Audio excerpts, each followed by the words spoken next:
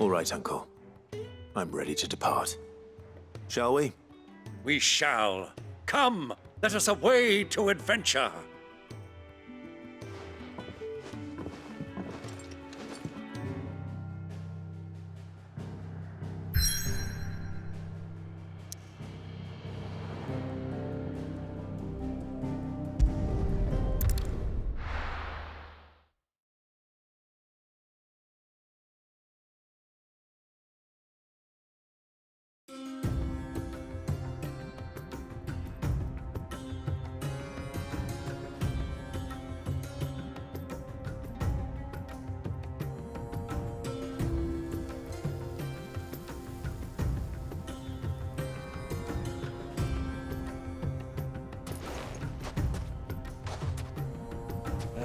I was a young man when last I walked this path.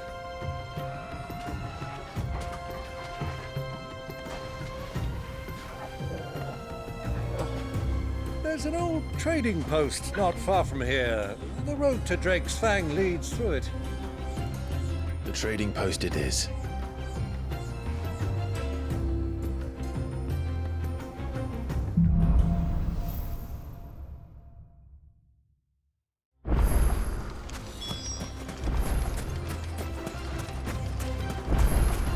Our destination lies over that dune, beyond the ruins. Mark 'em well, Clive. It's all too easy to lose one's bearings in the sands.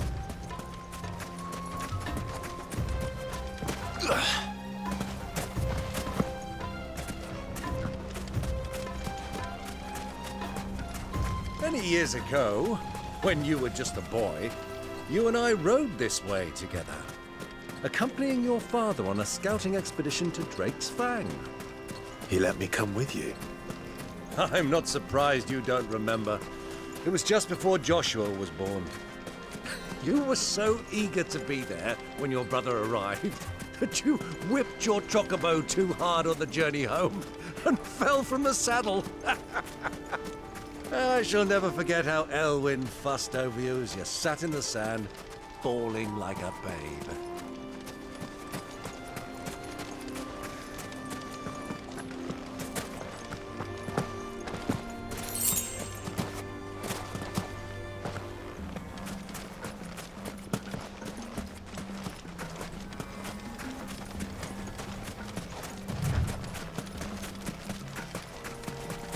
Who do you think those soldiers were in the inn? Friends of friends, I'd wager. So, Lord Cook has finally made his move. Yes, I expect that's why there's so many soldiers in town. To deal with any imperial armies.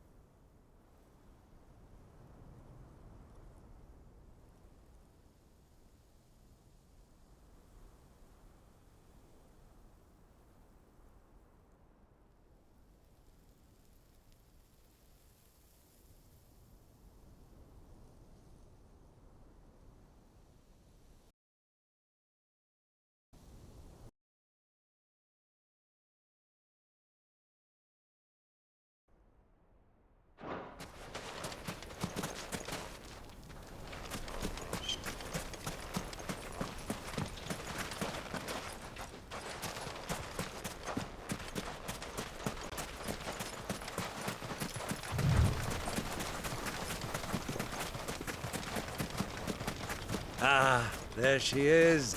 The good old Dalamil Inn. Do you know, this heat has given me quite a thirst. Quick drink before we press on?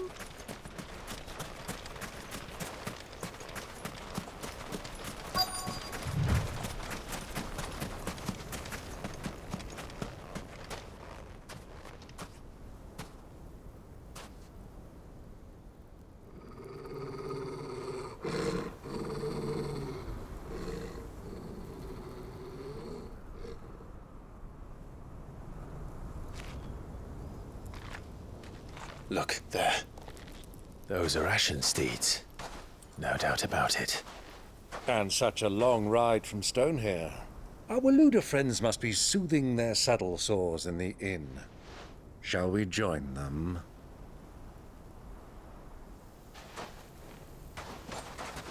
Run along and play now, Torgal. Dogs aren't allowed inside.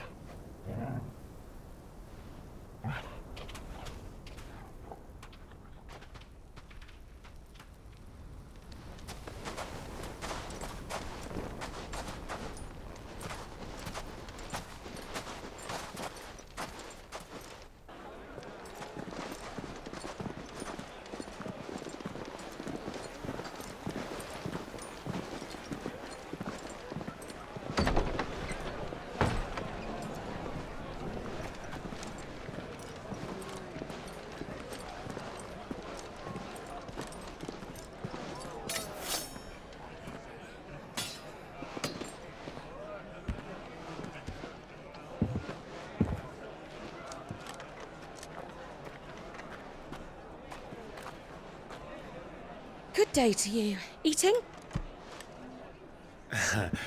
Sorry about my pal. He only talks when his mouth's full.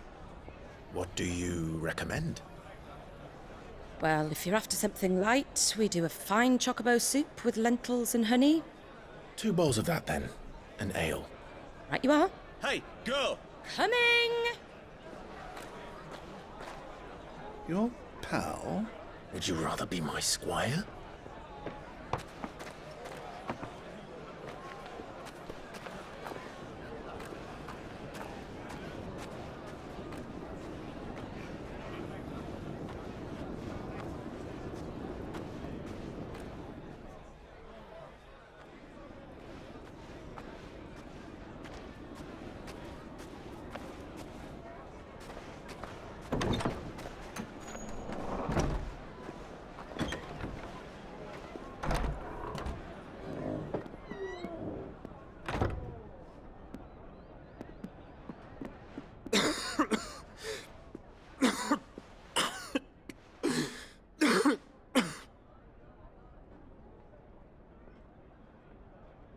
Your Grace, it is plain you are not yet well enough to travel.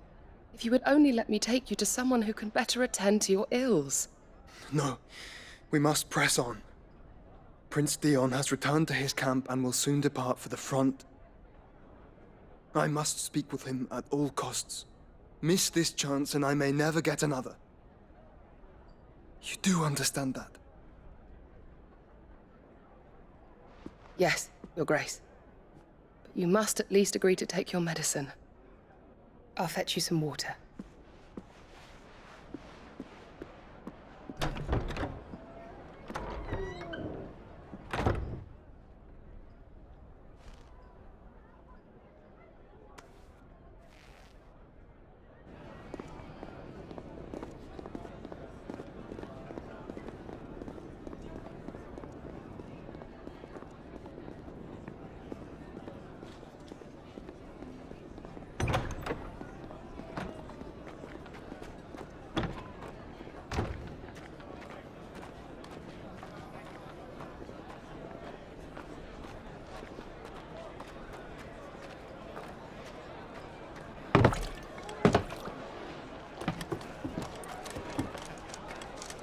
Keep watch, they tell us.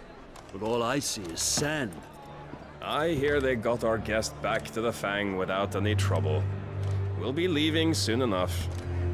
Why the Lord Commander dragged us all this way just to save that blockhead Skim, I'll never know. Dominant or not, he's a bloody idiot.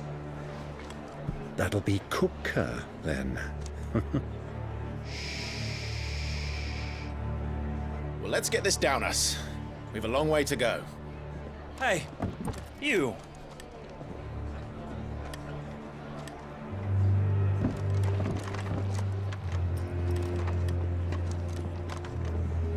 Uncle?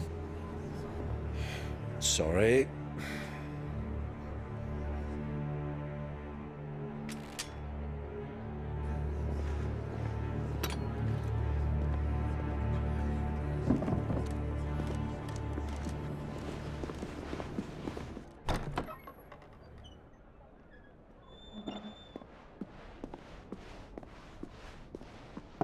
Can you walk, Your Grace?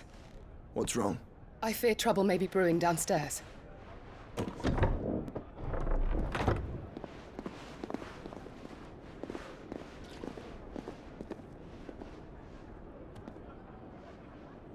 You two are travelers, are you not? Me and my companions are strangers here. Perhaps you'd be good enough to accompany us a while. Help us find our way. Sorry, lads, but we've got business in camera that can't wait. Ah, I'm sure you could spare us an hour or two. Come on. Friend.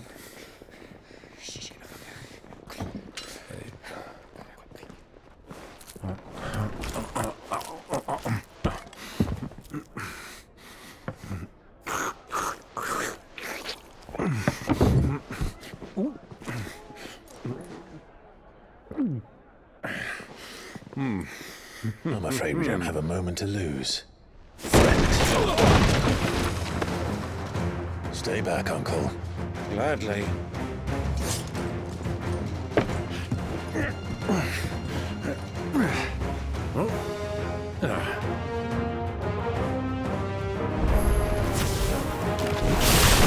The outlaw. Thank you. Try it.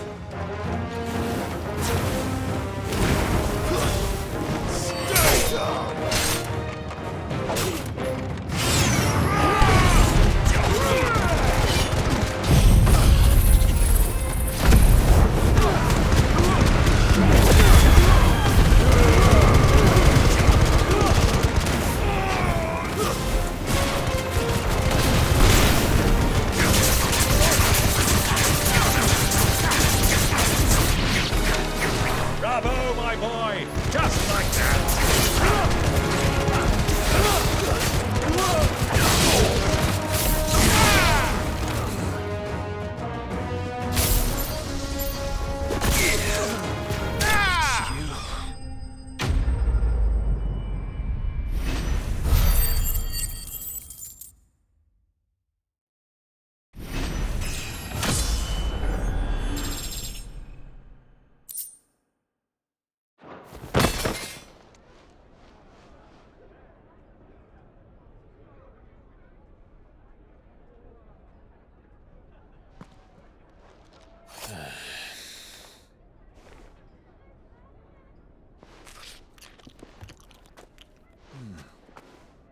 For your trouble.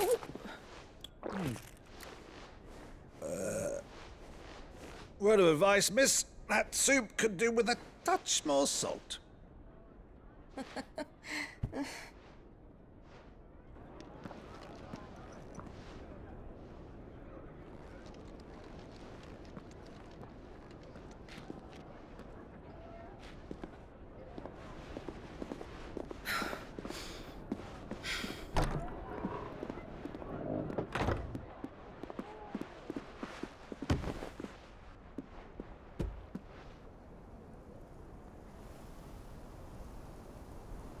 Now's our chance.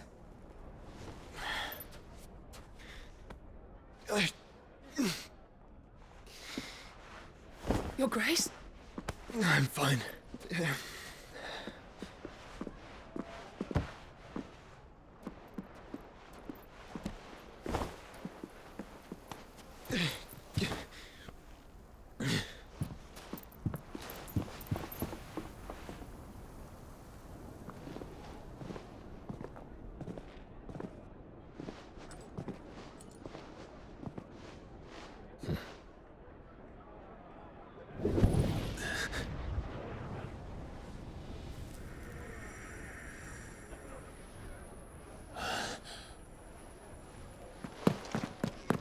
Clive?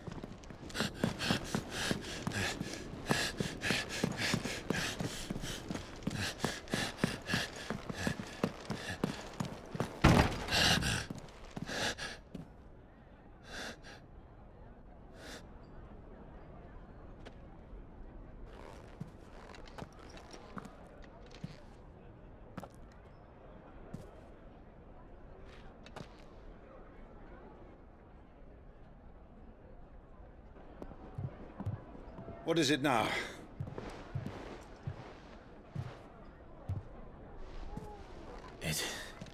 It's nothing. Let's go.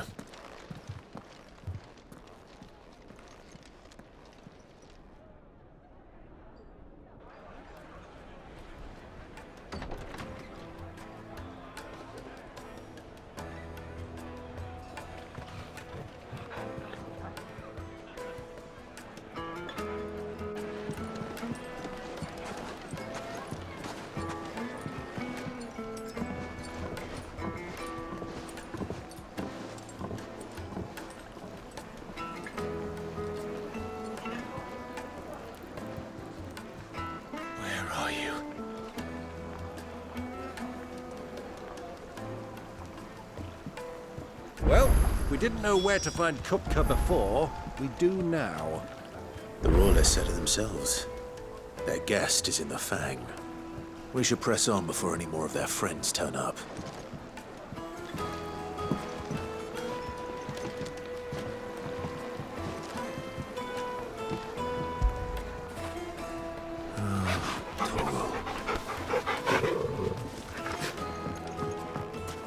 Made from the stoutest stoneware.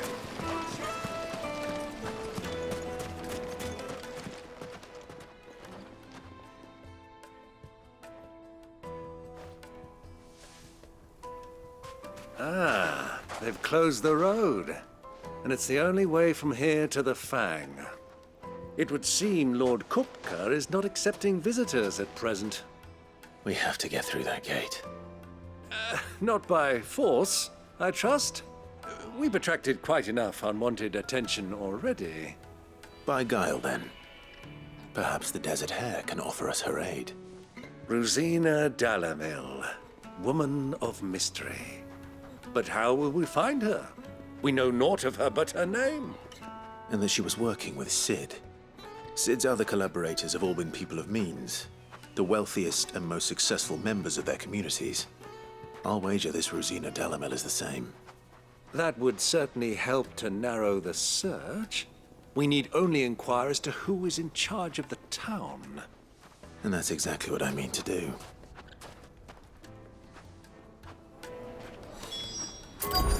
Looks like we won't be getting back to Drake's Fang anytime soon. Well, it's not like we've got a reason to. Whatever this emergency is, they... Anything I can interest you in?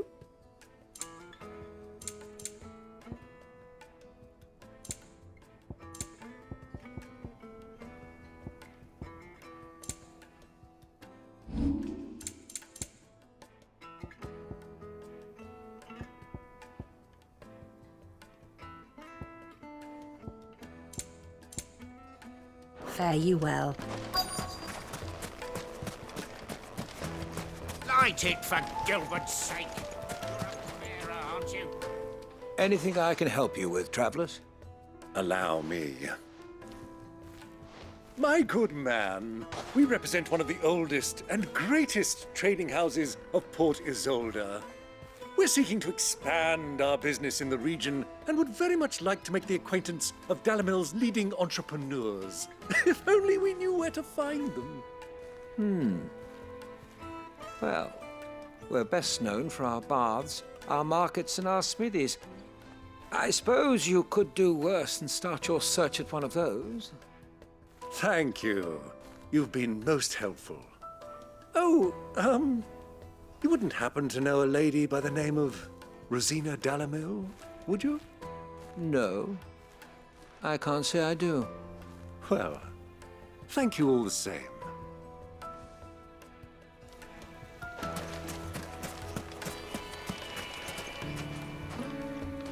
What do you want? Can't you see I'm busy? I won't keep you long. I'm looking for someone. A woman by the name of Rosina Dalamil. Do you know her? Never heard of her. Is that all? One more question. If I wanted to find the richest trader in town, where would you recommend that I look? Oh, that's easy. The Briar's Kiss. Won't find a finer smithy this side of the strait. The owner's only a young sprig, but he's got all the right ideas. The Briar's Kiss, you say? Thank you. I doubt this young sprig is the person we're looking for.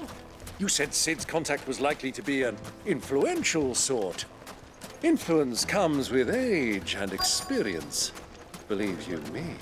To Drake's Fang anytime soon.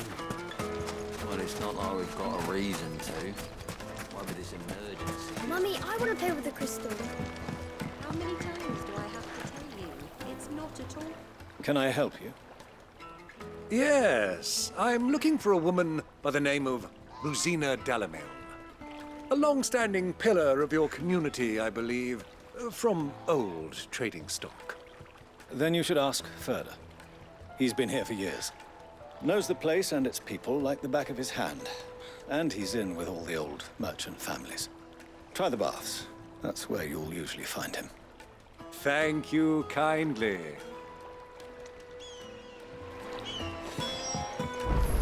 Well, it sounds like we have our man. Perhaps. Let's go and find out exactly what this Ferda knows.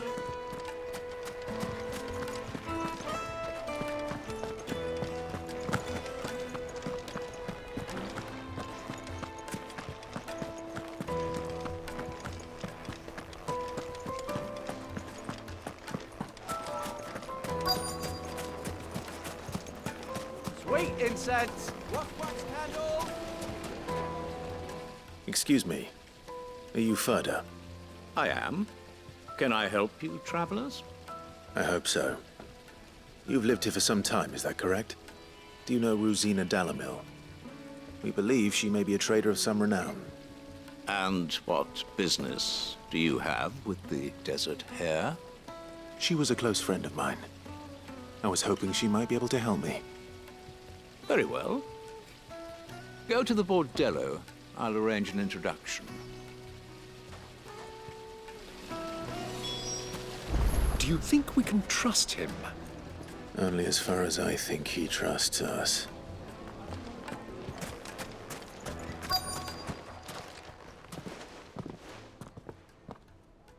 So you're the ones who've been sniffing around? I beg your pardon? Don't play the fool. Stick your nose in our business and you're likely to lose it.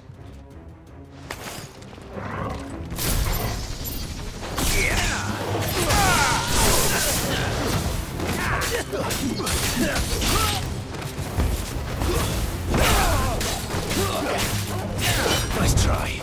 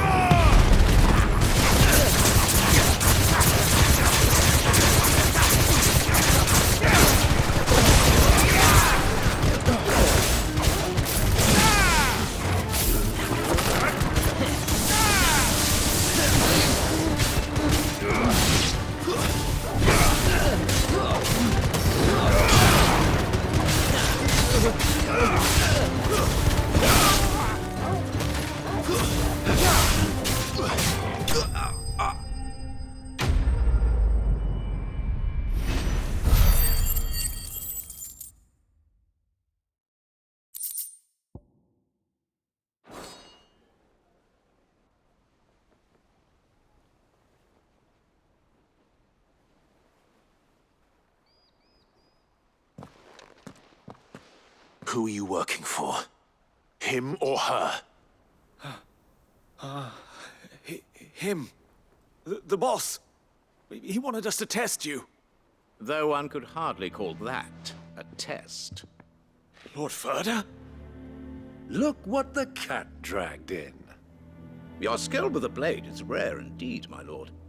A fitting talent for an outlaw. You know who I am. So what now? Call in the Men of the Rock and collect the bounty? That isn't my decision to make. Our work is done. Take him to meet his precious Rosina. She will be interested to make his acquaintance. Yes, my lord. To the Lock of Leisure, then. To the Lock of Leisure.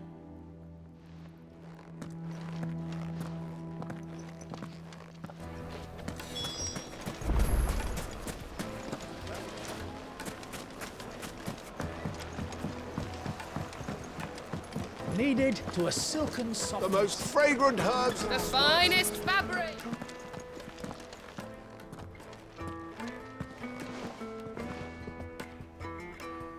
Is this the place? Lubor's Forge. The Briar's Kiss. Ah, so it was the young sprig after all. So much for Rosina Dalamil being a woman of experience. How wrong I was. It was an easy mistake to make, Uncle. After all, it must have been years since Sid last saw her. Sorry, him. Whoever this Lubor truly is, he's clearly a man of means. I'd say he deserves our respect. See that he gets it.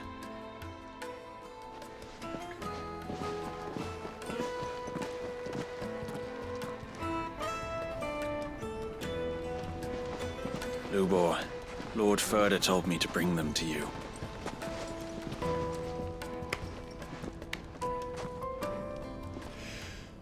My boys tell me you're in need of assistance. Sid the Second? I won't waste your time. I need passage through the south gate.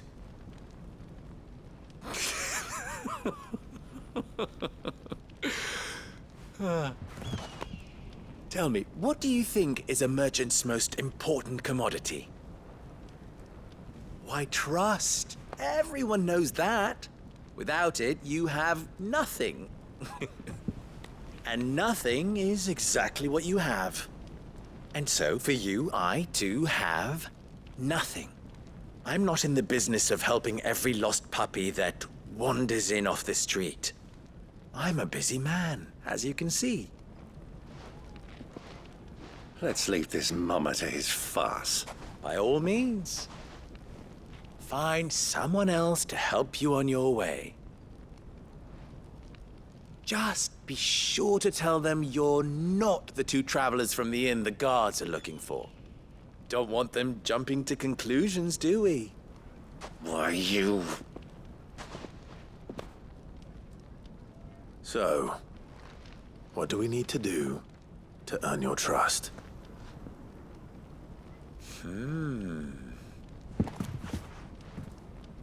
I like this one. Willing to do whatever it takes to get what he wants. Ha! Men like you have a special place in my heart. Why, you ask?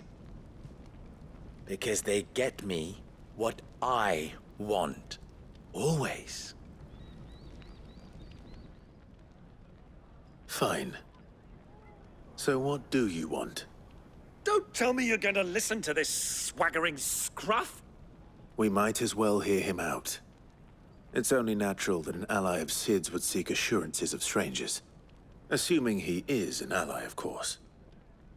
5 years ago, he would have still been a boy.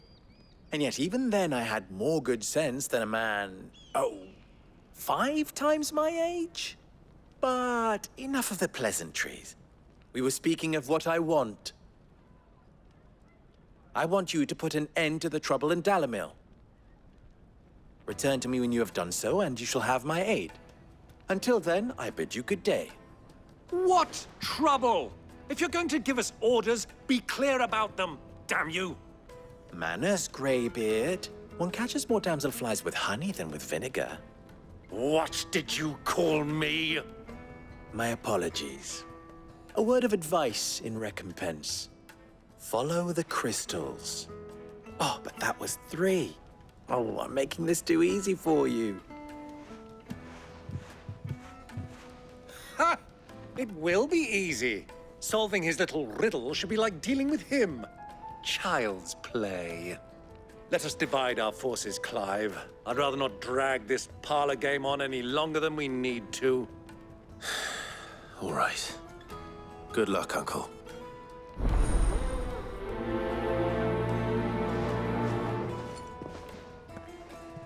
I thought we were the only ones causing trouble in Dalamil.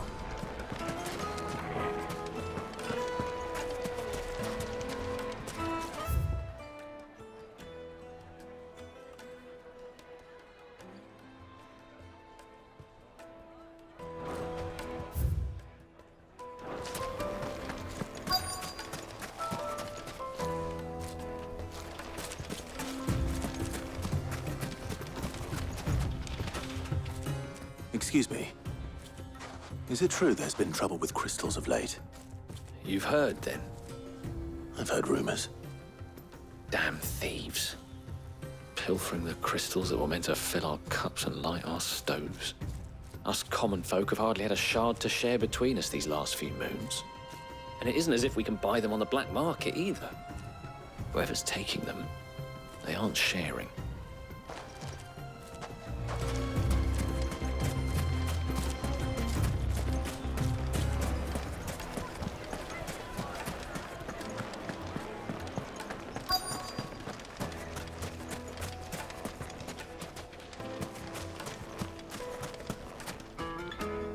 Do you have a moment? Depends what for. Just a question. Dalamil seems to be thriving compared to the other villages I came through on the way. Is there a reason for that? Well, we're a stone's throw from Drake's Fang, for one. The soldiers guarding the Mother Crystal and the shipments need a place to spend their hard-earned gil. The men of the Rock throw their money about like there's no tomorrow. Is that so? Well, thank you. Don't let me keep you from your work any longer.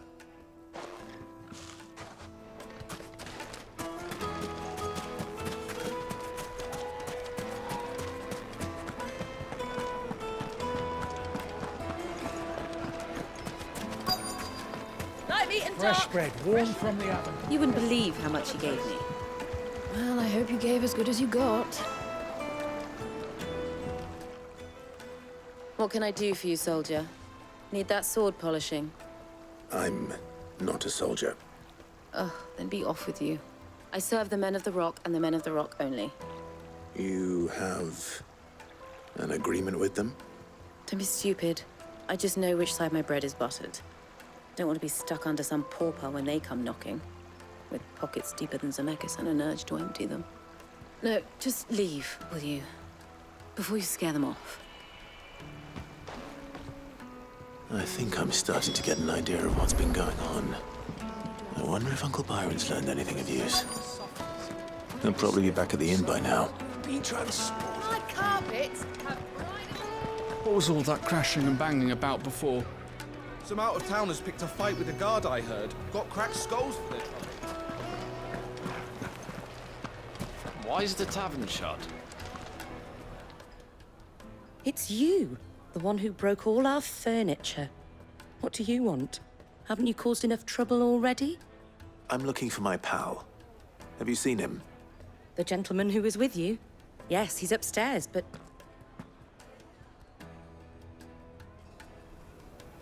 Thank you. I'll go and fetch him.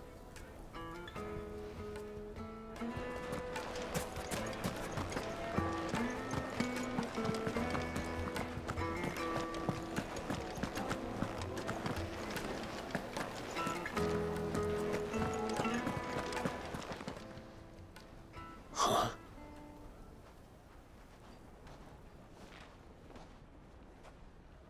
Will Will this suffice as a deposit? By the sands. That's a black pearl. One of the many treasures in my collection that I would be only too happy to part with, should you give me reason to do so. All right. I'm sure that we can come to an agreement, but not here. What are you doing, Uncle?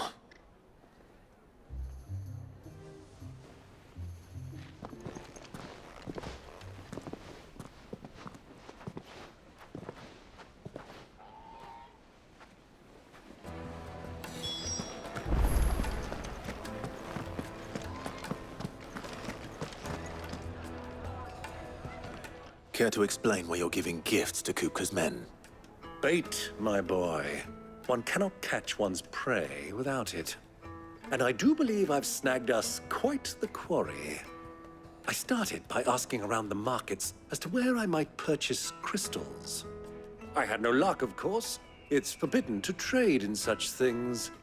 But my uncharacteristic indiscretion just happened to attract the attention of those uniformed ruffians. They took me aside and said they could procure the crystal I sought if I proved I could pay for it. So the pearl was your proof? I thought they'd ask for more. A second-rate specimen like that would only fetch 500,000 or so. A small price to pay for admittance to the underworld. But enough about my little act of subterfuge. What did you discover? That the supply of crystals has dried up of late. And some people seem to think they're being stolen. Meanwhile, members of Kupka's private guard have been spending money all over town. I'll wager those soldiers you've been talking to have been siphoning off crystals meant for elsewhere, and pocketing the profits. I'll wager you're right. We'll meet with them then, just as you arranged, and put an end to the trouble Lubor spoke of. Ha! That preening popinjay thought this would be difficult. It just goes to show, one should never underestimate a Rosfield. We'll soon wipe that smirk off his face. I arranged to meet with the soldiers in a secluded corner of the Velcroy, far from prying eyes. The perfect place for a spot of double dealing. I trust I can count on your support, if things turn sour. Of course.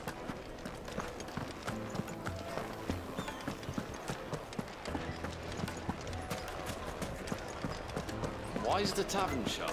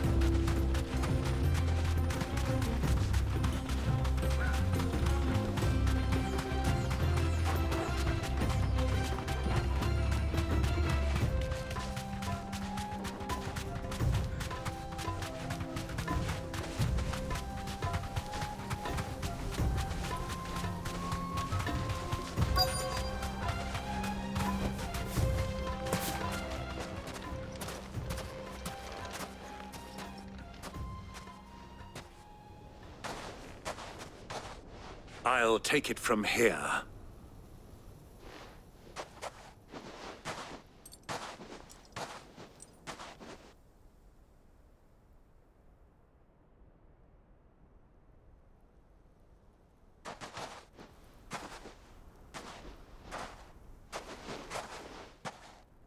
I was beginning to think you weren't coming, my lord.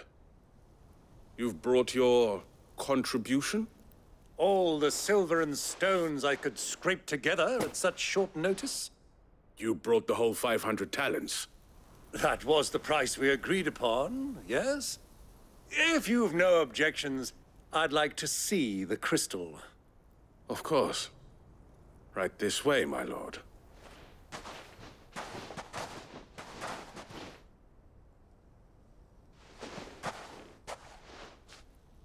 Not bad at all.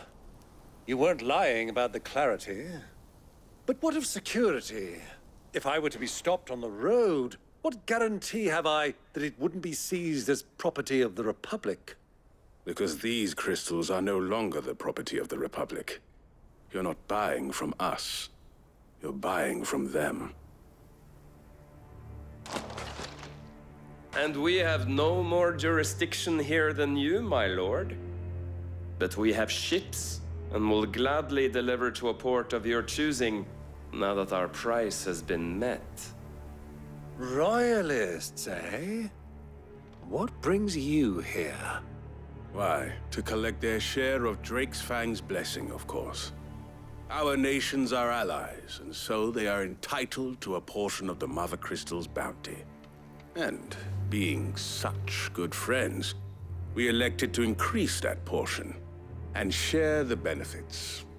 And now that these crystals are officially property of the Kingdom of Waloed, we are duty-bound not to interfere, no matter where they might happen to end up next. Did you get all that? They're in cahoots! So it would seem. My lord, what is the meaning of this? Double-crossing dogs. They're not here to do business. Kill them! Kill them both!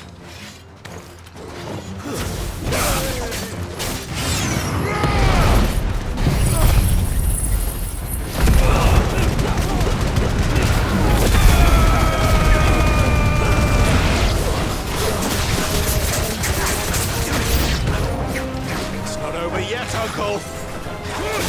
I'm just getting warmed up!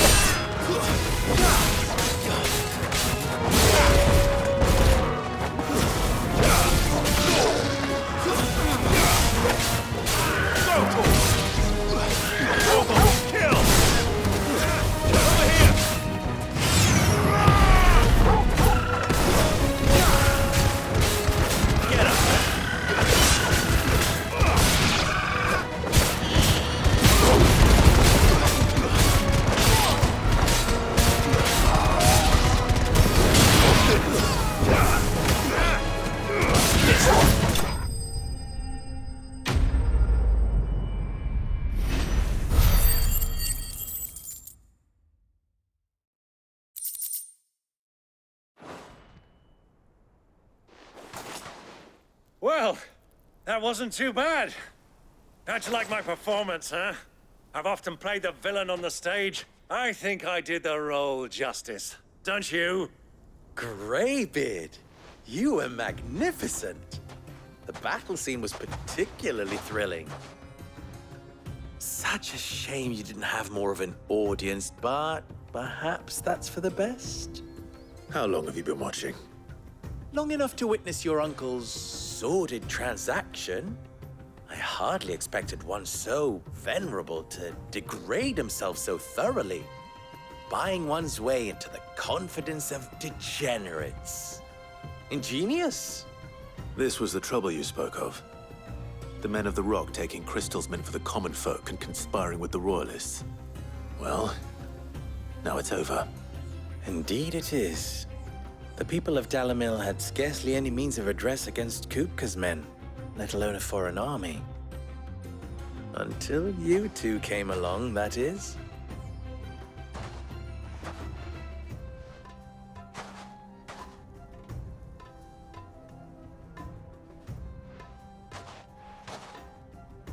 Well, we'd better get these crystals back to town. You won't mind waiting with them while I fetch a wagon.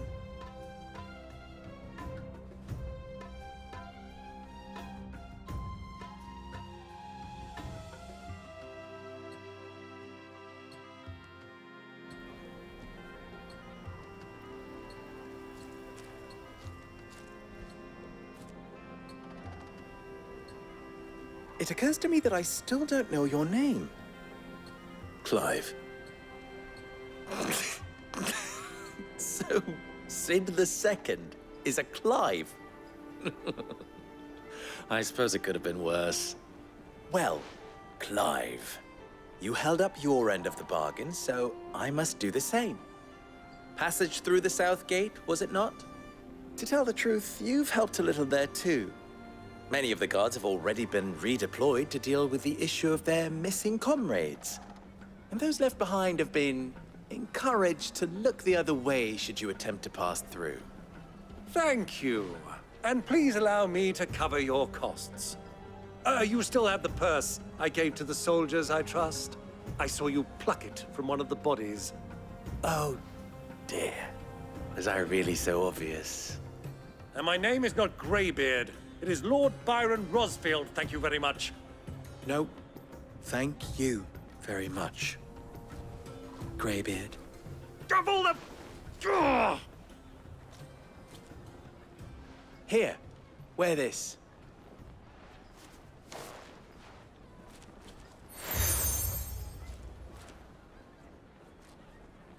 Any friend of mine who sees you with it shall be a friend of yours.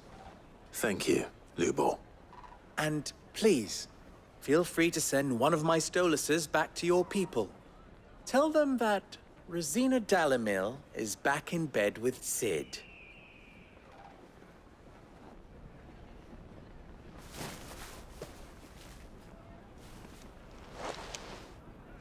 Umia los delan. Tu isakelis.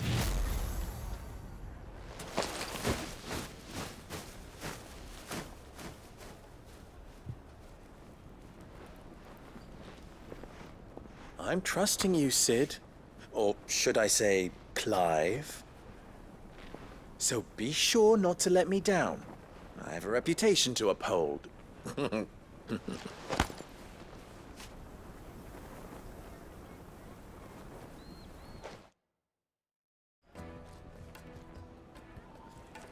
Well then, I wish you a safe journey south. Thank you. Not at all. It was my pleasure. Come on, Uncle. Let's go.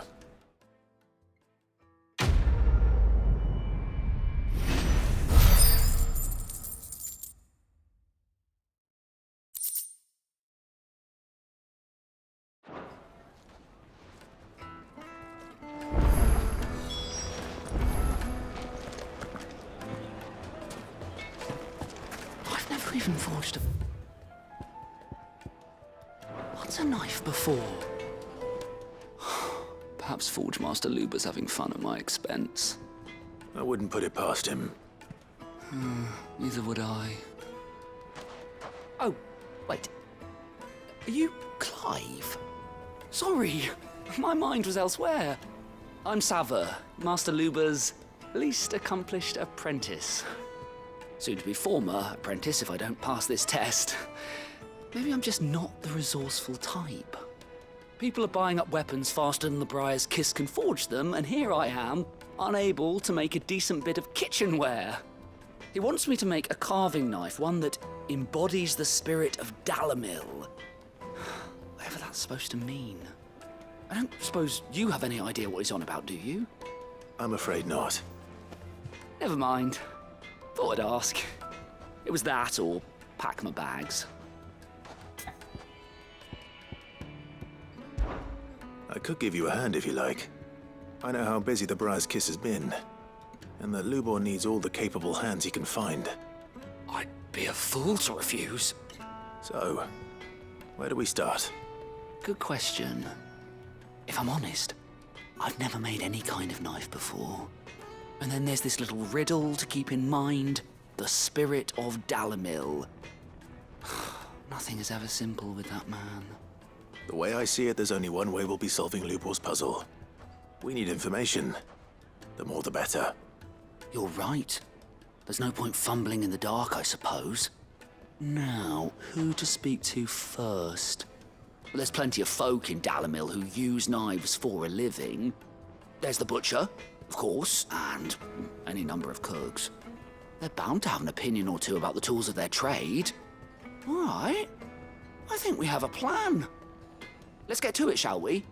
I'll talk to every cook I can find. You speak to the butcher, and anyone else you can think of. All right. Good luck. Let's hope that someone says something useful.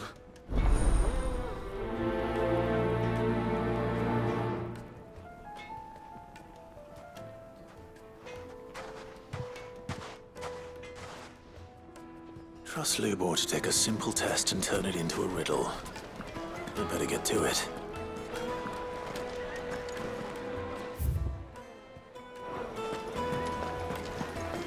It would make Fresh bread, warm from the oven. Welcome, sir. What can I do you for? A question, if you don't mind. I need to know what makes a good carving knife. You a blacksmith or something? Something, I suppose. Fair enough. Knives, is it? First and foremost, it's got to hold an edge.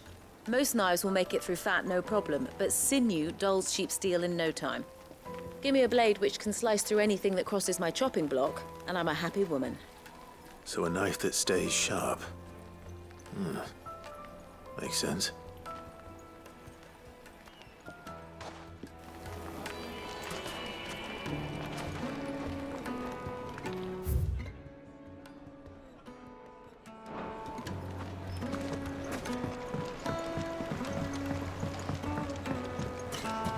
Plates and pots! Bowls and basins! Everything I've worked for. Ruined! All those years of toil. Every coin I've ever earned is tied up in this place. Are you all right? The baths are closed. Leave me be. On second thought, perhaps you are just what I need. Might your services be for hire? That depends on the job. I'd have you save my business, the baths. The water's turned scalding hot and all the crystals in Dalimil wouldn't be enough to cool it. I've no doubt that my woes stem from the water's source. But I can't go and investigate for fear of my customers thinking I've abandoned the place. I'm bound to these baths in more ways than one. I beg of you. Go to Dusnoff Terraces. Tell me what you find there. All right. I'll go and take a look. Wonderful. It's not far. Leave the market by the south gate. The smell of sulphur will guide you the rest of the way. These baths are all that keep me from an ignoble end in a debtor's prison. My livelihood, my very life, is at stake.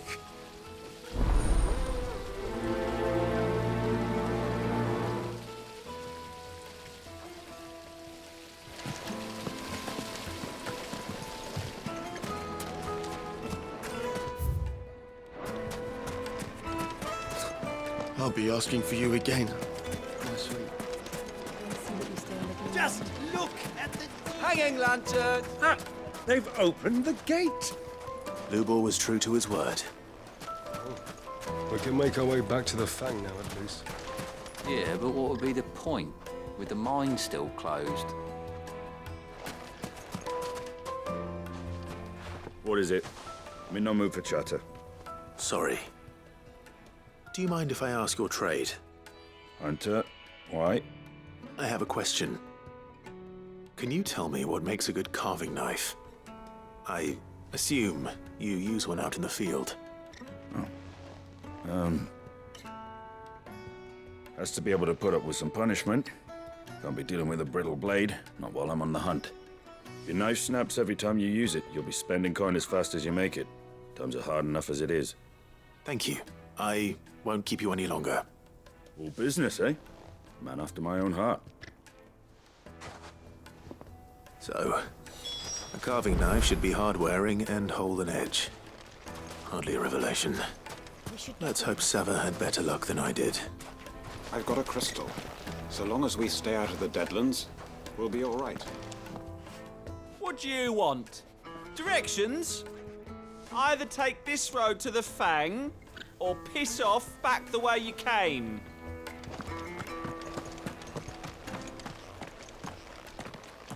Ah, I'm not too late.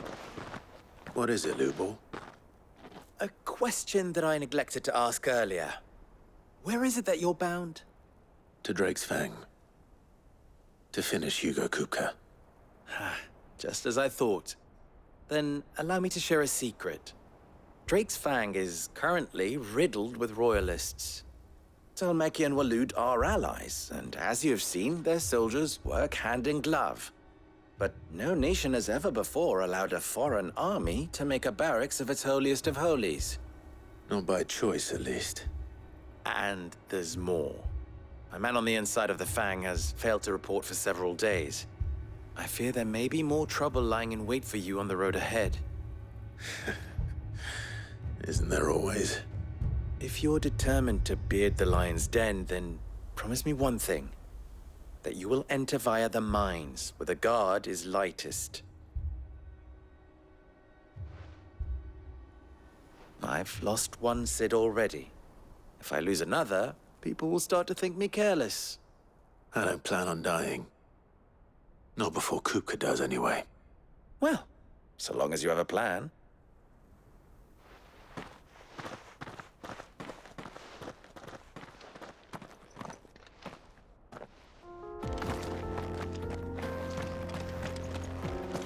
Drake's Fang should be just beyond these springs. Shall we press on?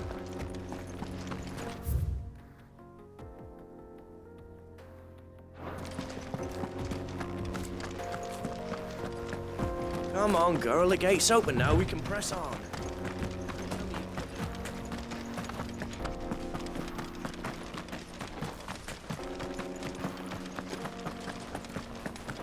What the hell are those things?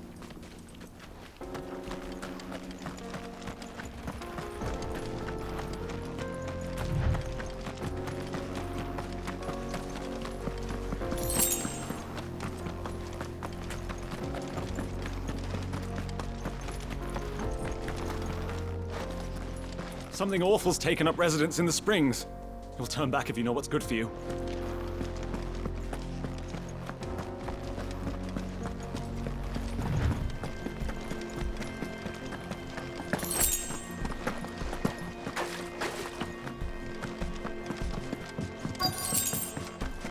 By the flames. That explains the heat.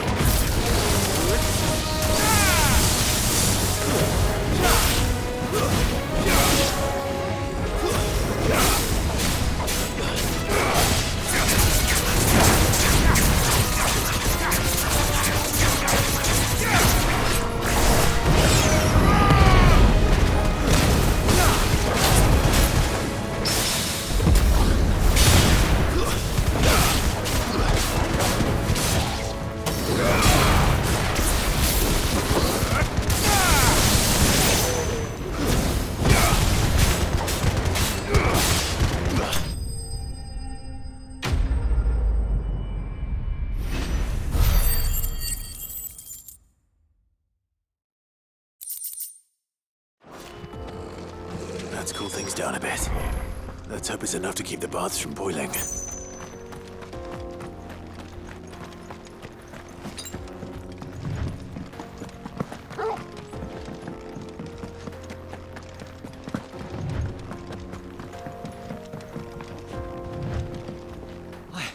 I saw with my own 2 eyes what you did to those devils down there, and I still hardly believe it.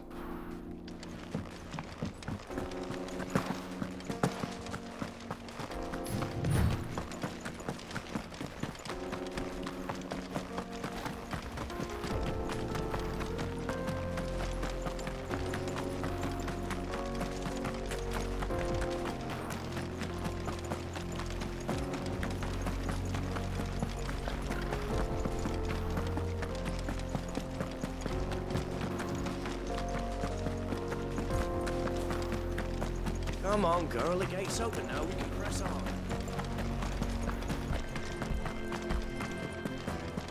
We should get going soon.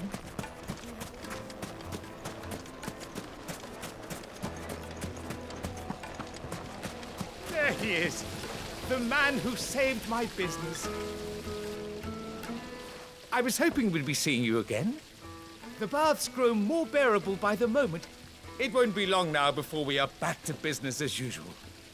I'm glad to hear it. Now, tell me this. What did you find at the terraces? What threatened to make me a pauper? Not what I expected, that's for certain.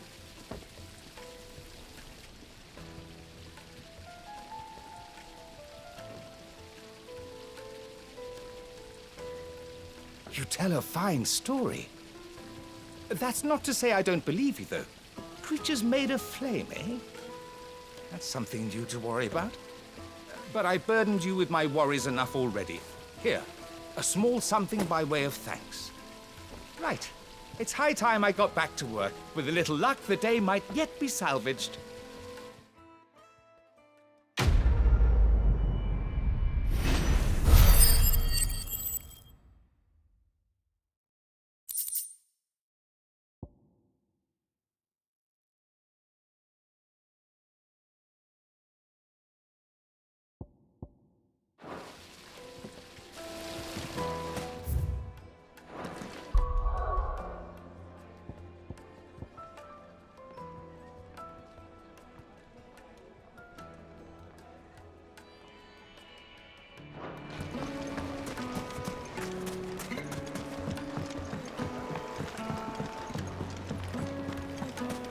The most fragrant herbs. The finest fabrics.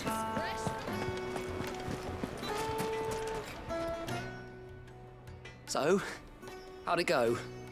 You learn anything useful, or should I be looking for a new trade? Only that a blade should be durable and stay sharp. But I don't see how that relates to the spirit of Dalamil. I didn't have much luck either. All the cook said was that he needs his knives to be light.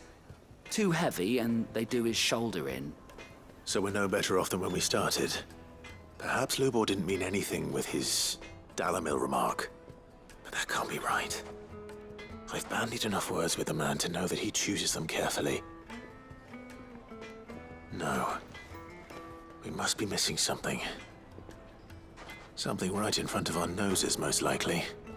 No doubt you're right, but I have to make a start soon. I can't put off making this knife forever.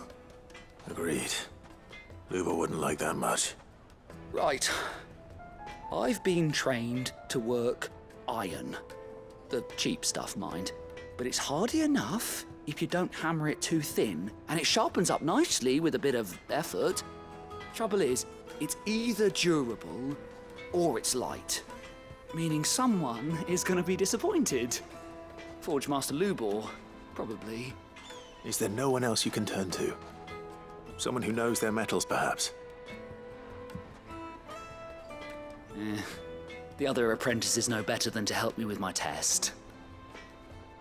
But maybe there is someone I could turn to.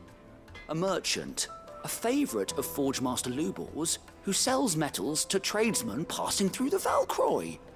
I bet she'd know a thing or two.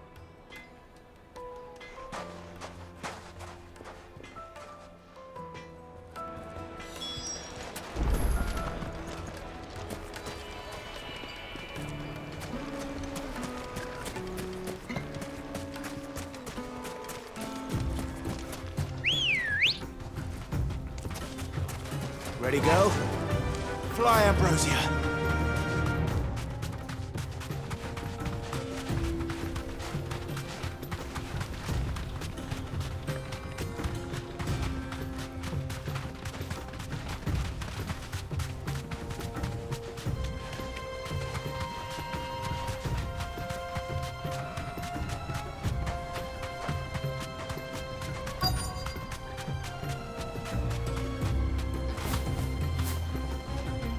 Straight home now. I expect that's why there's so many soldiers. Any luck?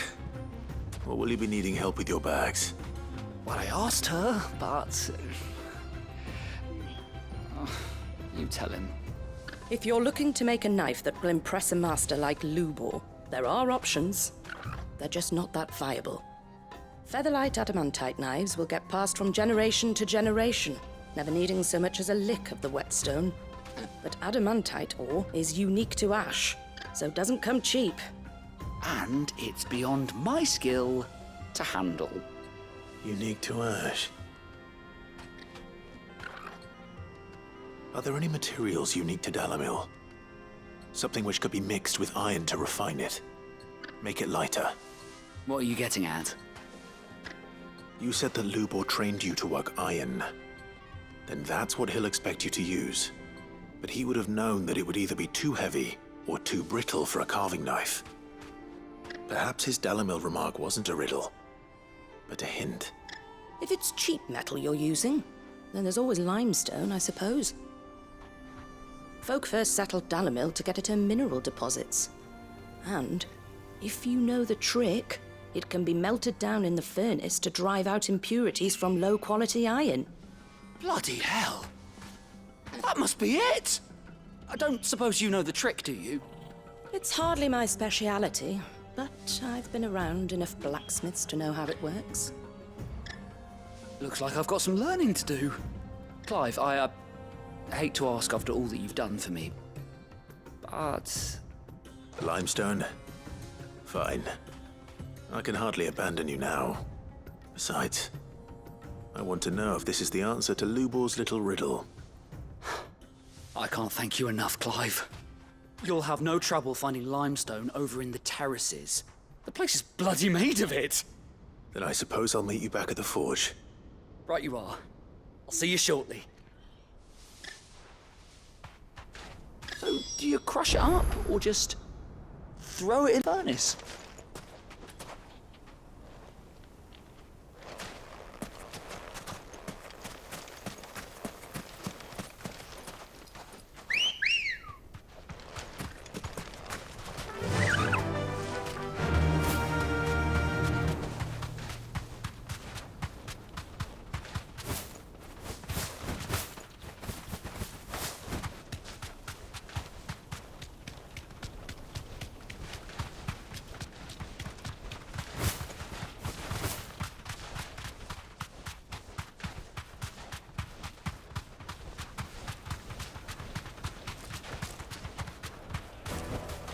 That'll do, girl. Is it true what I'm hearing? Fresh bread, warm from the oven. Here, have a taste. Made from the stoutest stoneware. Silver platters. Sweet incense. Finally, we'll be able to get what's owed us. We should get going soon.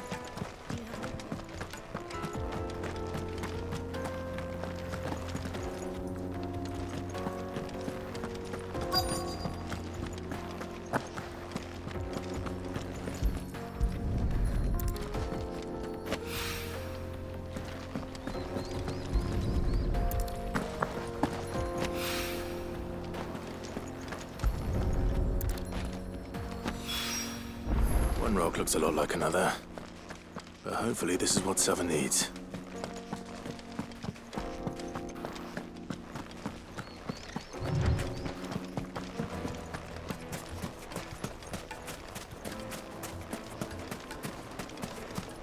Hanging lanterns, keep the darkness from your... Just look at the deep.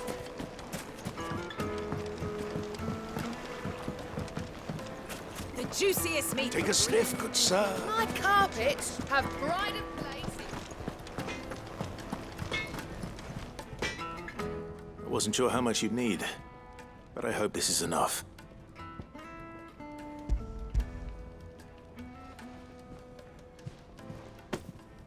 You are one of the good ones, you know that. You and that merchant both, she's got quite a gift for teaching that one. Now, time to see if limestone is the secret weapon we were hoping for.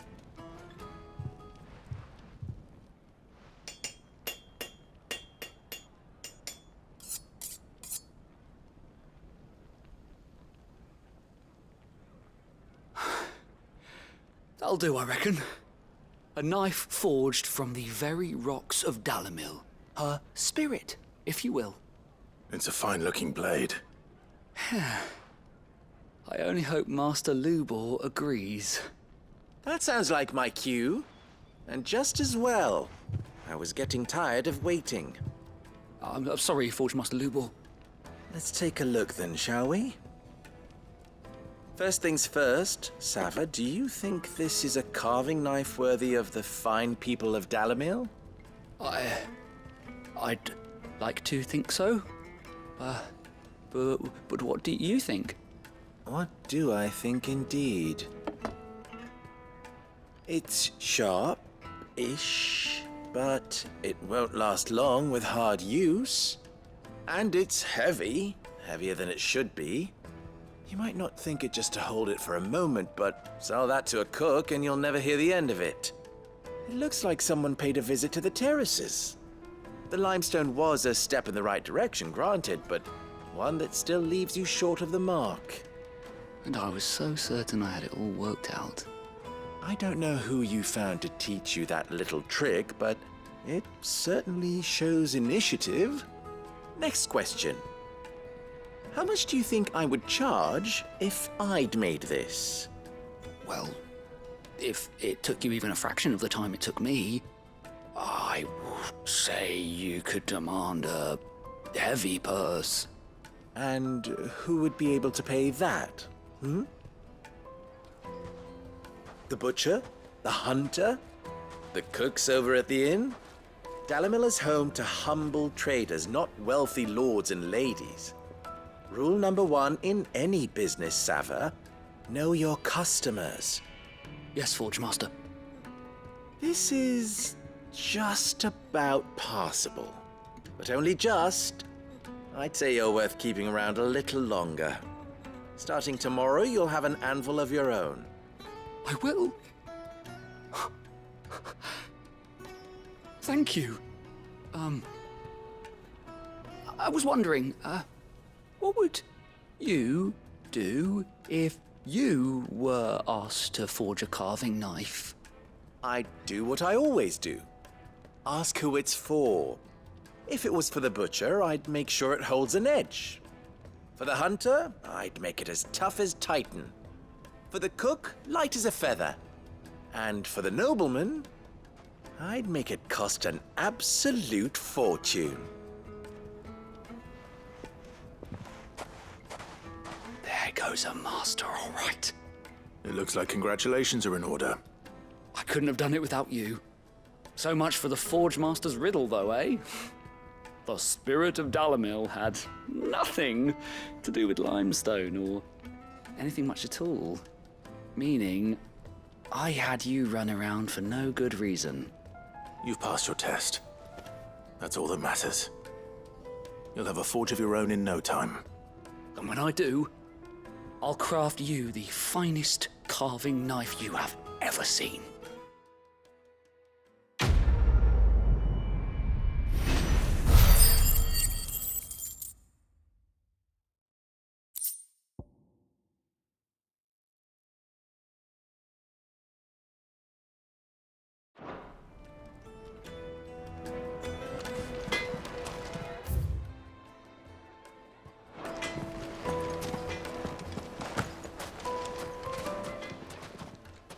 What is it now?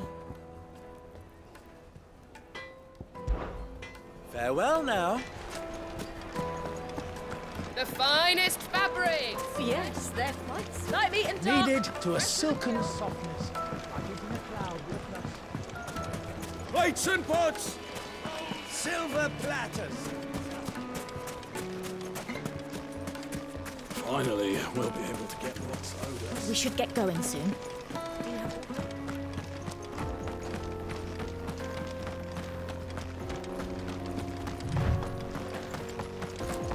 Come on, girl, the gate's open now. We can press on.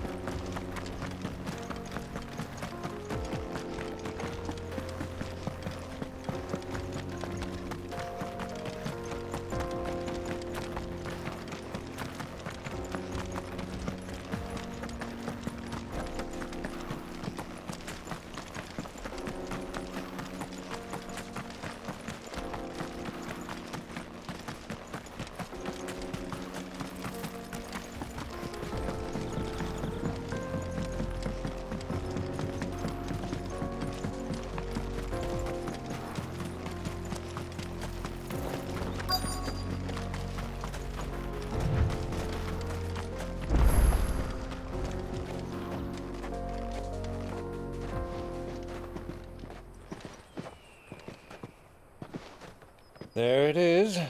Drake's Fang.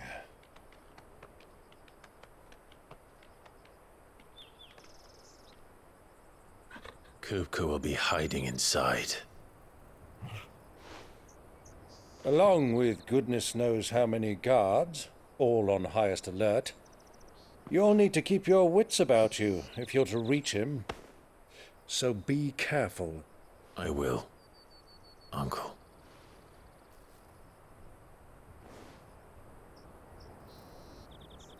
Before you go, Clive, allow me to apologize.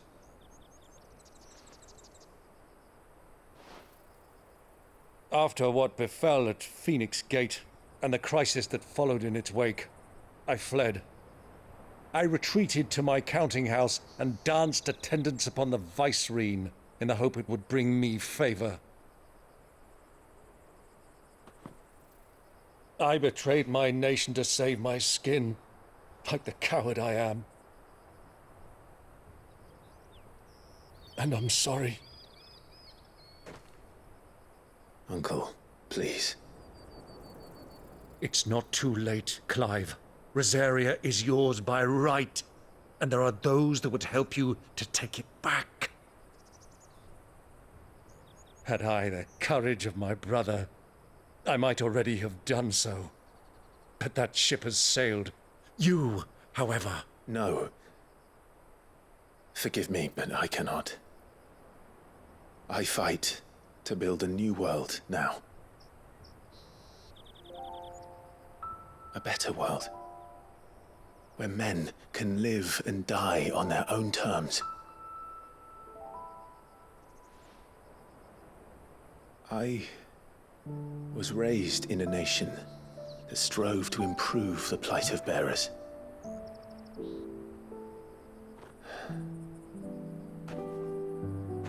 Only later did I realize that spark of freedom did not arise by chance, but was kindled by my father.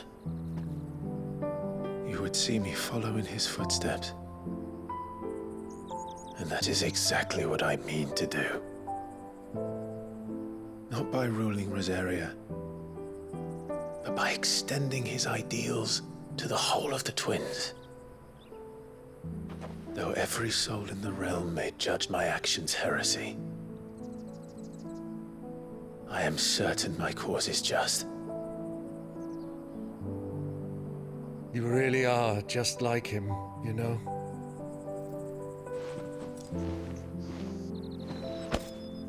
Thank you, Clive, for coming back to me. I am proud to call you nephew.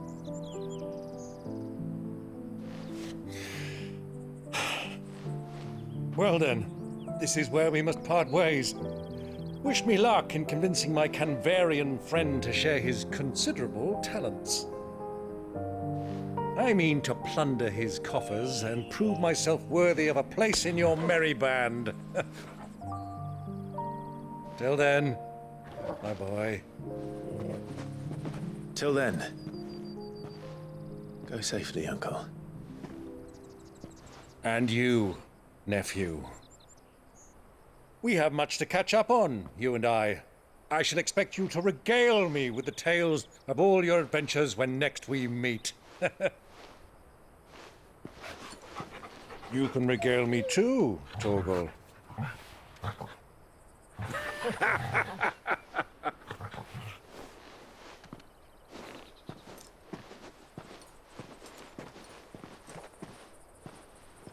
I'm coming for you, Kupka.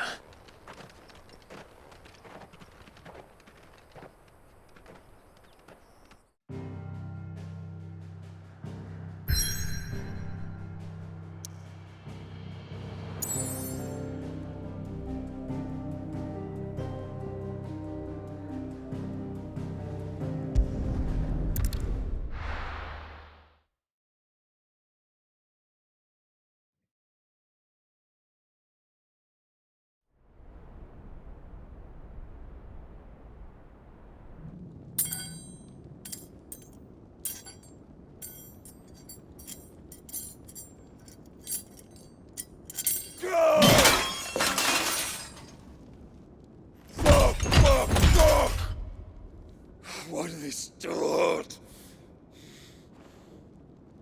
What has that gutter rat done to me?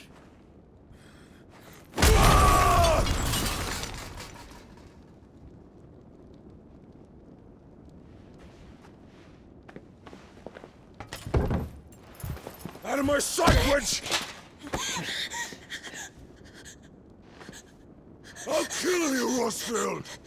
I'll rip out your heart! I'll tear you limb from limb! Peace, Hugo. The table shan't hurt you any longer. He sought to humiliate me. Me! If you hadn't interfered, he would be dead! You truly believe you would have triumphed had the battle continued? Titan would have ground him into dust! And how would he have done that without his head? Shut up! You weren't strong enough, and you call yourself a dominant. Or rather, you did. You mock me, Harbert.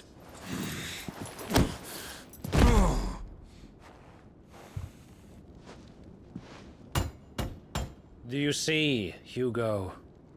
You are weak. Fuck! But so long as that fire burns within you, there is still hope. There may yet be a way for you to take your revenge. Tell me, what must I do? Please, I'll do anything. Just tell me.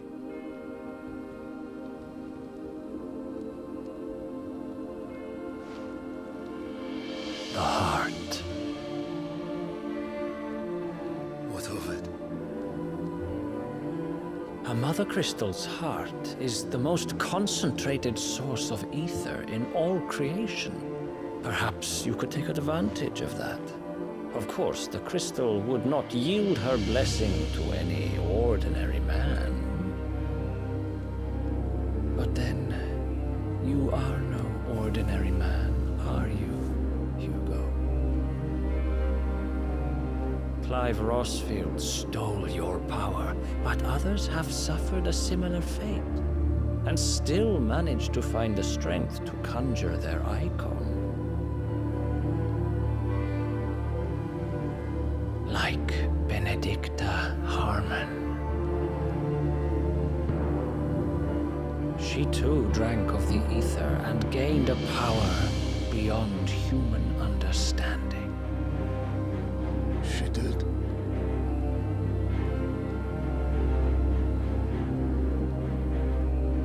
Benedicta. Benedict.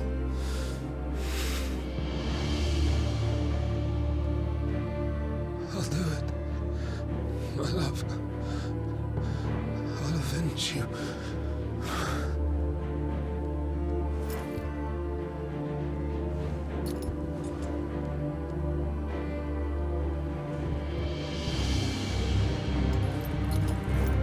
Run along now, Hugo. You need only follow the light.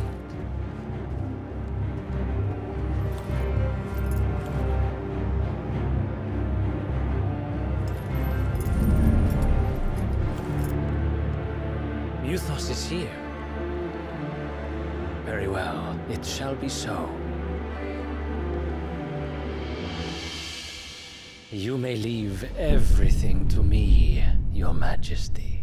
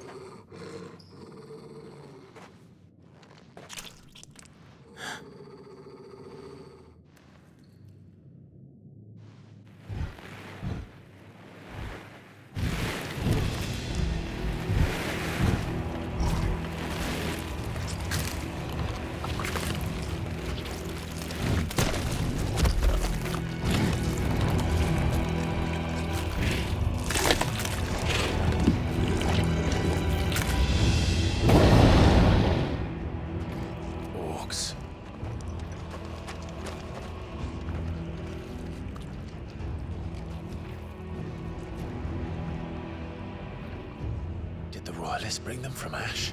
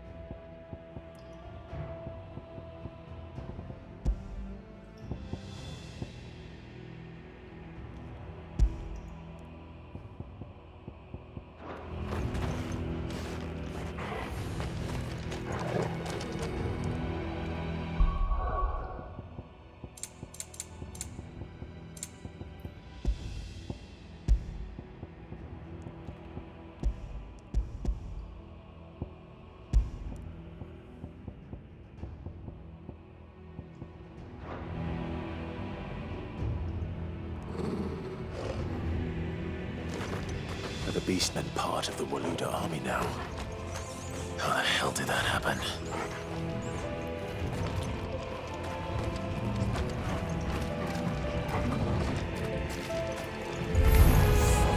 They spotted us. We need to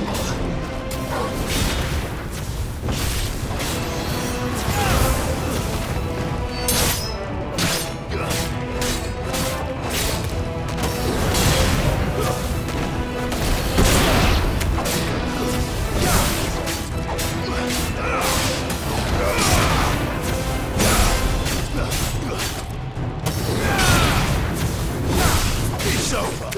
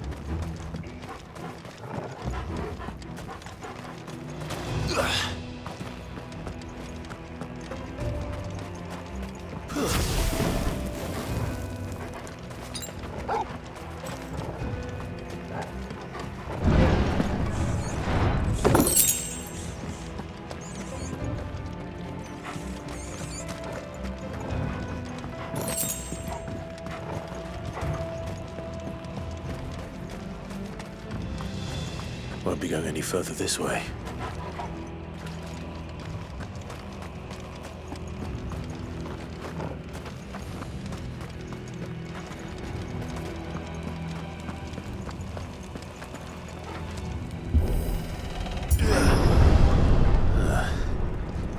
Stairs.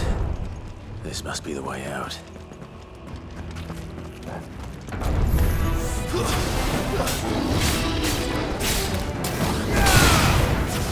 Stay down!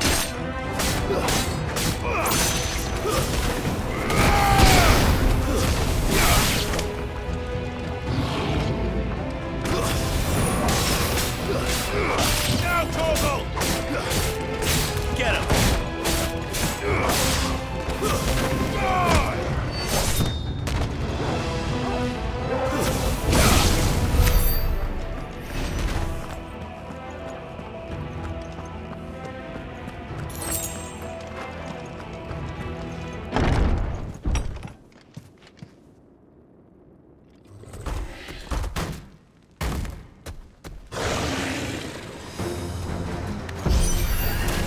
I won't be sneaking past this one.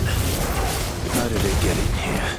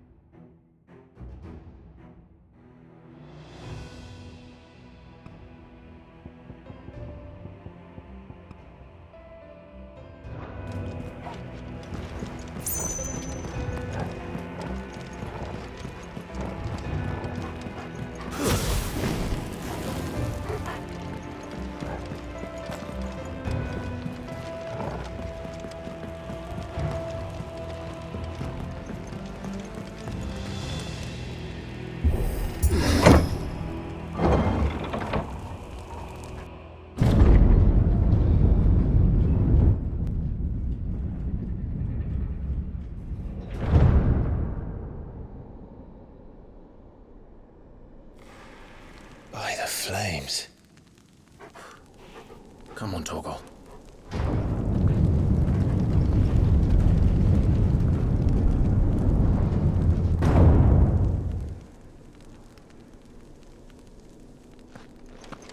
Kuka never did do things by halves. As if taking the Mother Crystal for his own wasn't enough. He had to build his castle in it.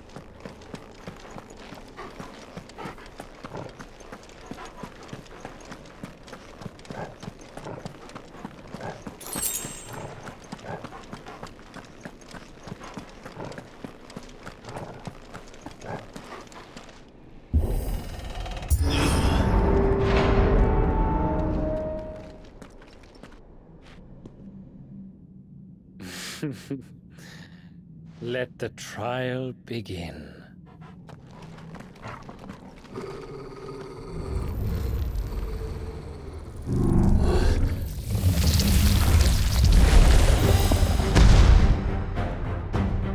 What the hell? With me, Thor.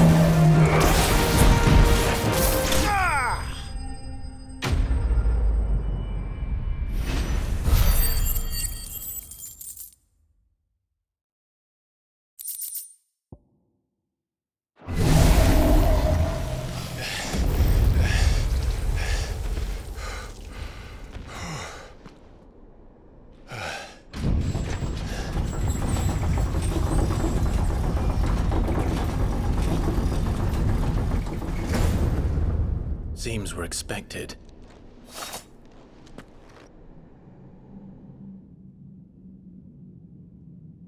So this is the power of Muthos.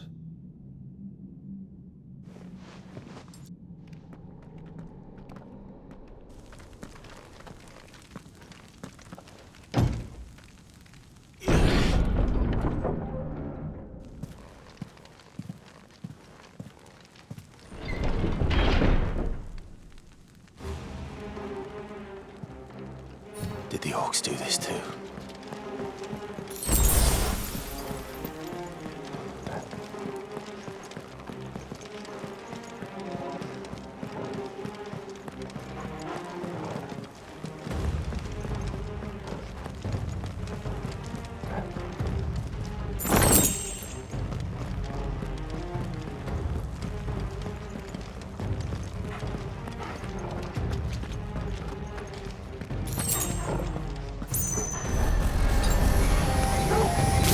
More of them.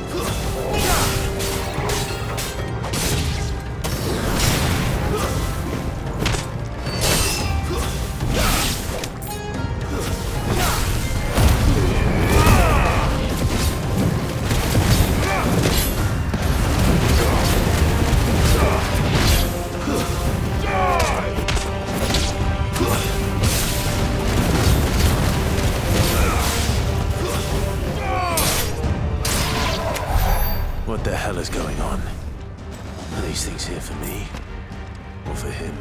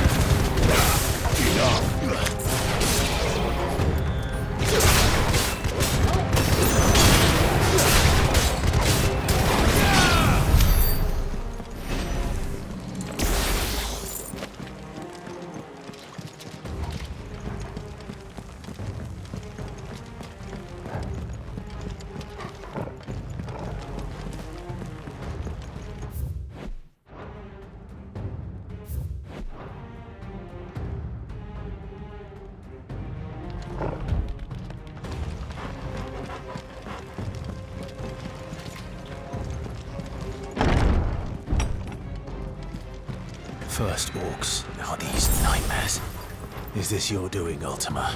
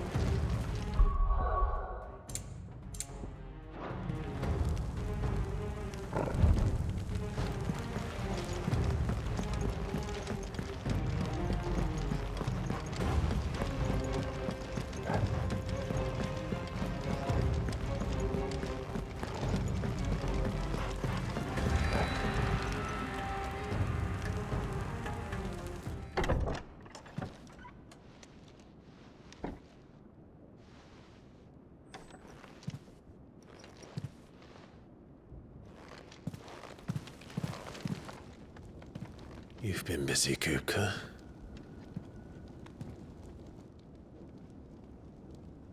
But where did you go?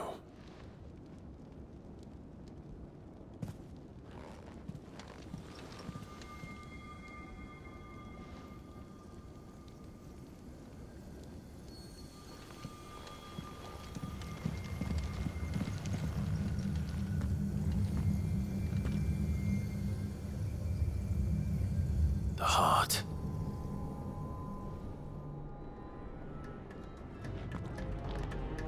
He's in the sanctuary. I can feel it. Come on.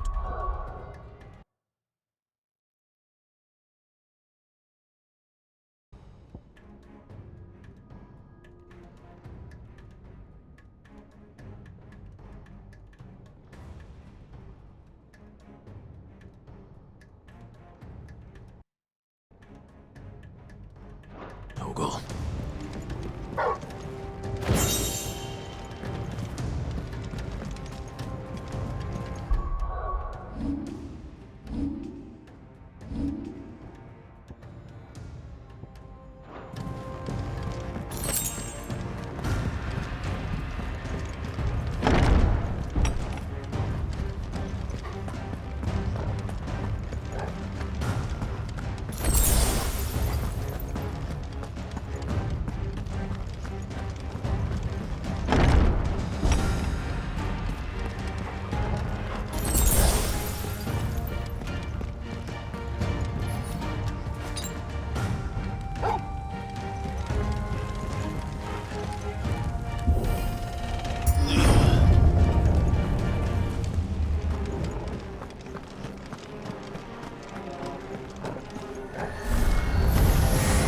Just what I needed.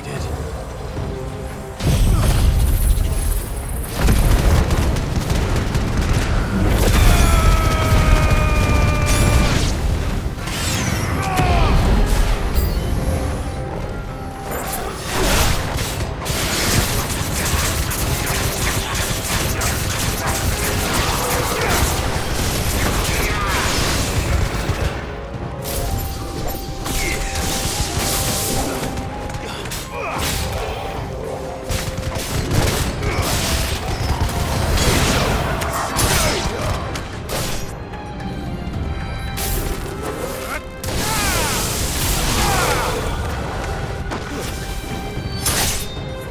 finished.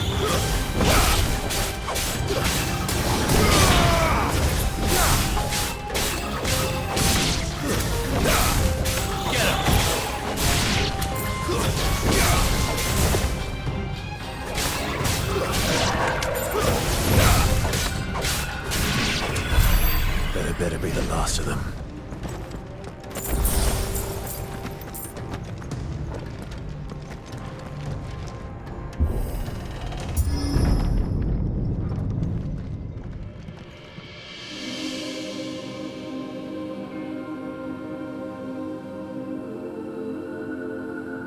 Benedicta, my everything. I've missed you so much. Kuka!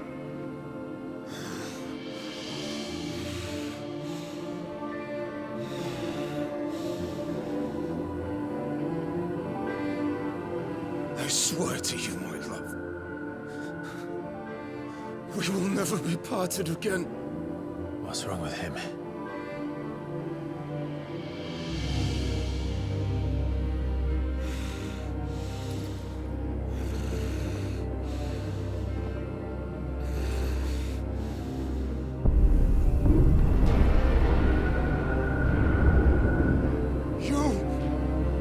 Get away from her!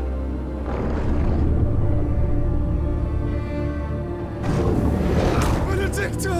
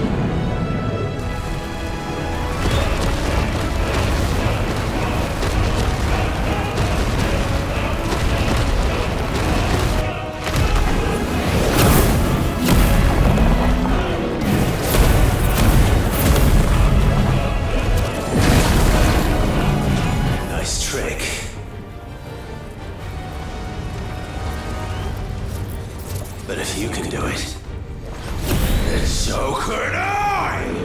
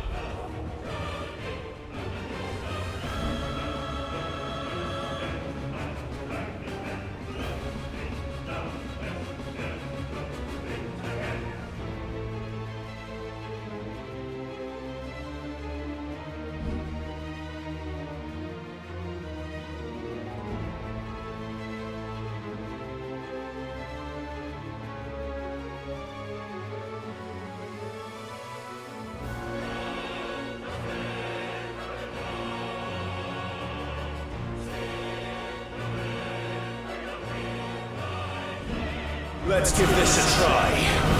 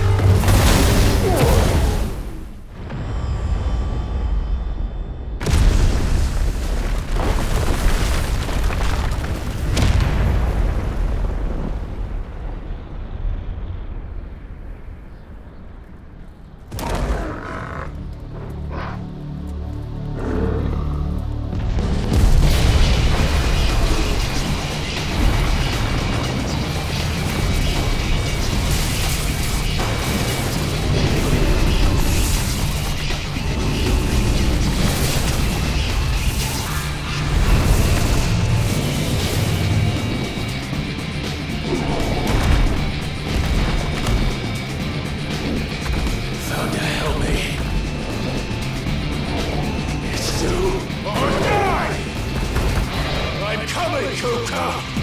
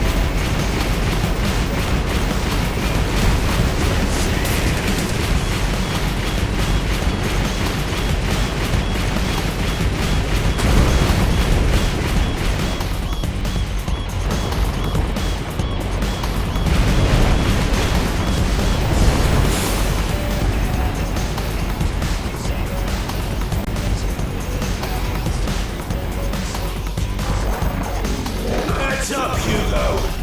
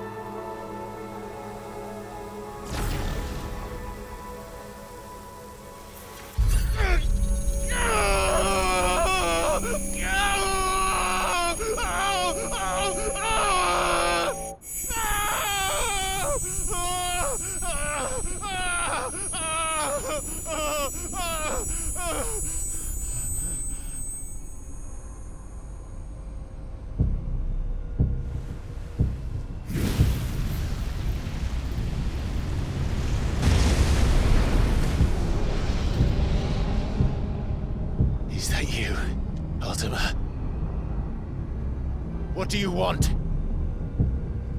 Your soul is tainted with worthless human will, yet your thirst for power remains undiminished. With every sip you take, you grow in strength, and soon you shall achieve perfection. I don't know what you're talking about. You will accept us, Mythos. It is inevitable. You were created for this purpose, and you shall serve it. Never!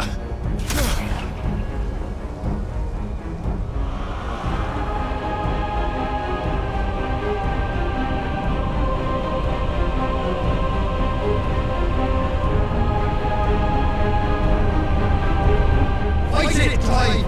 Don't let him in! Consciousness. We see now. Human will is so insubstantial it cannot exist in isolation. You mitigate its weakness by interweaving it with your consciousness. We believed we had merely to purge you of your will to claim our vessel. It appears we first have to sever every thread of the consciousness that supports it. No matter. The time to build a new world is not yet upon us. We will contemplate.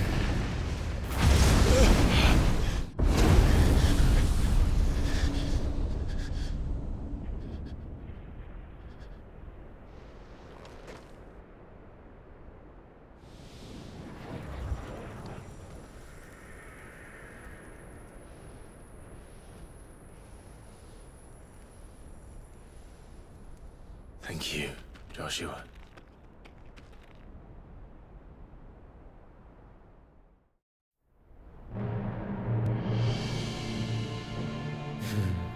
One can no more command the power of ether by drowning in its flood than one can constrain the tides by standing in the sea.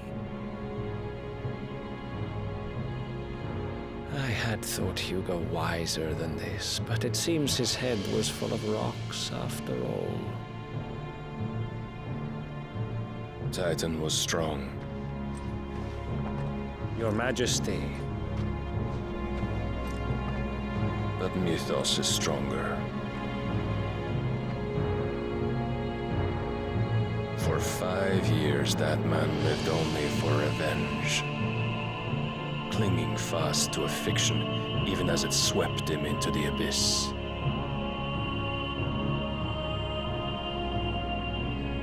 One cannot change one's nature through force of will alone. Only the Almighty can do that.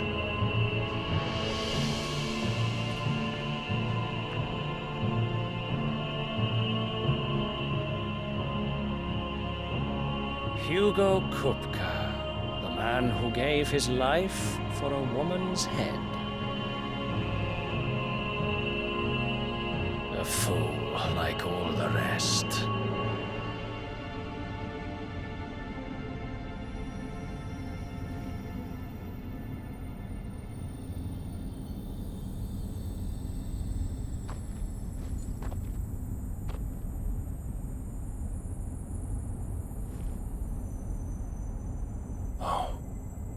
That the death of a mother crystal should be so beautiful.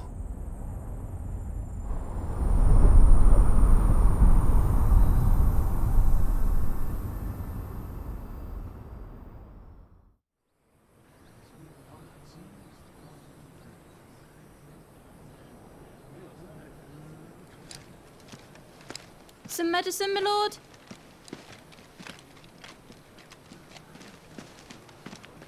I have salves, potions, anything you need. Stop bothering me, urchin, or you'll feel the back of my hand.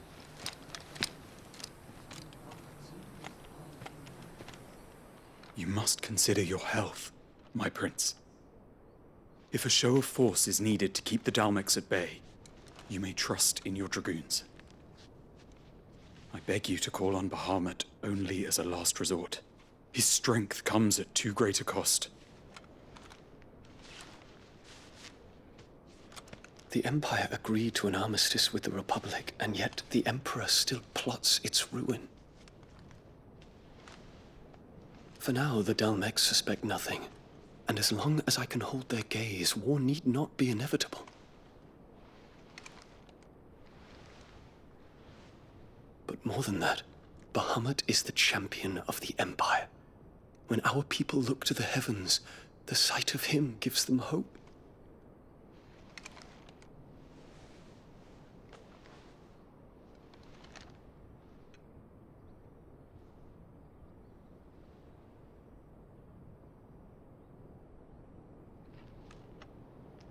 Forgive me, Terence. Would that you were my master. But alas. I will always be your loyal servant.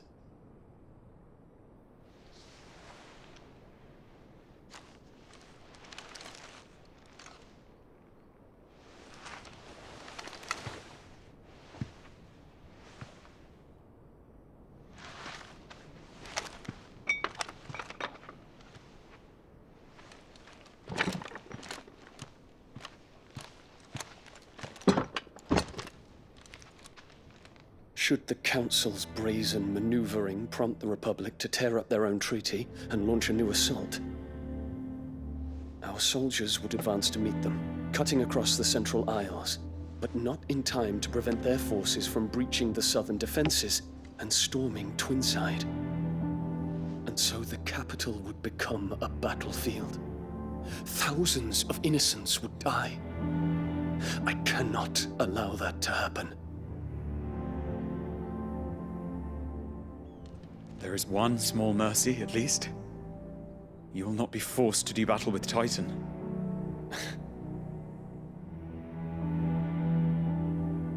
Would that I could avoid doing battle at all. 1,000 pardons, Your Highness. What is it?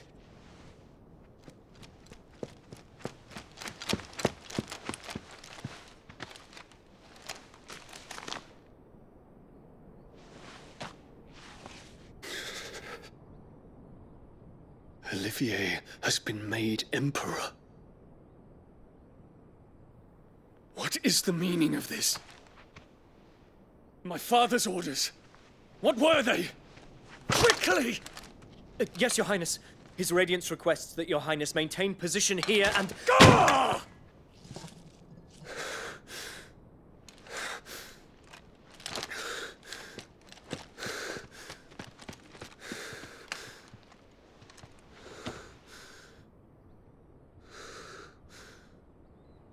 Terence. Yes, my prince. I must go to the palace. I'll ready your steed.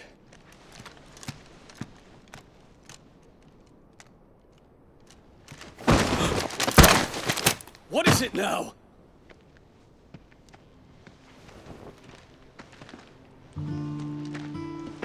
Forgive the intrusion, Your Highness. I know you. At ease. We stand in the presence of the Phoenix. You wouldn't want to get your fingers burned. I hope I'm not interrupting. Not at all. Though I admit, I did not expect such a distinguished guest. How many years has it been since the Remembrance ceremony? 20? I thought you long dead. Do I address a ghost? Many have told me that I look like one. But no. I'm alive. Just. Prince Dion of the House Lesage, I have a tale to tell you.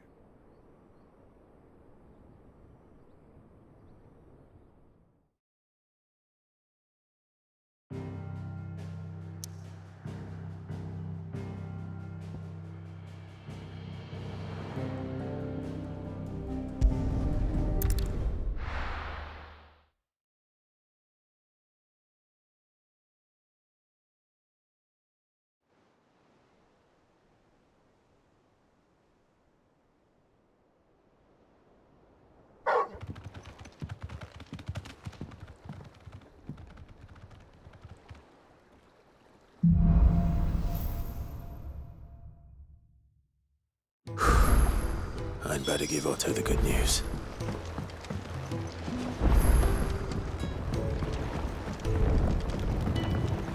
Walkways need patching up.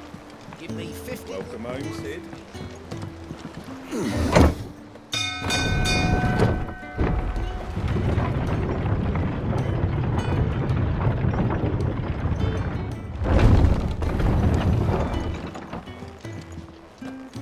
What became of Kupka?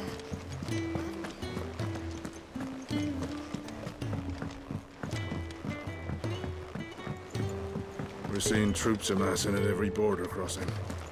Well, no surprise. Clive, you're back. I am. And with glad tidings for once. Hugo Kupka is no more. Well, I'll be. All of our comrades who lost their lives back at Sid's place be smiling down at you right now. We had a stolus from Lubor saying Drake's Fang had fallen. I expect that was your doing as well, was it? It's a long story. One for the history books, I'll bet. Welcome home, Clive. It's good to be back. You look better. I feel it. Which means I'm coming on your next little adventure. You're not leaving me behind again. Wouldn't dream of it. Otto, any word on the Royalist movements since I've been away? Shouldn't you be putting your feet up? If you really want to know, go and have a word with Vivian. Thank you. I will.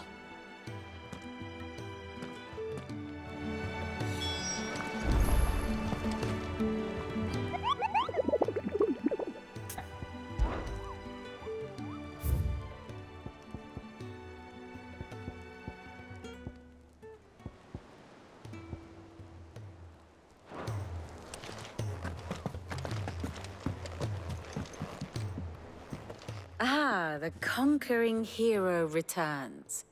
And with hardly a scratch on him. I may have picked up one or two. Well, the fact that you came straight to me instead of visiting our resident physiker suggests that you picked up something more important. A scent. The scent of Waludas. The very same. But whatever plans Kupka was hatching with the Royalists, he took them to his grave. As did his men. Slaughtered by the orcs who'd taken over the Fang. Orcs, Vivian. I've never seen such creatures in Storm before. The Waludas must have ferried them over from Ash, but why? Why work to rescue Kupka only to invade his home, the mother crystal of an allied nation, and let both fall? It makes no sense. Do you know the tale of the blind men and the Adamantus? One can often be led astray by focusing too closely on individual details. One must instead see the bigger picture. And what bigger picture is there than my map?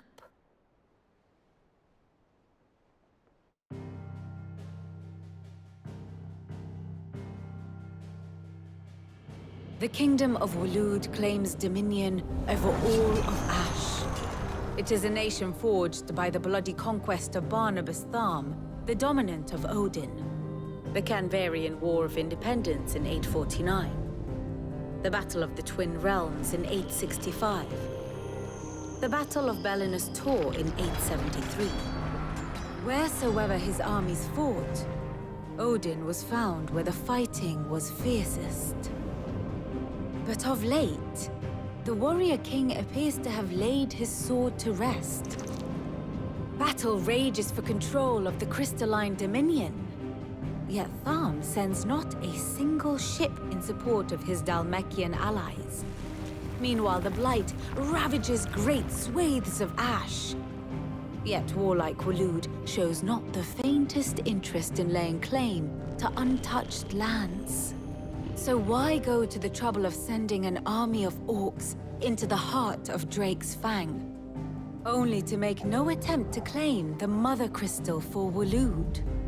It can hardly be for lack of men. Tharm's armies rival any in the Twins. No. We have not seen the last of the Waloed standard. Odin will ride again. It is but a question of when. And on that day, who will be trampled underfoot?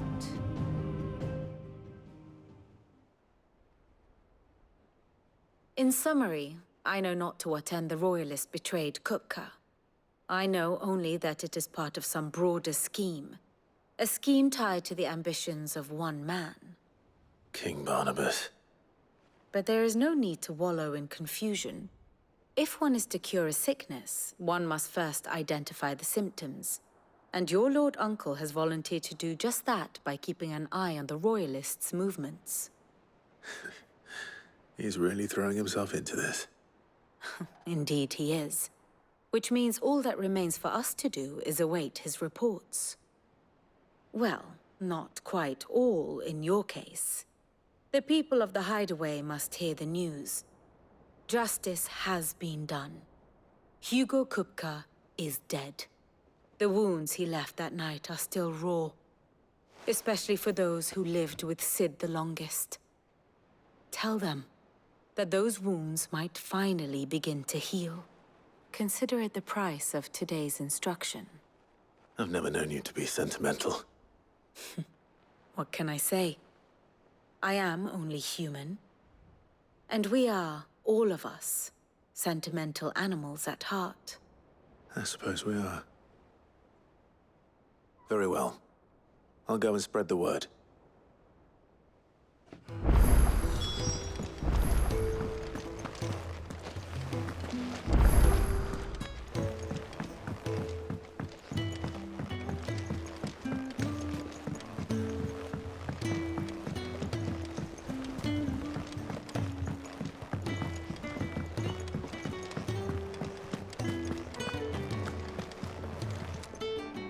Well, someone looks pleased with himself. It's true what I'm hearing, then. Nothing escapes you, Lady Karen. It's true. Kupka is dead. No more looking over our shoulders, then. Good. I'm starting to get a crick in my neck. Don't let it go to your head, though.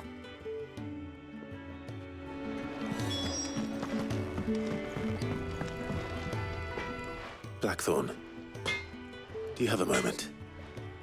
What is it? I'm busy. I wanted to tell you that Hugo Kupka is dead.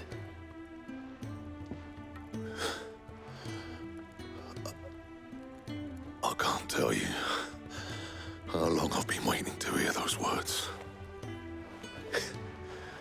This is it then. A new beginning under a new Sid. I'll try to live up to the name.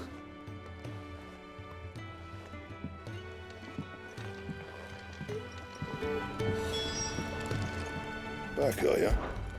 What do you want?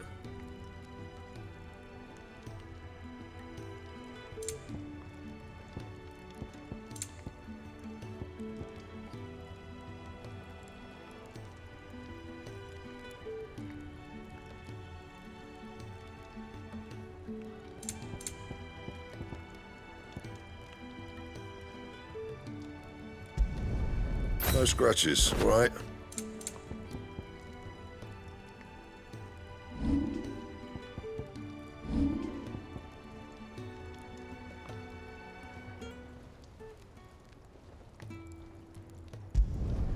Should last you a good while. Not my best work, but it'll do.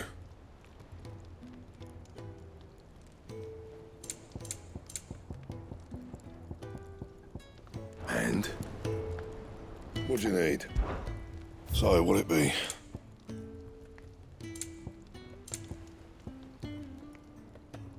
That it? Fine.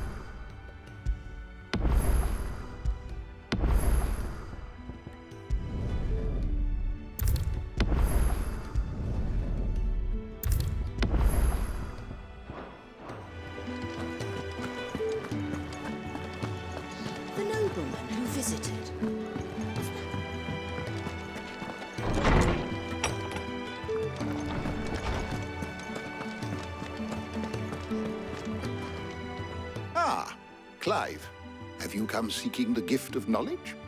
No. To share mine, actually. Hugo Kupka is dead. Oh my. Can it really be true? Look, he's crying. He is. Big baby. And with good reason, children. These are tears of joy. We must offer up a prayer to your parents that the heavens might weep with us. There shall be no lessons today, only thanksgiving and merrymaking. Go, put away your things. All right. Brilliant.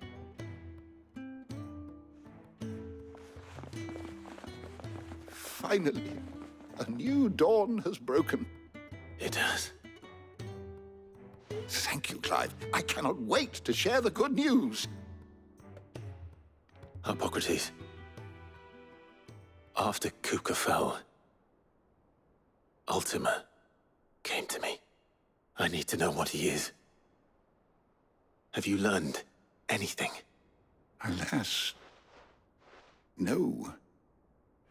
And not for want of trying. I have scoured nigh every historical tome in our collection and found nothing. Not even the sort of conspicuous absence that might suggest a concealment of fact. One is almost tempted to conclude that such a creature never existed. But I saw him. With my own eyes. I don't doubt that you did. Alas, it seems you are the only one who has. To others, he reveals naught. We see only that which he leaves in his wake, like some terrible force of nature beyond the ken of mortal man. A bringer of death. Whether the Ultima you met with was the being itself, or merely another projection of its power, I know not. But until I do, my investigations shall continue. Thank you. It means a lot. Right. Let's see if Otto has anything else for me. Is there something I might assist you with, Clive? I don't believe you've read this particular chapter before. What subject shall we consider today?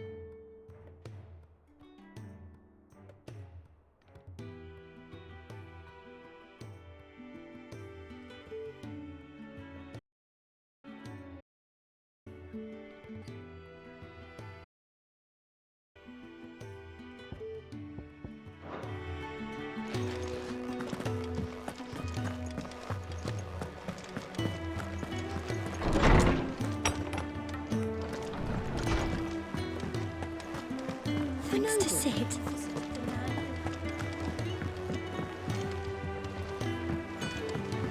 I'm telling you, it's true. I heard it from Otto's own lips. Hugo Kirker is dead.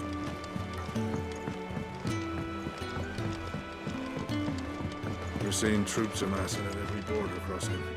You barely sat down since you came home. Vivian got you running errands or something? Just spreading the word.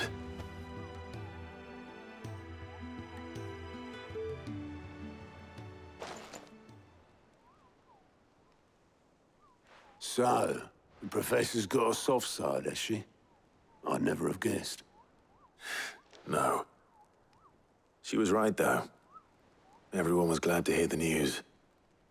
Ah, but you ain't told everyone. I can think of plenty of friends back at the old hideaway who'd sleep more peacefully for knowing. Not least of all Sid. You should tell him. You're right. I should. And I will. Well, when you do, be sure to take Mid with you. She's been going at it hammer and tong down in that workshop of hers, trying to do her father proud. I can't remember the last time she visited the old sod's grave. Very well. I'll suggest it.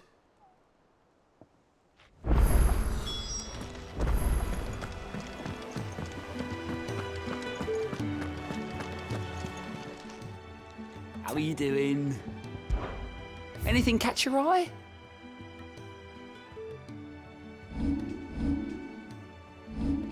Always something in there.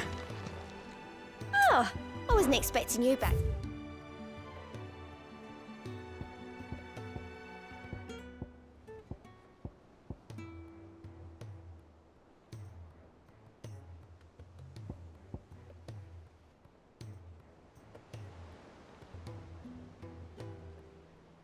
Come again. I may have more for you.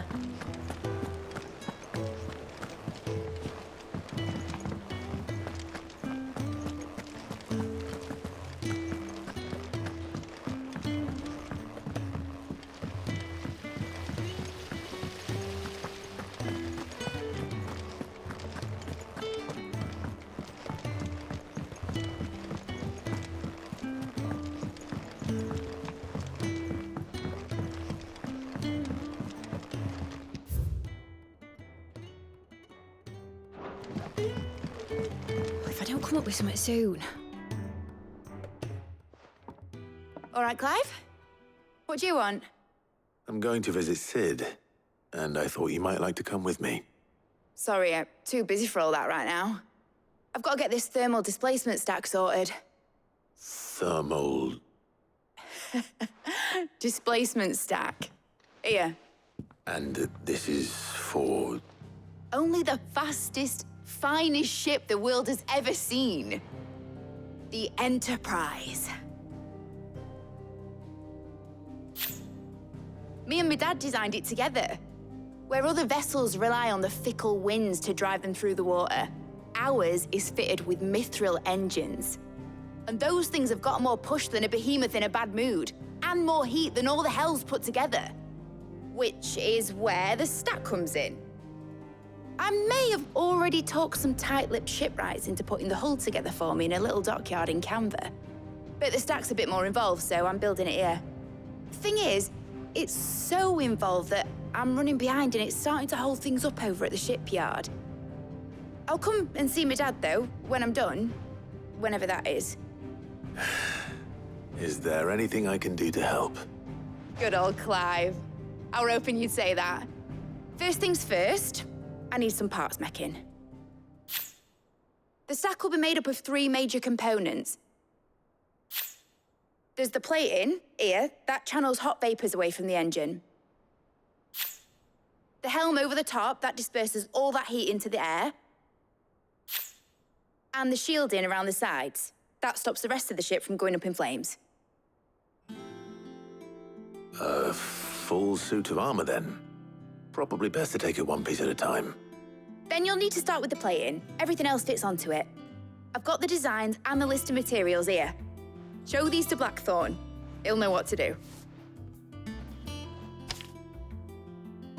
Like I'll make head nor tail of them. Luckily, you don't need to. I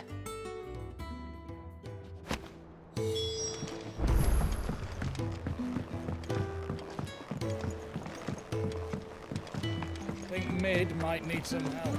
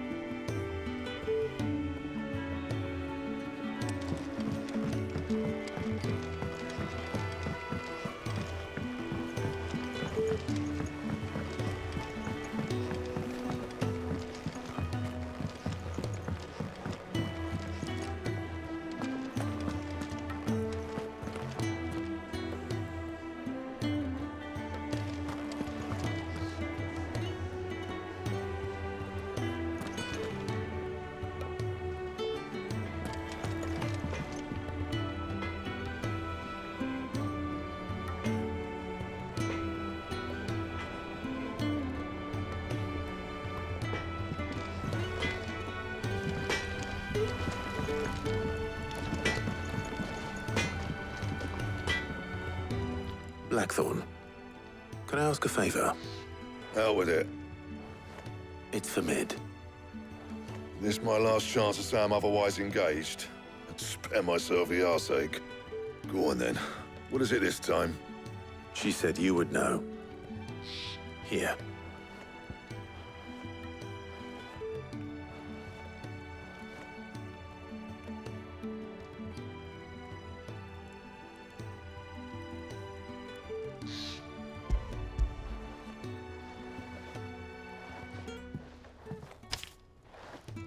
Krieger's Tates. Well, I don't know what the hell you'd want this for, but I can make it. Won't be easy, though. And I'll need help. Get Gabonotto in here, will you? All right.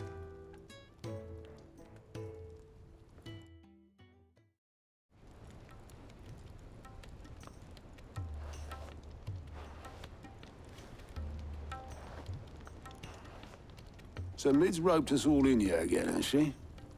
Typical. Still, if that's what it takes to get her to visit Sid's grave, I'll do what I can. And, what is it we need to do, exactly? Take a look at this. It's this plating. The usual sword grade steel won't work. We need something that can get very hot, very fast, and still keep its shape. That means an alloy. Something that won't break or buckle at the temperatures she's talking about. Which is where you lot come in. I need materials, and I've got my work cut out already. You'll have to fetch them. Now, there's a special kind of sand I'm after that you can only find out in the Valcroy. Stardust, they call it. As for the rest of the stuff, my usual supply should have it in stock. It just needs buying and bringing back here. Well, we'll get it done quicker if we split up. One of us should probably give you an hand coat in the sand. And the other can go and get the rest from this supplier. Right then. Well, make your minds up who's going where, we can get this over with.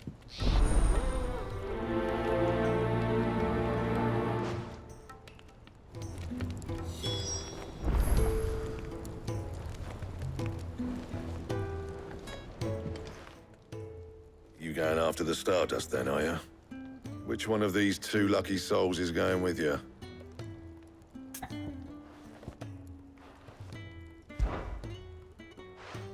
Gav, you're with me.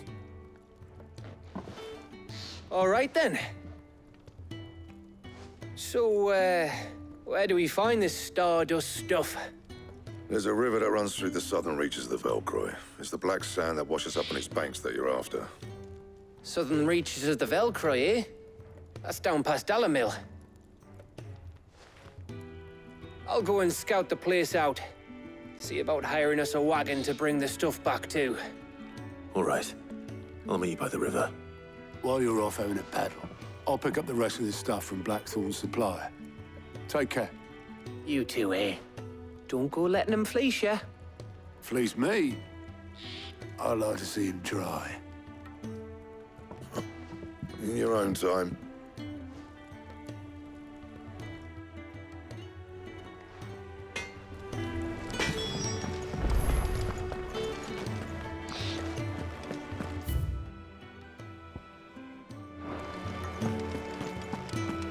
He cracked the crystal too. I'm joking.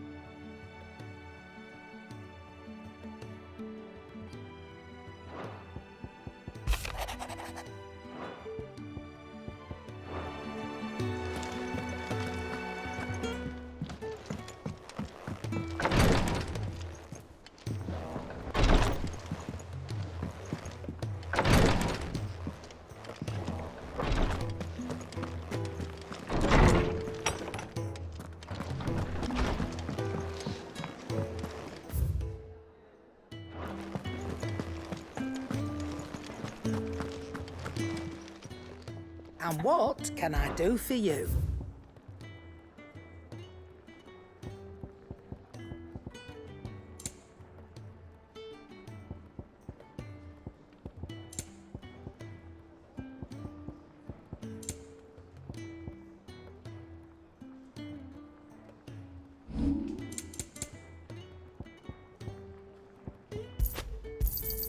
You got out else? I'll be thankful you got that much. I reckon I can find a buyer.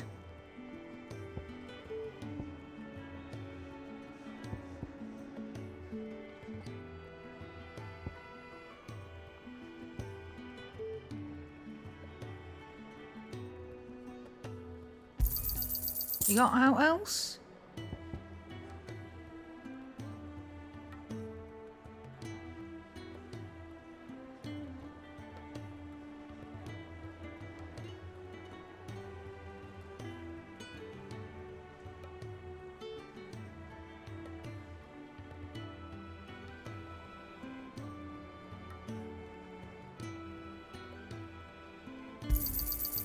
I reckon I can find a buyer.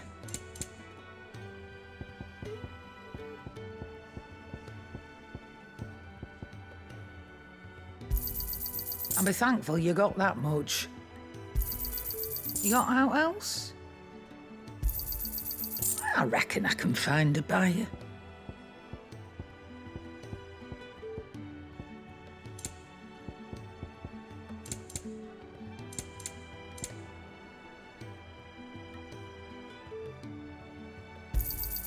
I'll be thankful you got that much.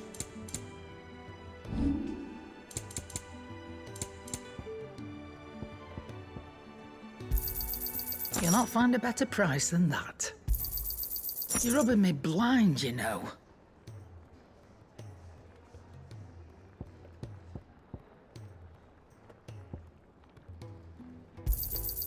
You'll not find a better price than that.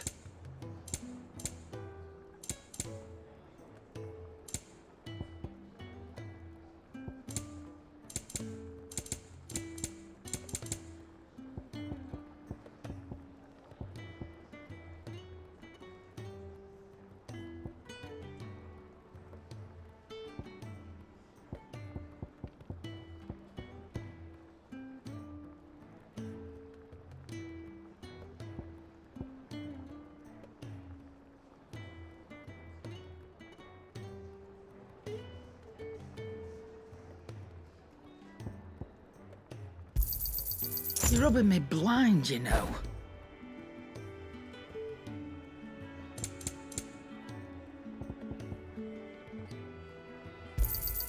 It'd better all be here.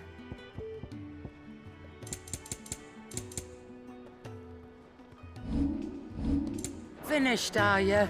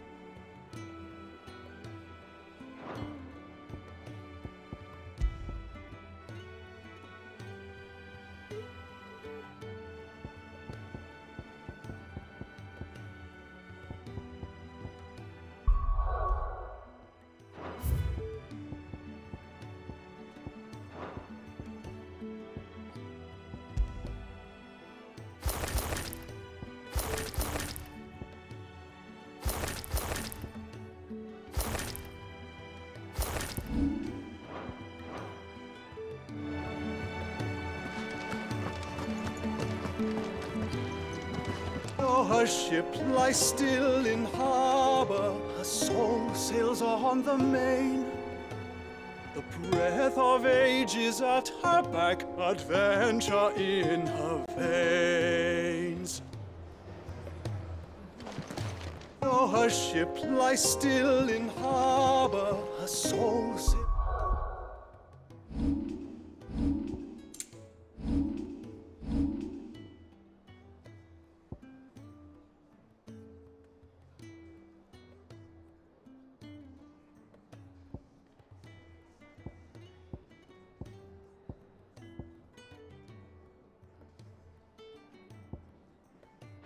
On the main, the breath of age is at her back, adventure in her veins.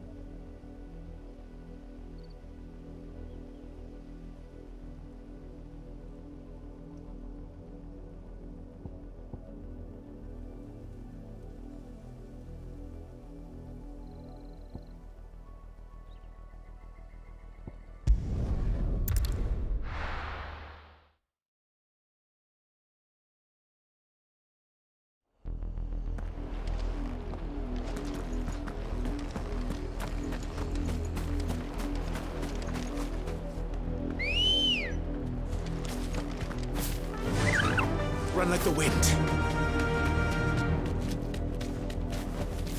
I can walk from here.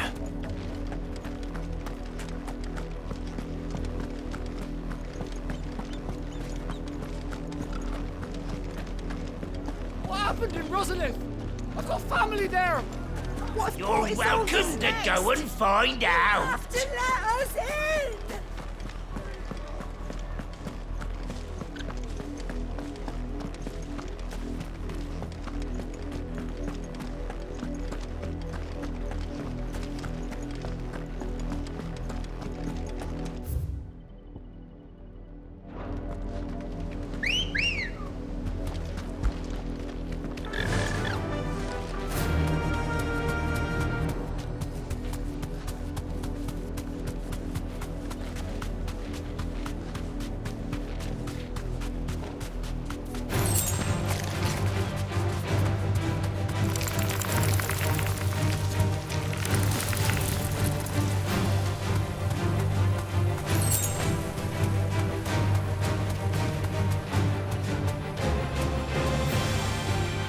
Safe.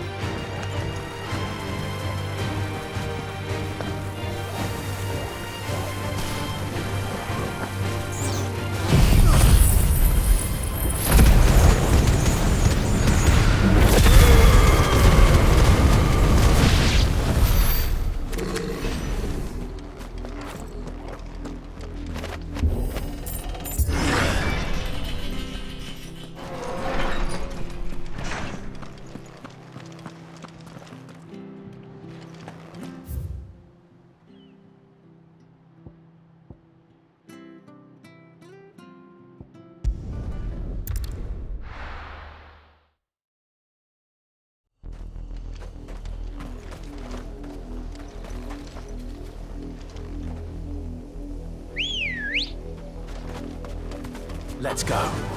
Yeah!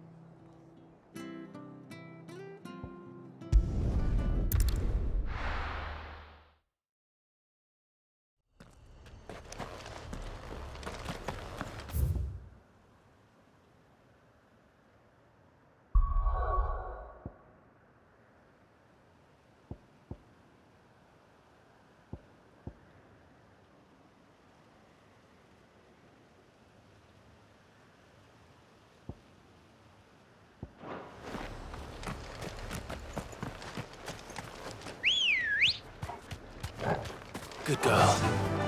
Faster!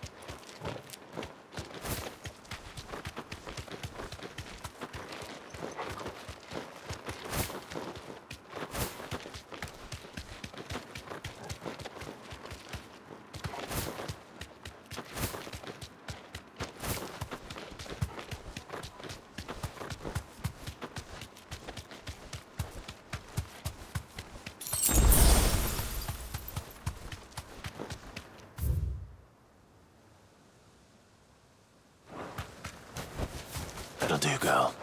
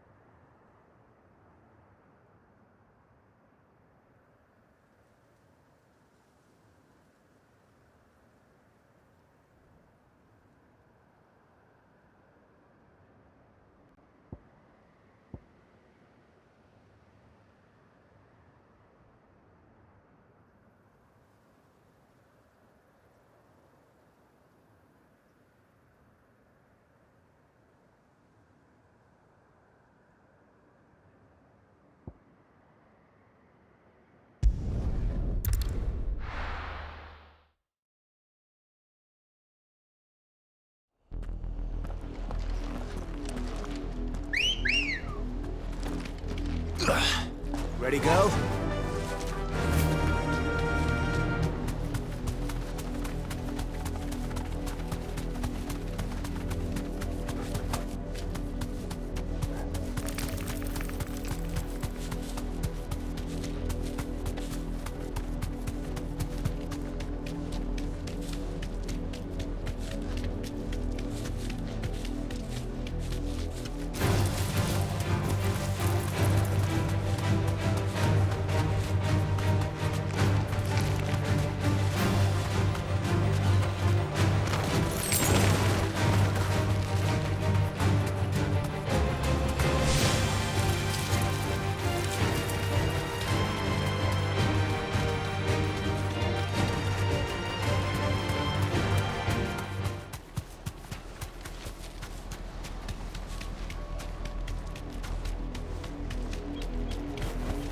Straight home now.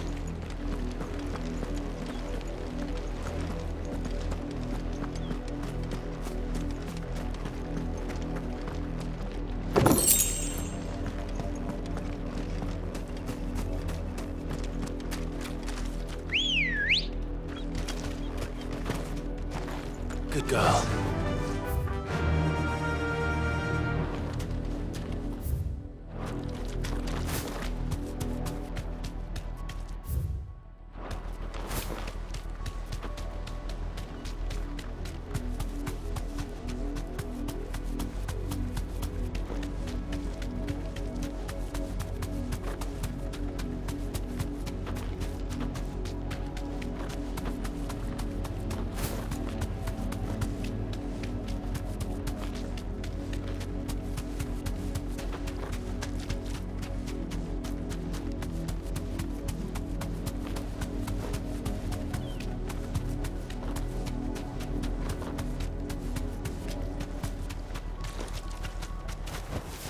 That'll do, girl. The victims at the Viceroy's culling have been buried, but they will not be forgotten. We Guardians won't let this happen again.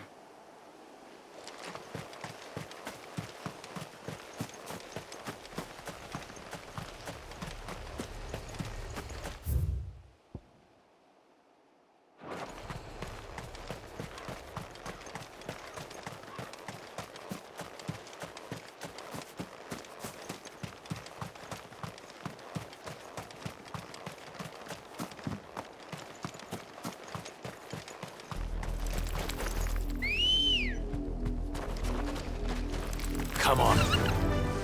Run like the wind.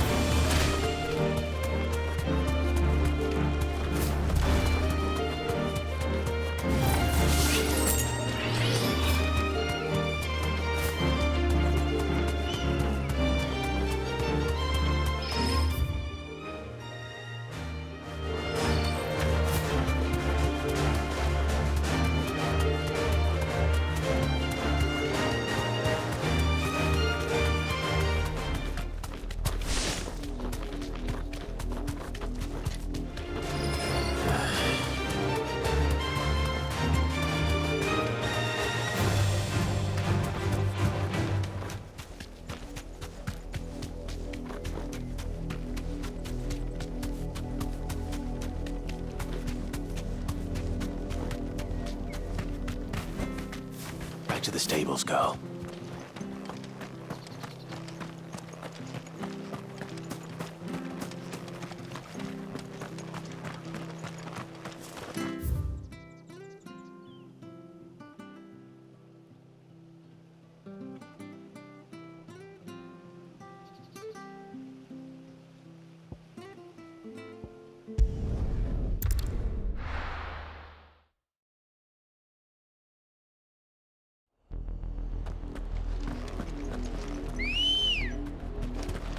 Good girl. Fly, Ambrosia.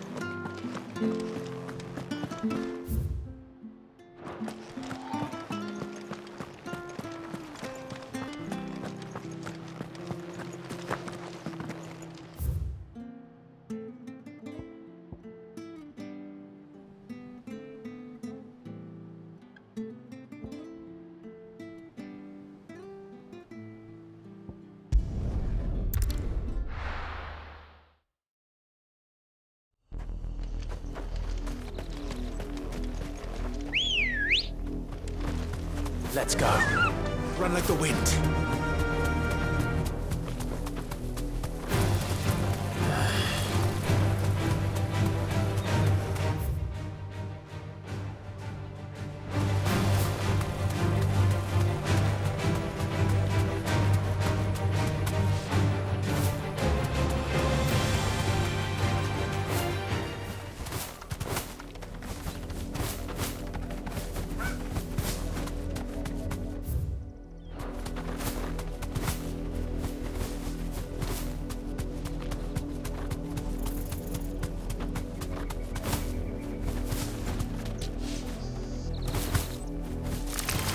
Time to fight.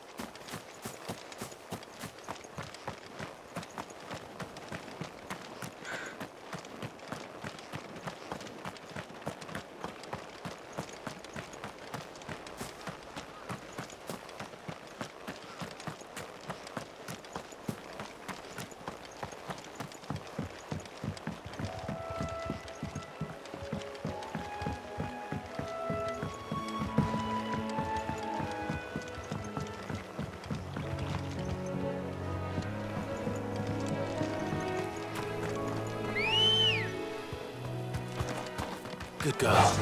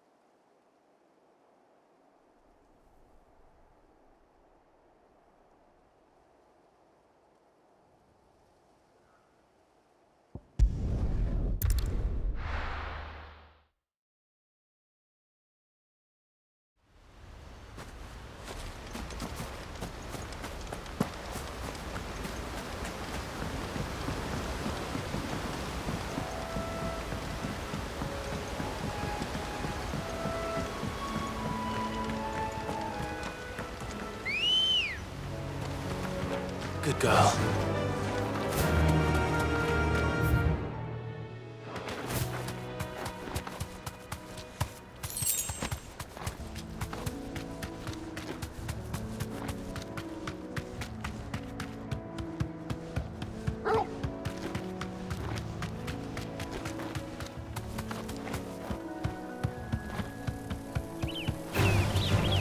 All right.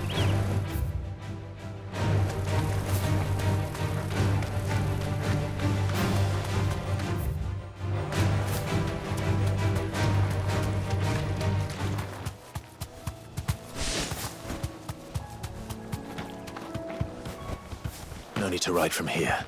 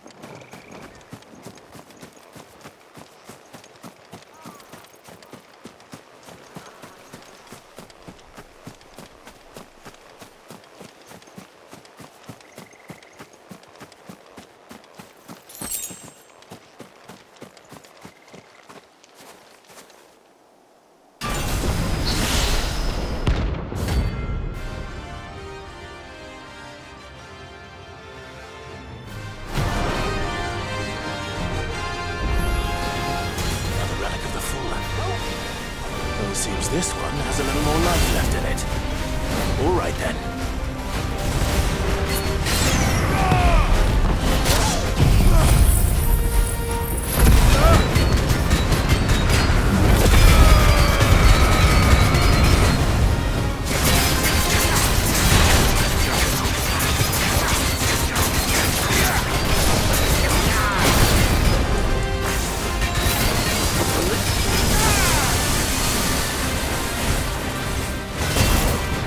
Let's try.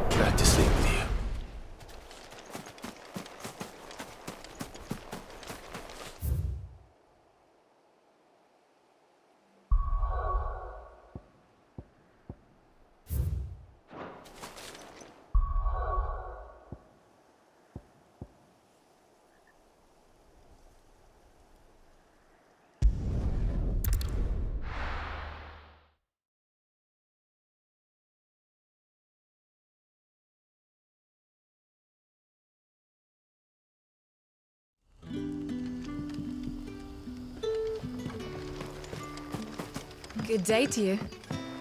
Sid. It's all but spent. What do we do now? The crystals we get from the tail are all but worthless. And we had to dig a new cellar.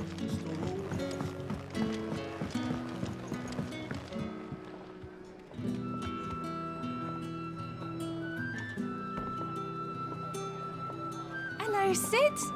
Take a seat where you like.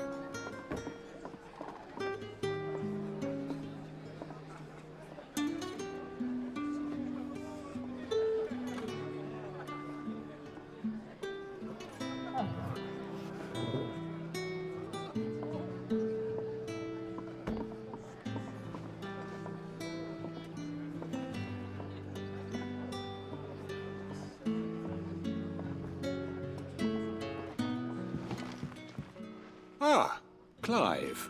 Your timing is exquisite, as always. I have a concern which you may be able to assist me with. Go on. There are whisperings afoot of shadowy figures having been sighted outside the village. Rustlings in the undergrowth, suspicious noises. My people fear that they are being watched. It may be no more than a surfeit of nerves, understandable in the current climate, or it may be the prelude to something altogether more dangerous. Given what I hope you'll forgive me calling your nose for trouble, I wondered if you might investigate. Of course. Excellent. You might begin by speaking with the good citizens of Lostwing. Listen to their tales, and make what you will of them. All right. I will.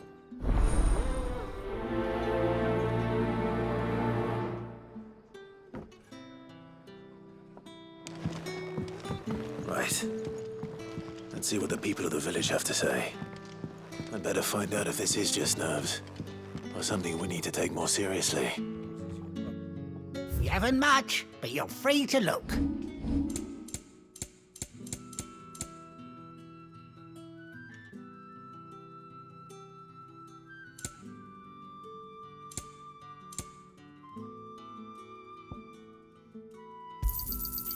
I trust it's all here. Ah, yes. I trust it's all here. I hope it's to your liking. I trust it's all here. Ah, yes. You're always welcome here in Lostwing.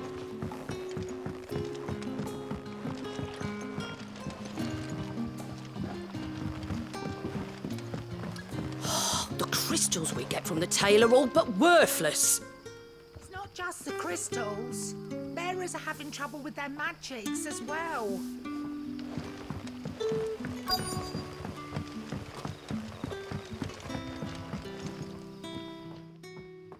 You all right, Sid? Something on your mind? There is actually. Can I ask you something? Quentin tells me people have mentioned shadowy figures out in the woods. Have you noticed anything unusual? Oh, that. No, sorry, can't help you. I heard the rumours, mind, from the lads working over at the vineyard, but none of them has seen anything either. All right. Thanks anyway.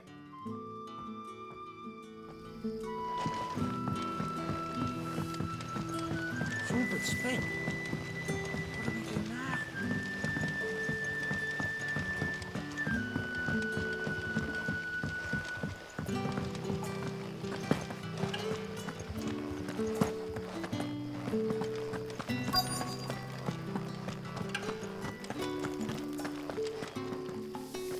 Do you have a moment?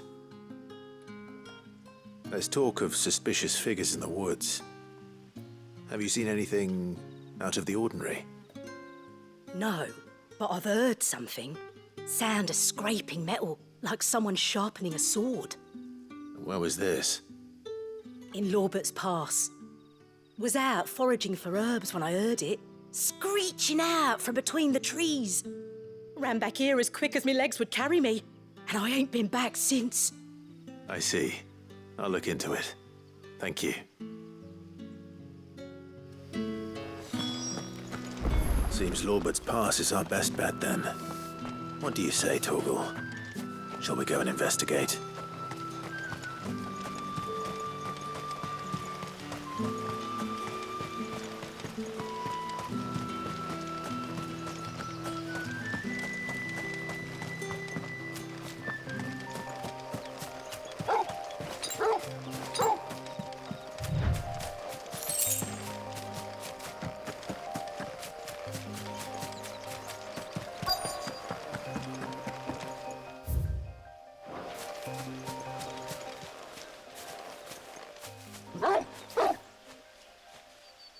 You there.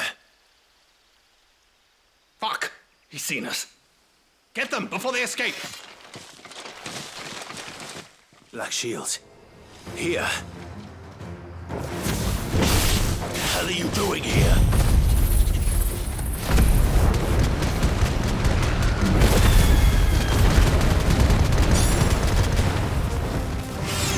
What is it to you? Not that we give a damn. All that matters to us is that you don't leave here alive.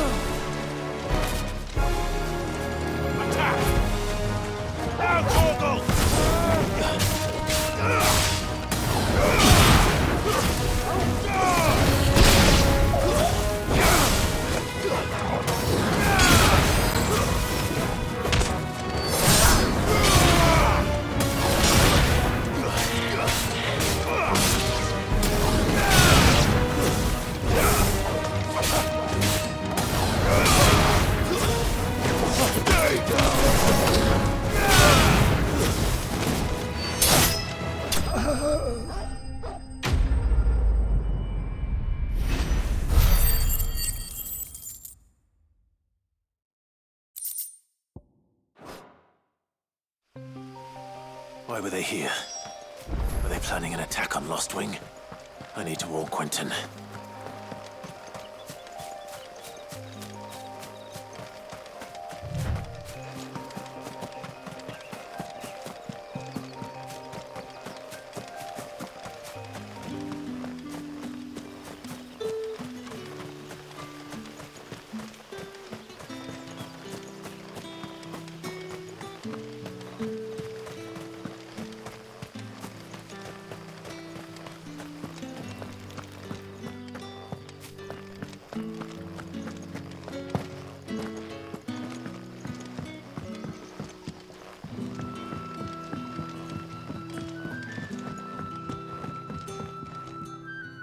Clive, how goes the hunt for our sinister figures?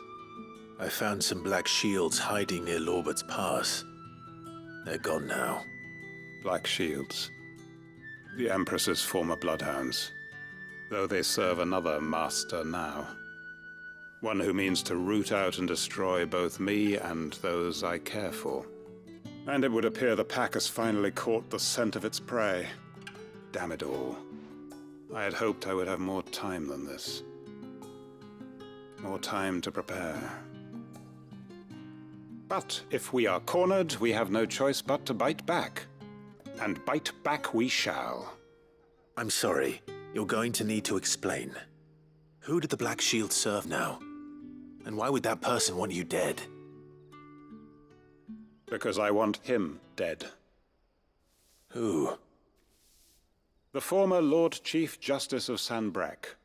All that I have built here is for him. I don't understand. Why him? Why Lostwing? I suppose it is better that you know the truth. I was a member of the judiciary once. So sickened was I by the injustice of this world, I swore to fight it. And fight it I did in my own small way. I saw more than a few corrupt officials condemned to the very cells into which they had thrown blameless innocents. Men to whom the law was but a scourge to turn against the powerless. And throughout, it was the Lord Chief Justice who backed me, who was my one true ally in the quest to see justice done. So what changed? I discovered that he hunted bearers for sport. I was a fool to think he shared my hatred of venality and vice. His support for me was no more than a facade, a means of ridding himself of his rivals, a mask to hide the rot beneath.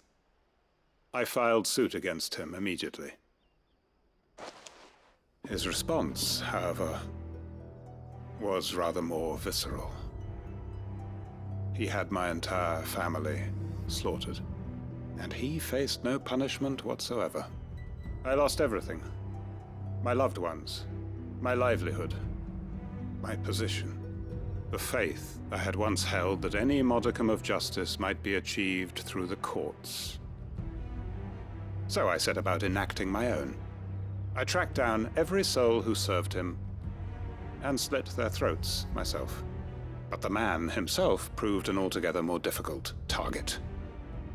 With money and power come protection. And so I saw that I would need an army of my own. I came here to Lostwing and began recruiting like-minded individuals. And everyone here knows this is why you do what you do. Of course.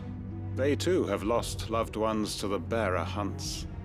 Seen faultless friends sent to the gallows to spare the guilty.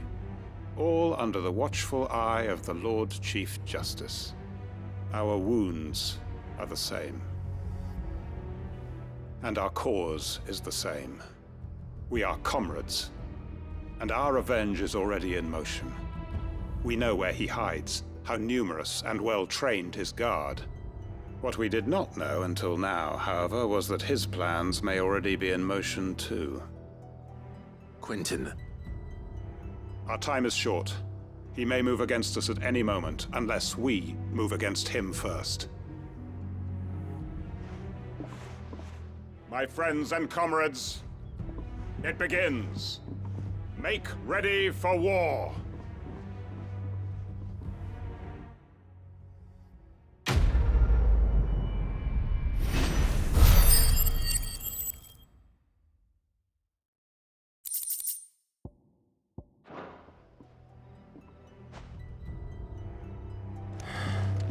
not going to change his mind.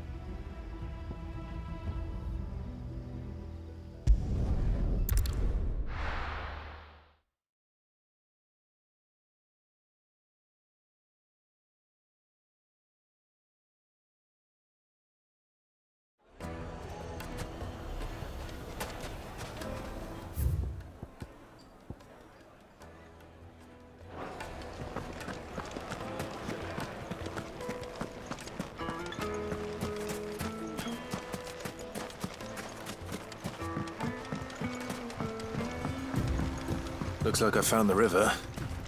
Now where's Gav?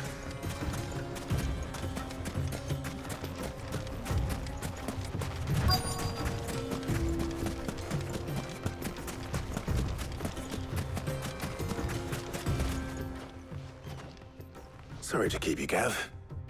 Better late than never. I've had a quick scout about, and I reckon round here's our best bet if we want to grab as much of this Stardust stuff as we can. Don't know what Blackthorn's planning to do with it, though. I asked over in Dalamil, and they seem to think it was worthless. But if Stardust is what Blackthorn wants, Stardust is what he'll get. There's plenty of this stuff lying about, just begging to be bagged. Then let's get bagging, shall we? We shall. Race ya.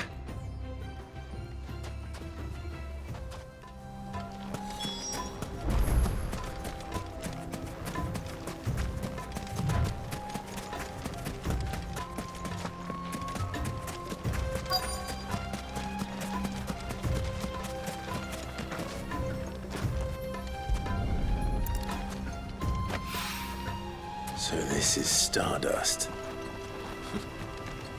It just looks like black sand to me.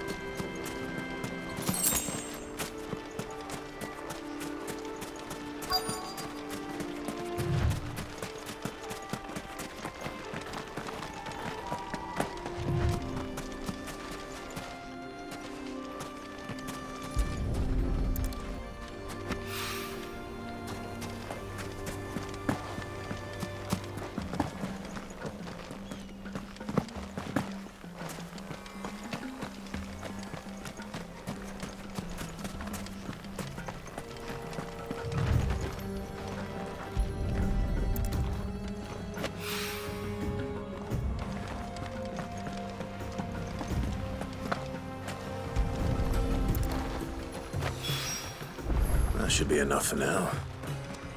Let's see how Gav's getting on.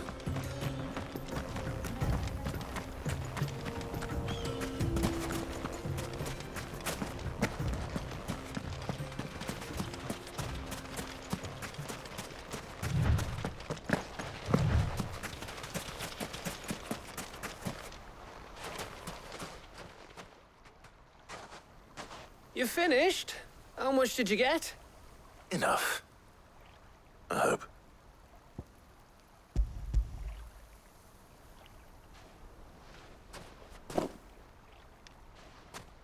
Oh,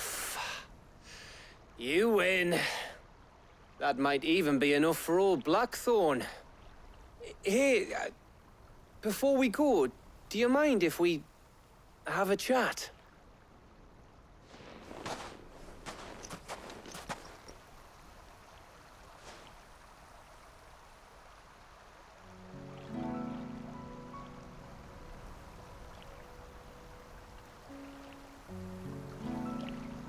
Feels like ages since we had the chance to talk. You know, man to man like. It does, doesn't it? Back when you first took Sid's name, we were talking all the time. Working out what to do in that. There was a lot to work out. And there still is. Those shoulders of yours starting to feel the strain. Hardly ever see you around the hideaway nowadays. Always on some errand or other. You can take a day off, you know. Says the man who spends most of his time behind enemy lines. Only 'cause you keep sending me there. I know I can count on you, Gav. Likewise.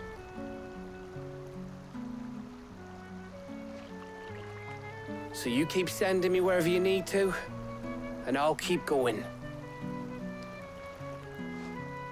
Safe in the knowledge that I have a home to come back to. Thanks to you.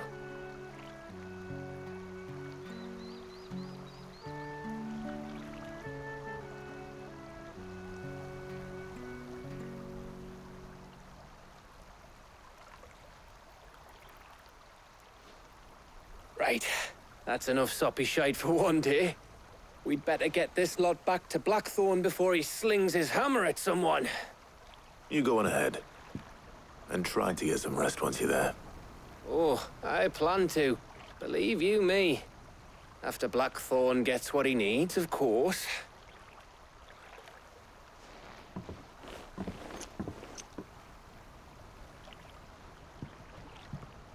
Right. Ready to go home, boy?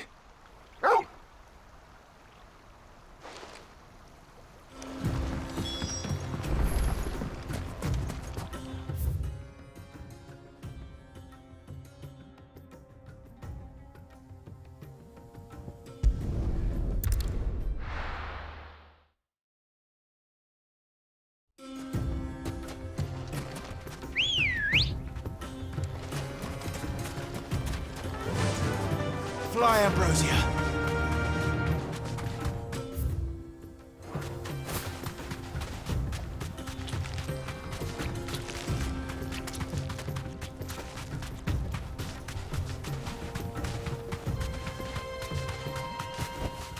No need to ride from here.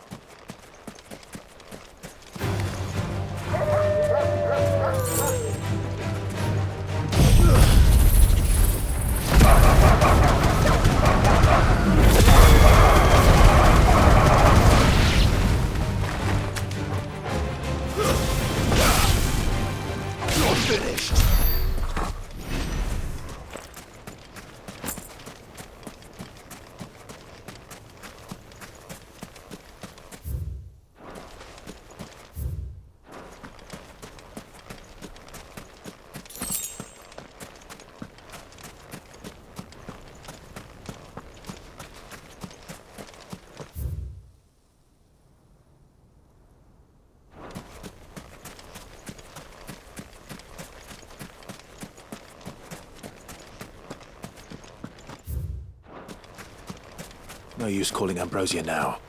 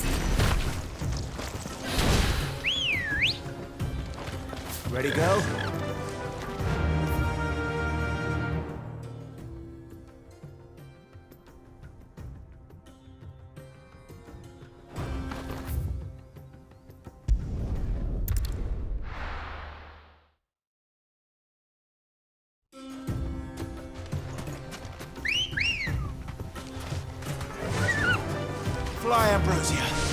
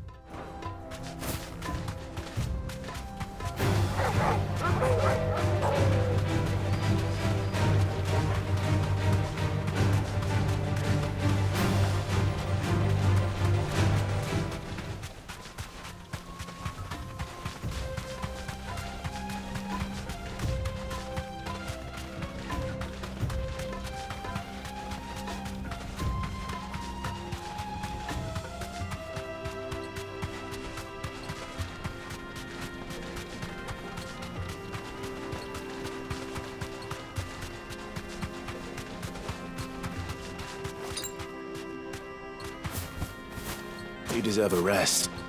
That's better.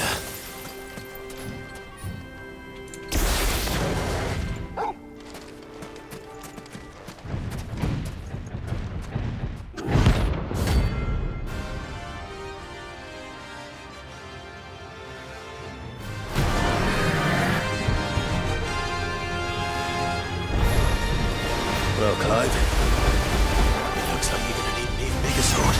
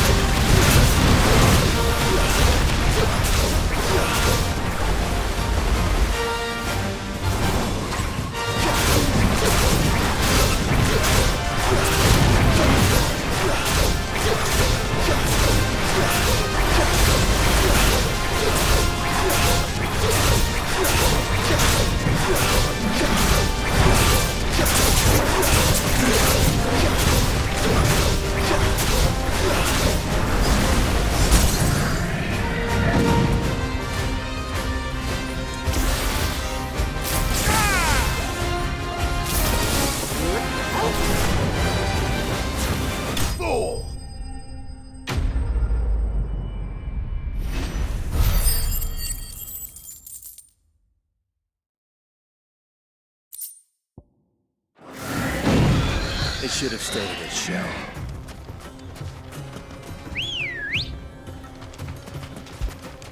Ready, go?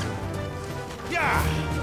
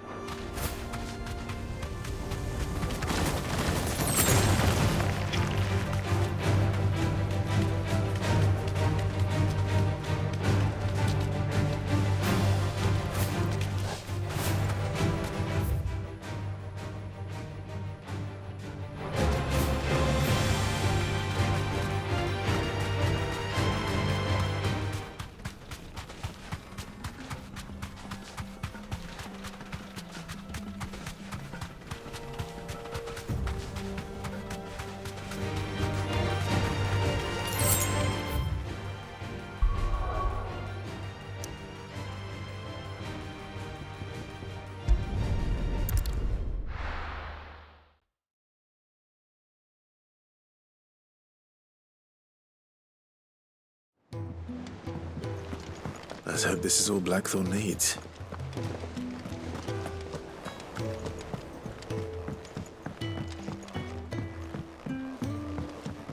We're seeing troops amass at it.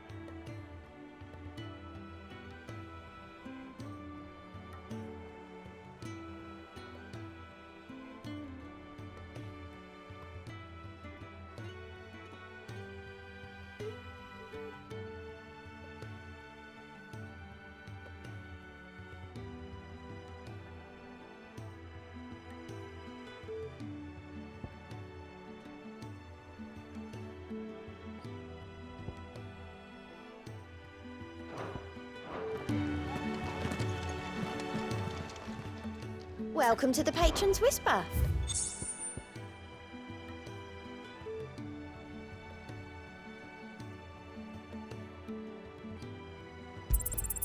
You earned this.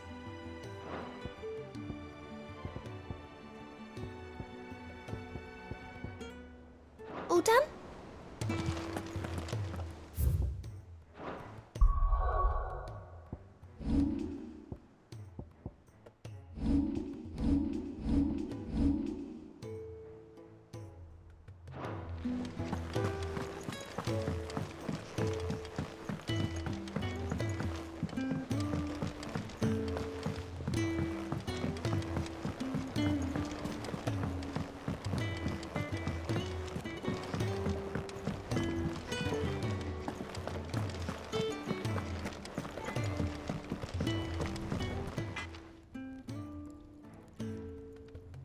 Blackthorn, got everything you need? Yeah. Yeah, I do. Cheers for the Stardust. Should be enough to be getting on with. We should go out on maneuvers together more often. You beats sneaking around on your Todd all the time. I'll make a start on putting this thermal plating together then. It'll take some time, mind. So if you've got other things to be getting on with, I could do without you breathing down my neck. Thank you, Blackthorn. I'll let Mid know construction's underway.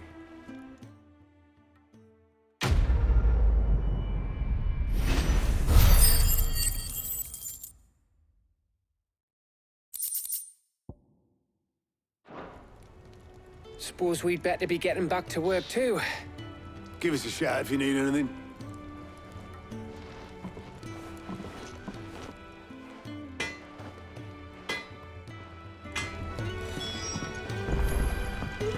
He cracked the crystal too. You're joking.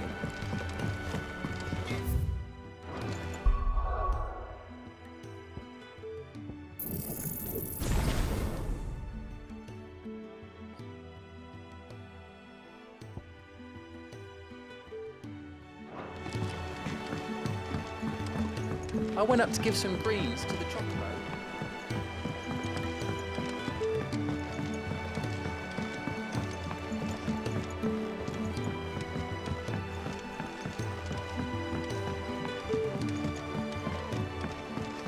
Editors started reading books that don't have any pictures in.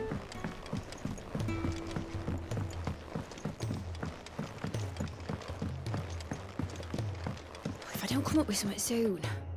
You'll be pleased to hear that Blackthorn's started work on the plating. Excellent. 1 down, 2 to go. So, What's next? The helm, of course. For this, we'll be repurposing fallen scrap. Salvage from the ruins? I thought that material was all but impossible to work. Ah, but we don't have to. I'm sorry. Just so happens there's one particular ruin that's broken into exactly the right shape and size pieces for what we need. What's the name back there? I'll give you all details. What's her name? Right.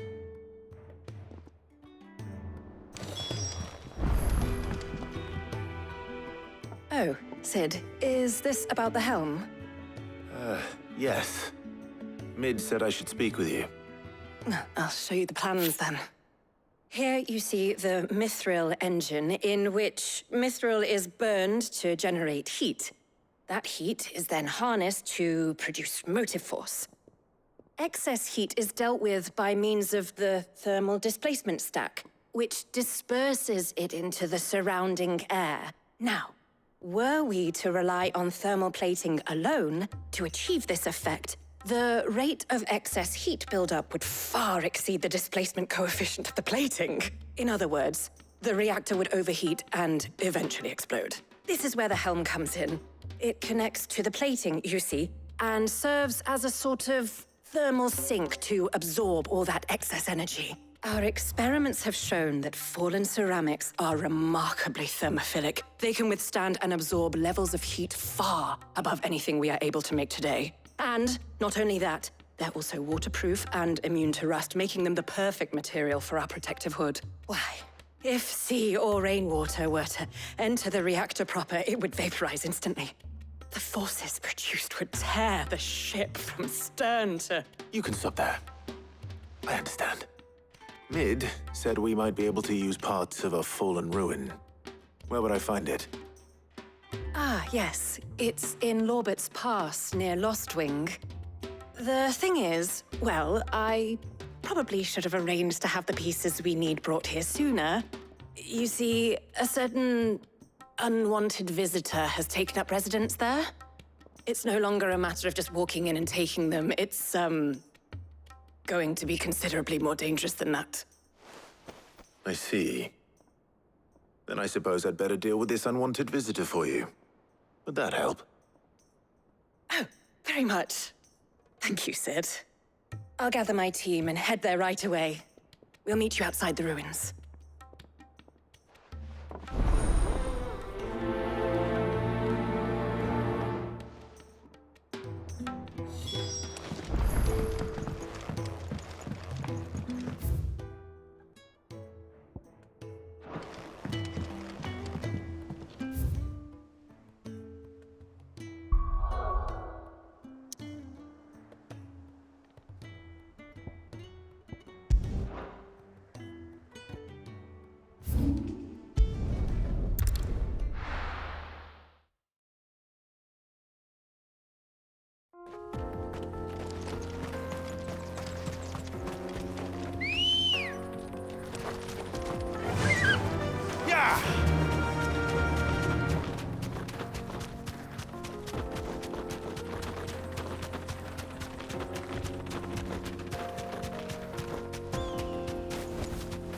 Be safe.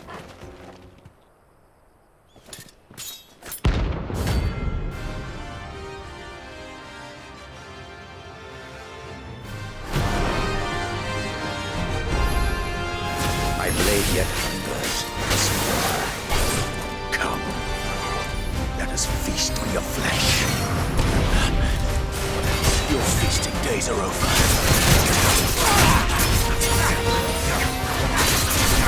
Get him!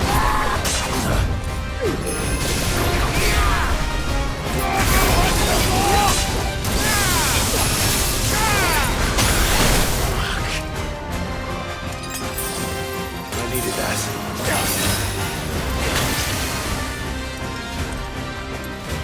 Waken wind!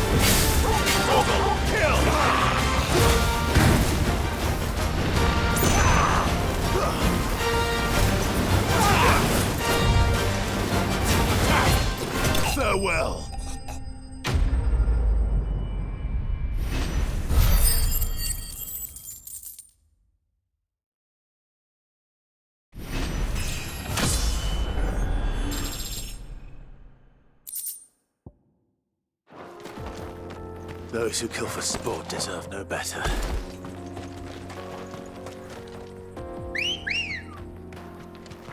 Ready, go?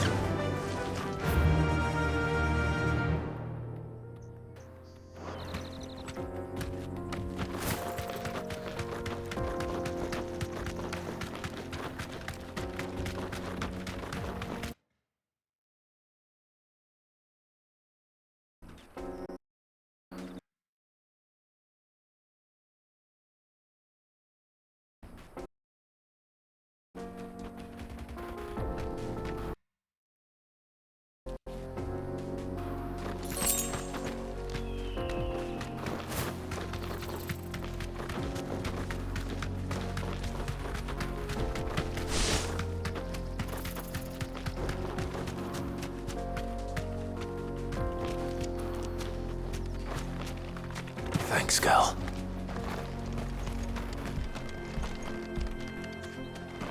A mountain of a monster, twice as tall as Titan himself, cracked the fang open like it was a sparrow's egg. I swear on my grandmother's grave, I saw it myself.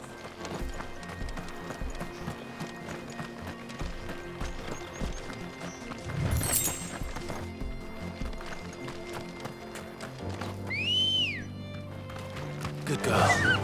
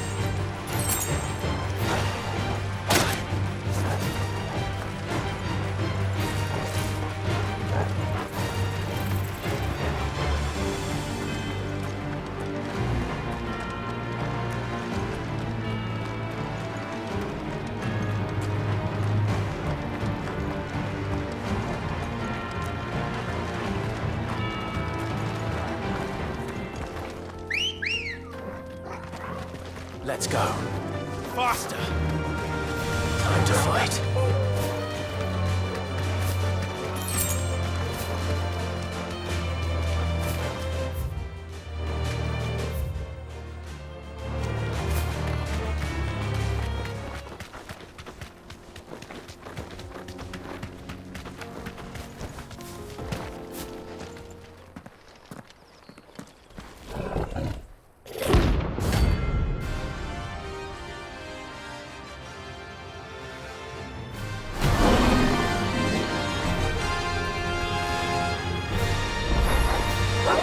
Time for the pack, is it?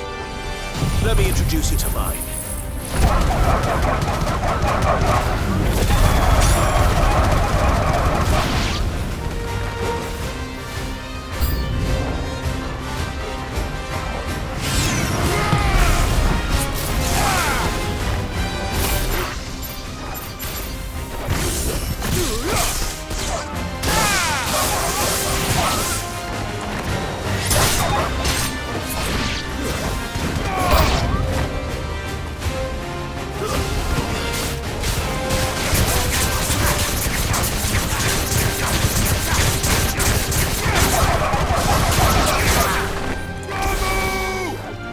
It's over.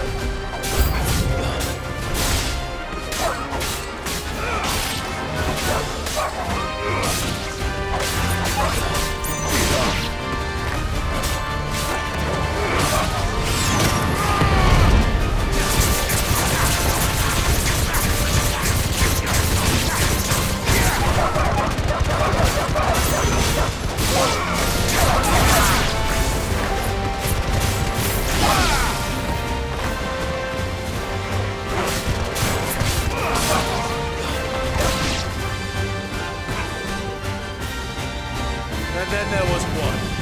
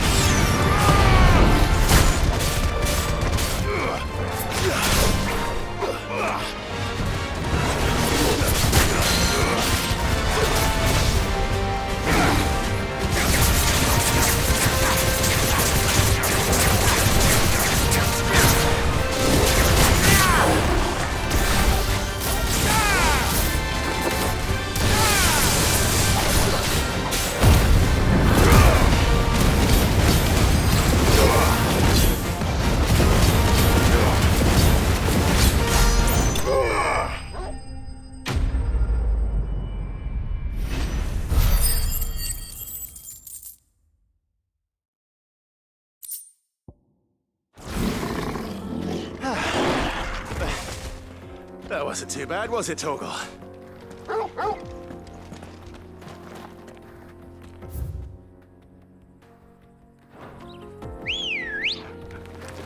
Come on.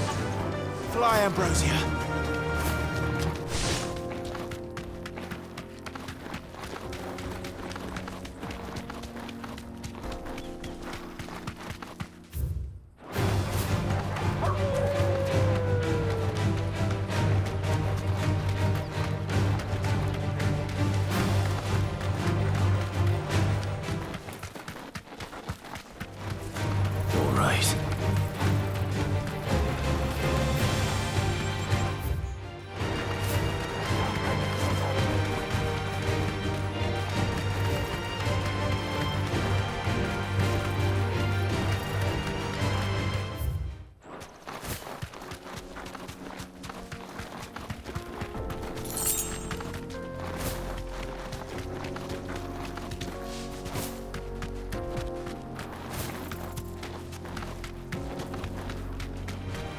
Don't get surrounded.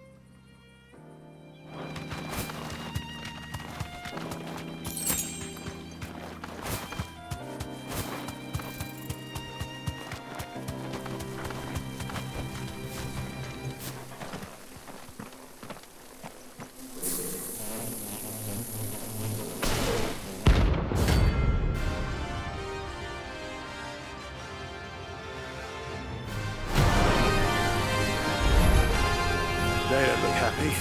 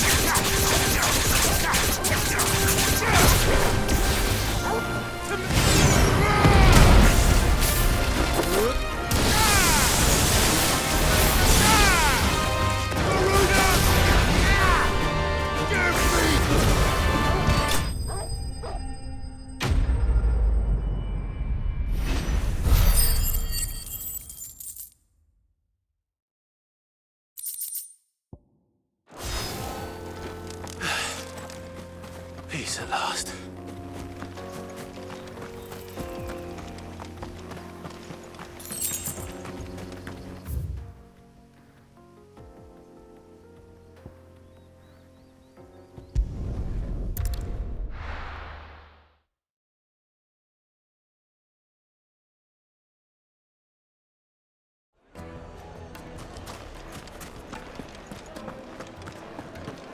The finest fabric. Take a sniff, good sir. If I leave now, there'll be no one to man the shop. Gone, just like that. And without so much as a by your leave. What's the matter?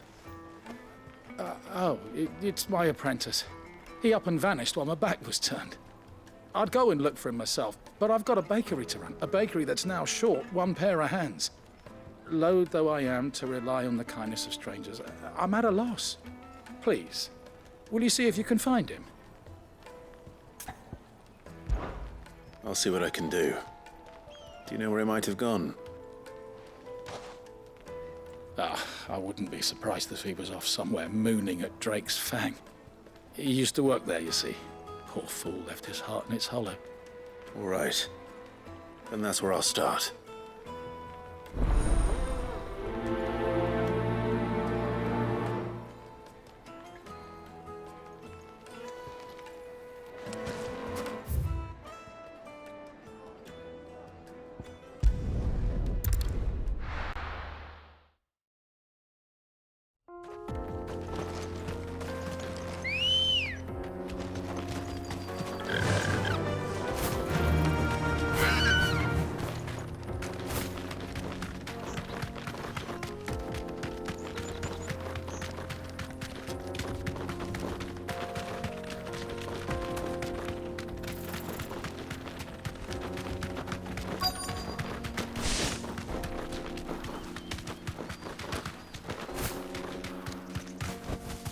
You deserve a rest.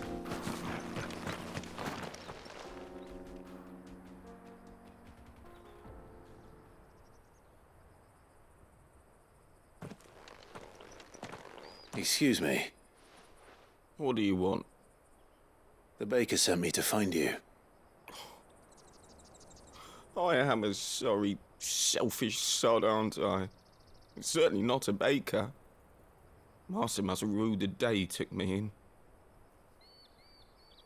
Time was the sight of the Fang used to calm my nerves. But now look at her. I take it you missed the Mother Crystal. I hated her, but she was all I knew. Worked her mines for years. And when she shattered, part of me shattered with her. I had to trade my pickaxe for a rolling pin, but I'm no good at baking. Every loaf I touch collapses. My bread's as hollow as I am. She was the only thing that could fill the hole inside me. Oh, I loved her, damn it. But now she's gone. She's never coming back. What am I supposed to do? I ask her. How does a shell of a man learn to live again?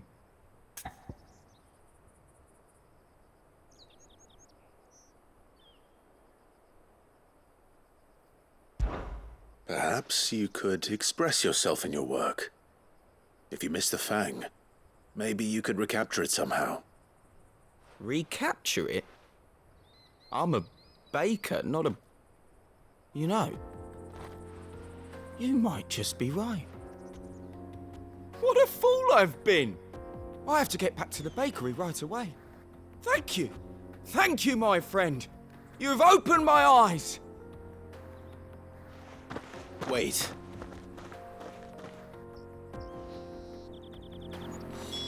Suppose you'll be needing an escort then.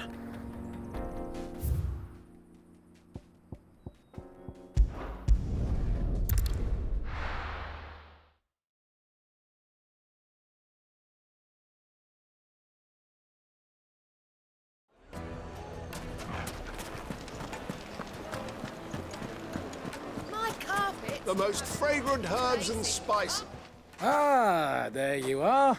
The man who lit a fire under my wayward apprentice. Though I worry you might have stoked the flames a little too high. He damn near ran me down trying to get to my oven. Master, it's ready. Behold the Drake's Balm. A truly unique creation. I dare say it is. Just look at it. A perfect likeness of the Fang herself. Her steepled peaks, her fulsome spurs, her inviting hollow. True, my loaves collapse more often than not, but what's the Fang without her crater? Why, no Fang at all. And look, inside. She's filled to bursting with a bounty of beautiful crystals. Salt crystals! Master, I have found my purpose. I must use my work here to preserve the memory of the Fang. Well, if it tastes half as unique as it looks, I'd certainly say you're onto something. Not only is my apprentice back, but he's finally pulling his weight. With any luck, I might even have a new delicacy on my hands. I don't know how you did it, but you have my thanks.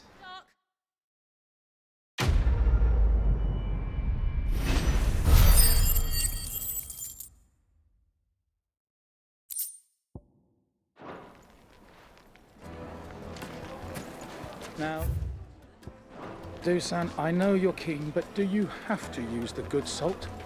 Leave some for the rest of us. Sorry, Master. I'll go and get some more later.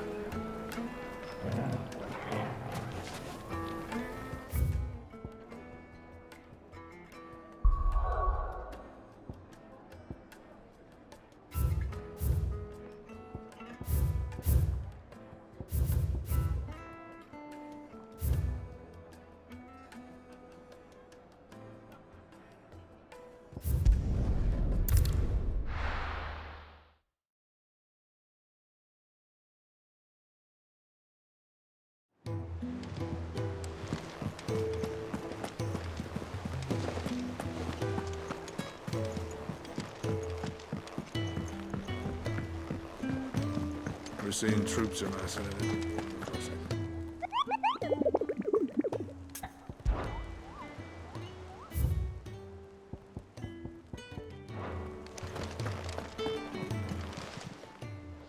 Ah, I wasn't expecting you back so soon.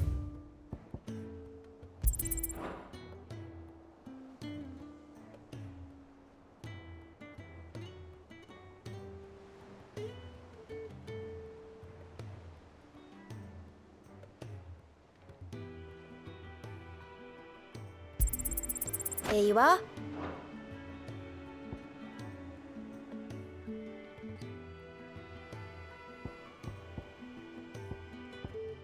Best of luck out there, Sid.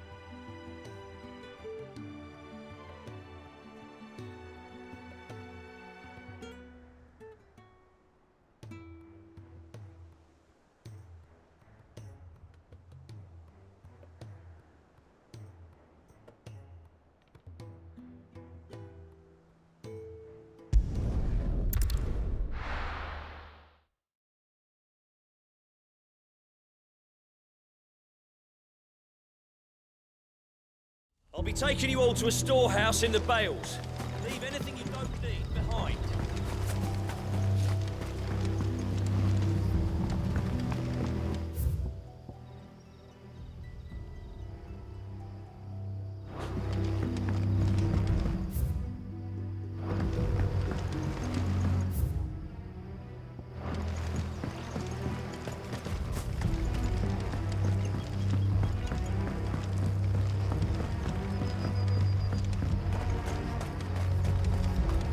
If you're ready, we leave at once.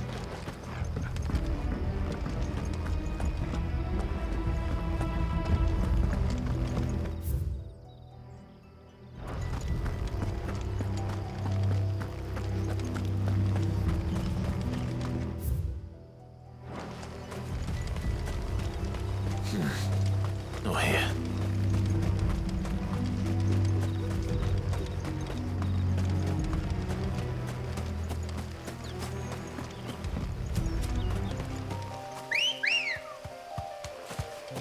Ready, go?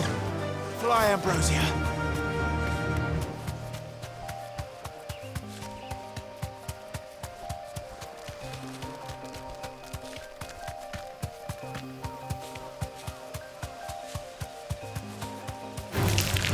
Time to fight.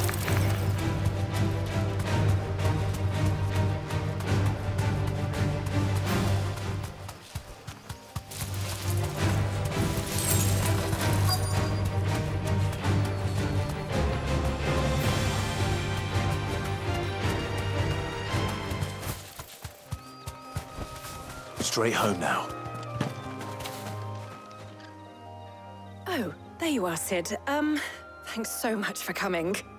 The, ruins are just over there, as is the creature I told you about, I'd imagine.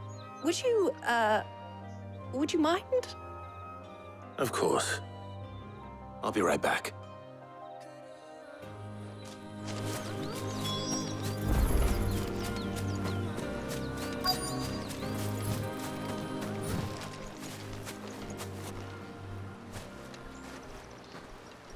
Anybody home?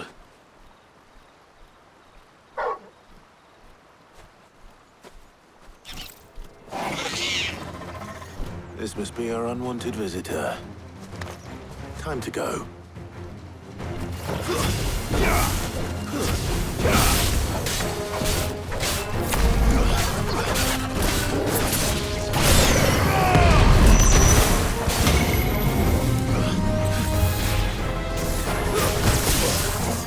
Forgive me.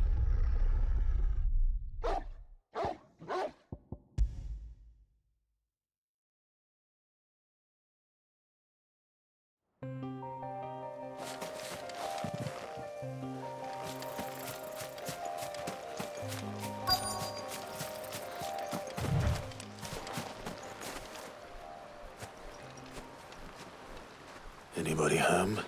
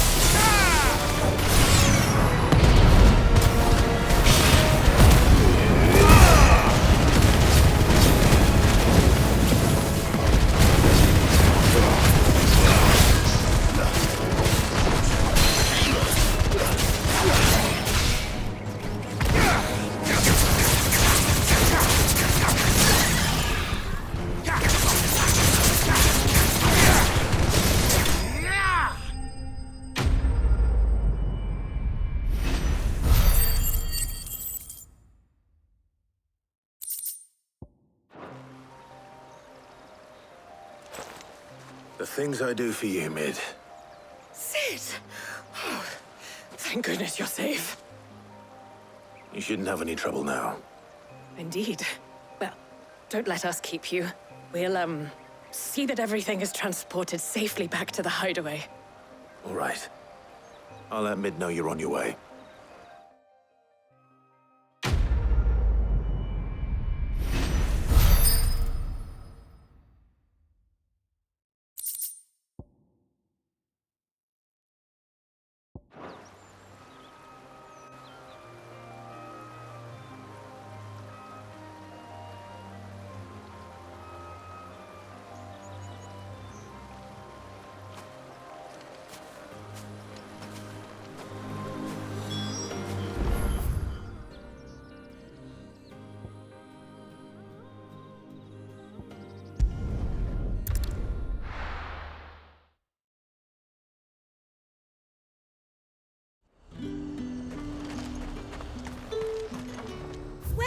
Welcome.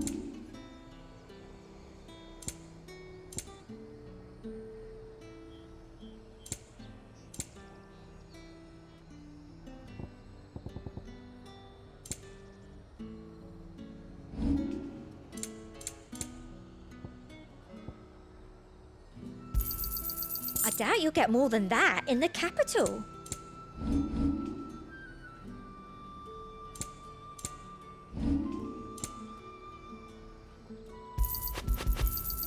An excellent choice. And a fine day.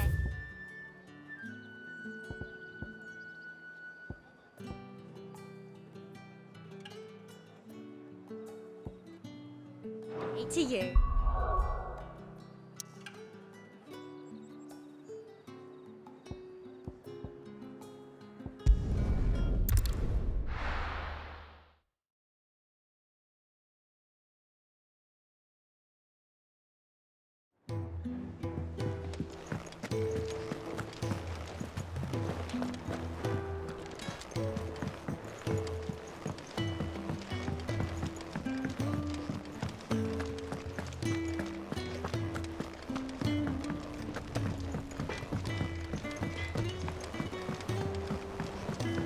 I went up to give some greens to the chocolate.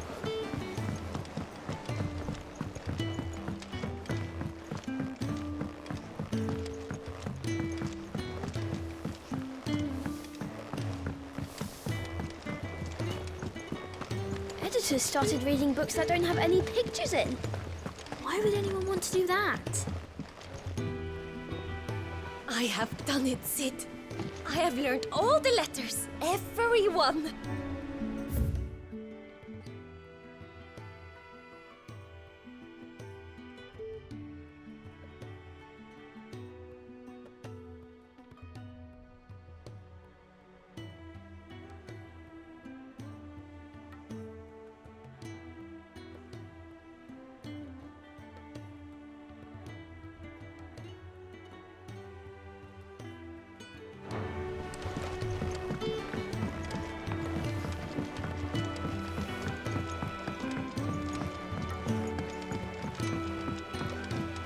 Come up with something soon.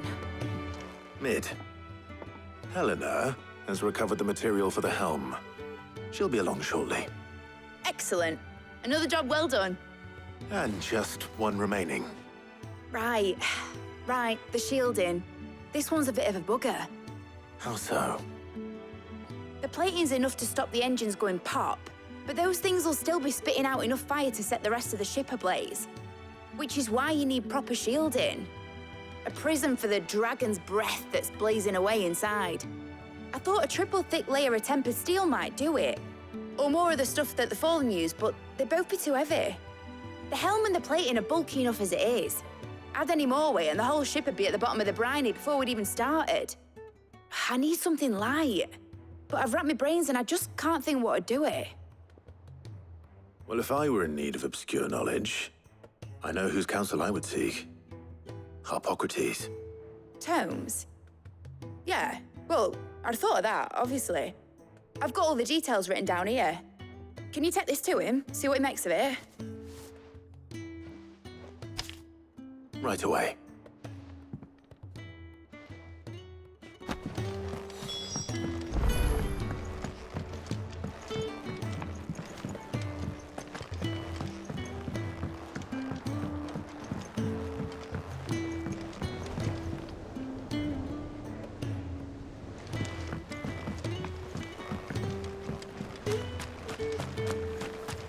Lovely breeze, isn't it? In good company.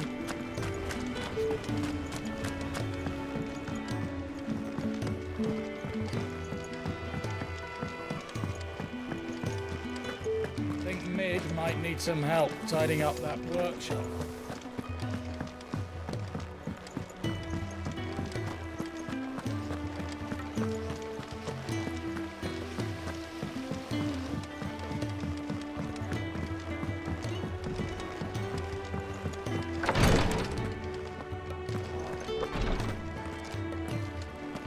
I know what you're going to tell me. Thank you, Clive. Thank you.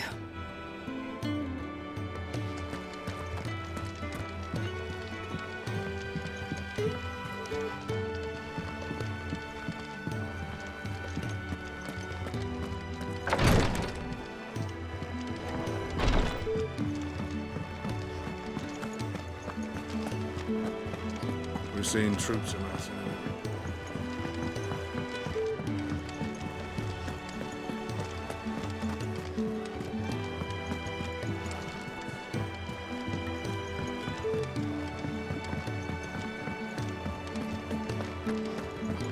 Ugh,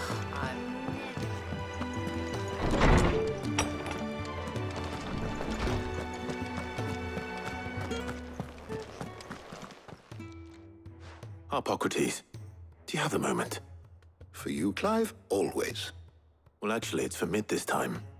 Could you take a look at this?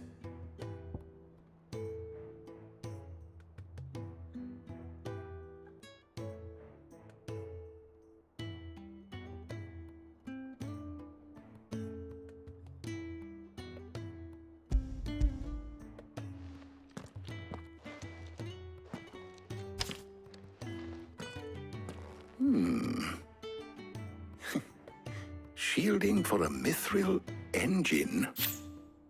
Whatever will that girl think of next? And what are these notes around the edges? She has some specific requirements for the materials.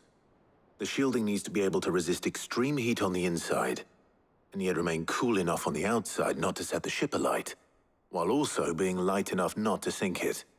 As you can imagine, she's struggling to find anything that meets her needs. I see. I wondered if you might know of a solution, or if you might be able to search the records for one. Perhaps it is not a different material she requires, but a different approach. What do you mean? Consider the lake we have made our home.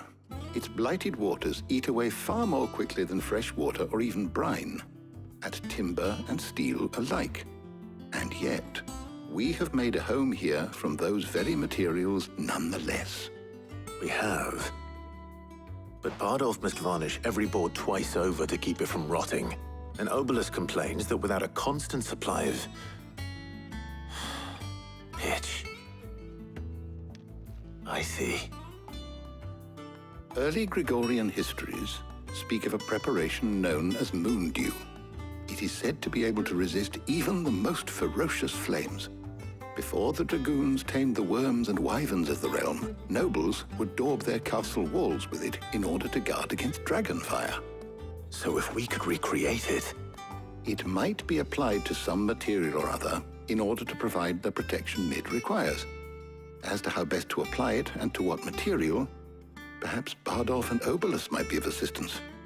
I shall speak to them and see what wisdom they might have to offer. If you would be so kind as to procure the necessary ingredients, I shall discuss the specifics of how it might be most effectively put to use with our two friends. The knowledge of the past may yet prove useful to we of the modern era. Thank you, Hippocrates. And since you're asking others to help you, perhaps I should too.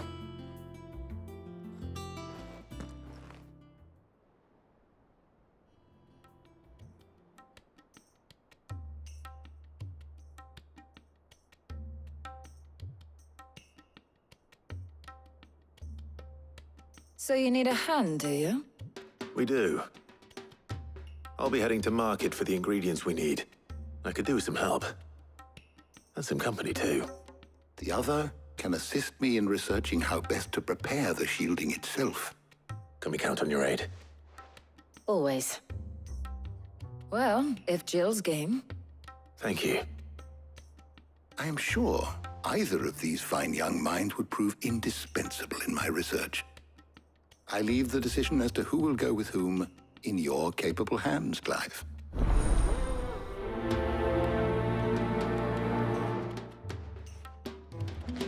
Shielding that guards against even the most ferocious flames. We could have done with some of that on Drustinus. I doubt I would have survived that place with or without it. A trip to Northreach, though, I think either of us could handle.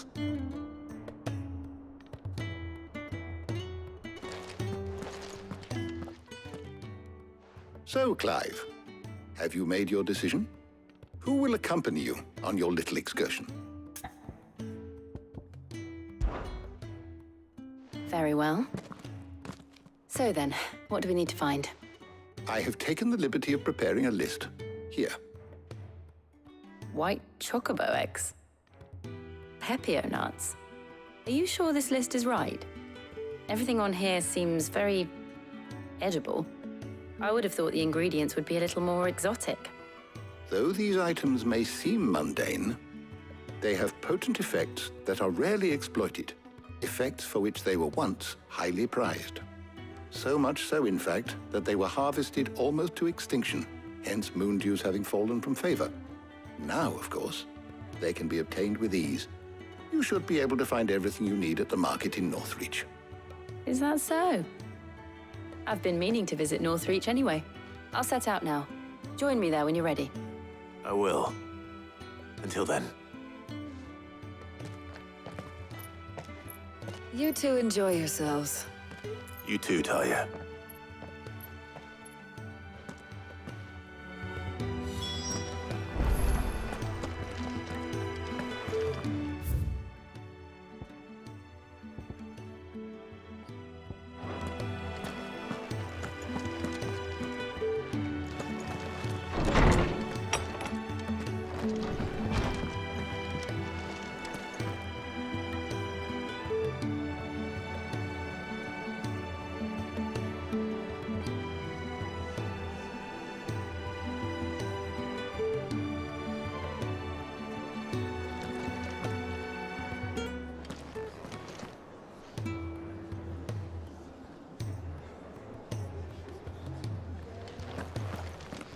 Thanks to Sid.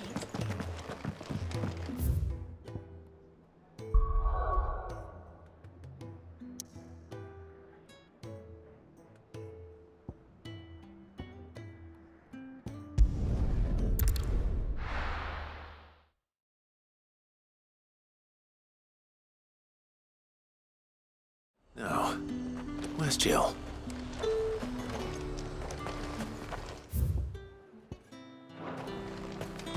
There's talk. All anyone ever wants anymore. You'll not find a Are those Pepio nuts? Can never tell. How goes the hunt for ingredients? I've only just started. I'm sure everything we need is somewhere amongst all these stalls, though. Why don't we split up and see? We'll take a couple of ingredients each. All right. What am I looking for? How about you look for the Pepio nuts and some garlic? I'll find the other things we need. We can meet by the gate when we're finished.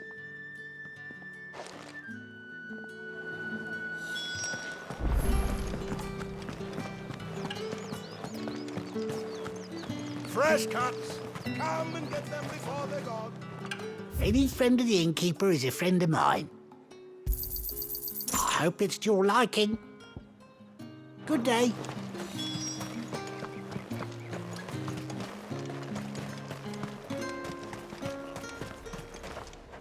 Buy, sell, or be gone.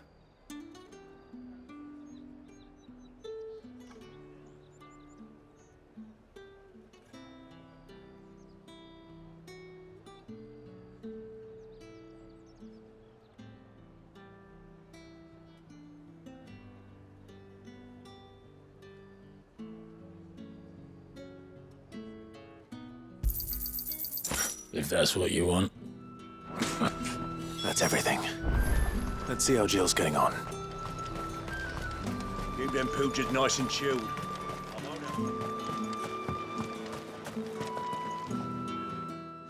Did you find everything?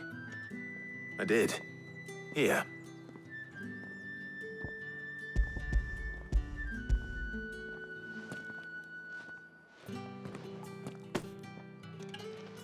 Garlic and pepio nuts. Perfect.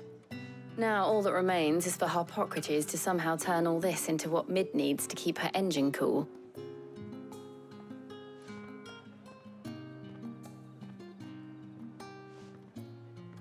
But before we head back, would you walk with me a while?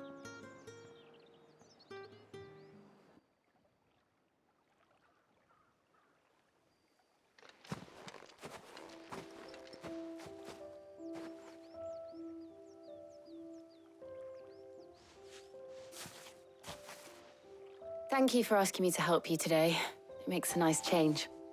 It does. It's good to get away from all the battle and bloodshed for once. Just being here reminds me of when we were children. Do you remember? Walking down Market Street in Rosalith, taking in the sights and smells. How could I forget?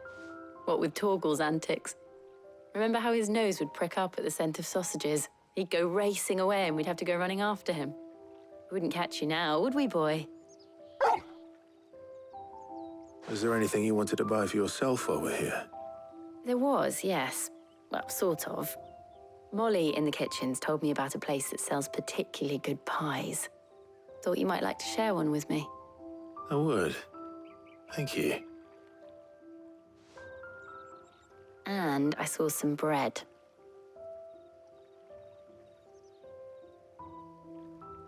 Big white cobs like the baker back in Rosalith used to make. What do you think? I thought we might get some soup to dip it in. But then I tried a slice of the butcher's dry-cured ham and it was just, oh. You all right? Sorry. It's just, you're right. I really do feel like a child again being here with you.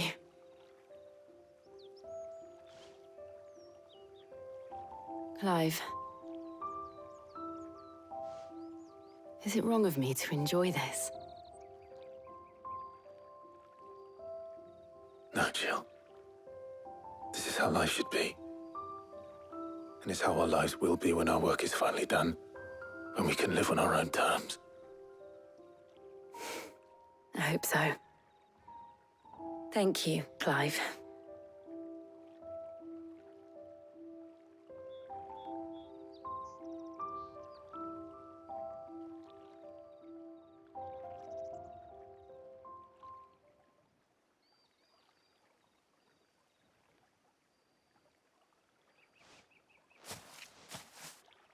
Well, I suppose we better be getting back. I need to give these ingredients to Harpocrates and Tarja. I'll see you at the hideaway. Take care. I will. You too.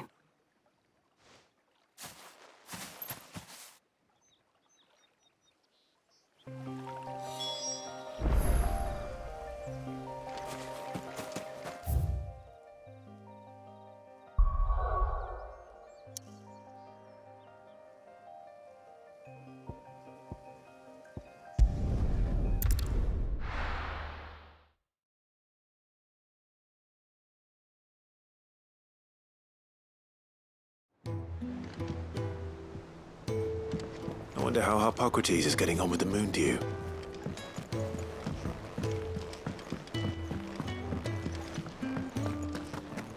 Oh, I'm never drinking again.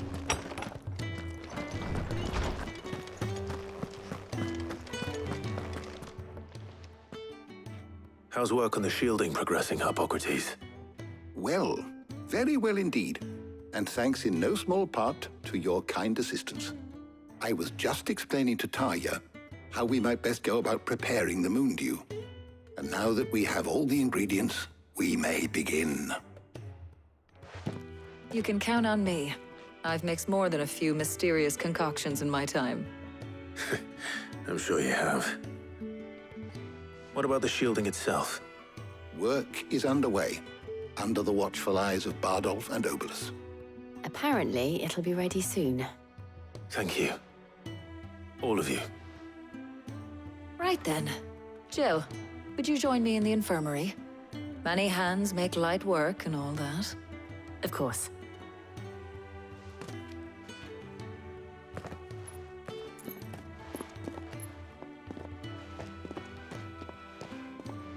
Oh, and Clive, thank you. It was nice just being with you.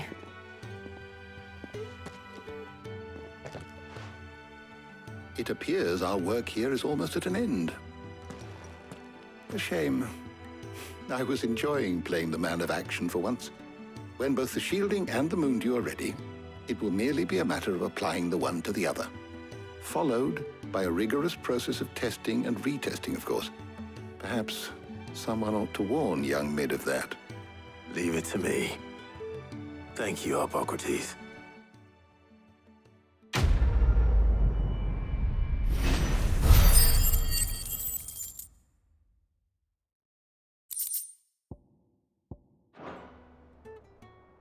Well, I'd better go and give Mid the good news then.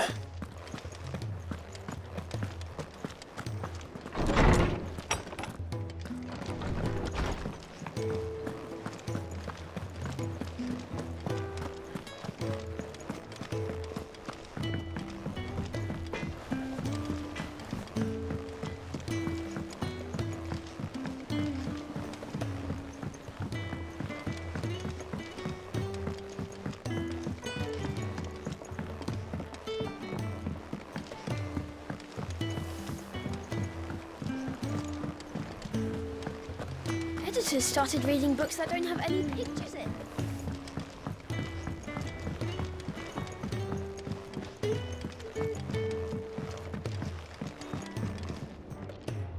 Sorry to keep you waiting, Mid. But you'll be pleased to know that work on the shielding is underway. You found something for it? In a manner of speaking, Hippocrates knew of a substance that's highly resistant to heat, a coating that should provide the protection you need. He's supervising the construction and testing of the shielding as we speak. Brilliant! I knew you wouldn't let me down. Don't thank me. I'm just the errand boy. Right then, better start working out how to bolt all these bits together. To the Black Hammer!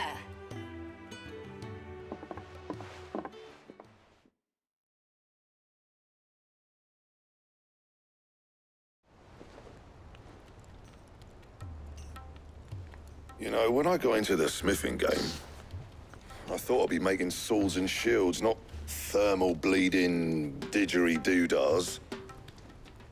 Displacement stacks. Same difference. Whatever you call it, I ain't putting it together in here. It's cramped enough as it is. Let's take this outside. Mid, you get all the parts lined up on the deck. I'll take care of the rest. On my way! Oh, and bring me the biggest hammer you can find. This is gonna require some precision walloping.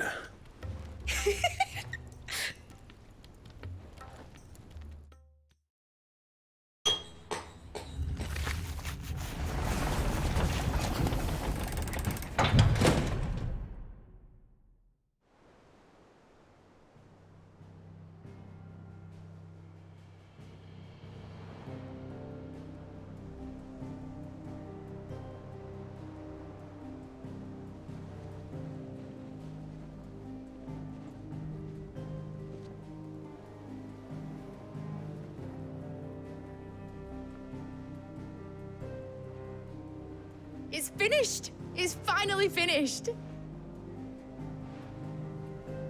Thank fuck for that. I'll be feeling my hammer arm for weeks. Thank you, Clive, Blackthorn, everyone. That's one down and just 3 more to go. I'm sorry. Oh, didn't I tell you? The Enterprise has 4 mithril engines, and we'll be needing a displacement stack for each. You don't mean... Don't worry. Now they've got a finished one to work off. My gang in Canva can build the rest. Good luck to them, I say. Right, I'm off to get a sling for this elbow. Any other work comes in, keep it to yourselves, eh?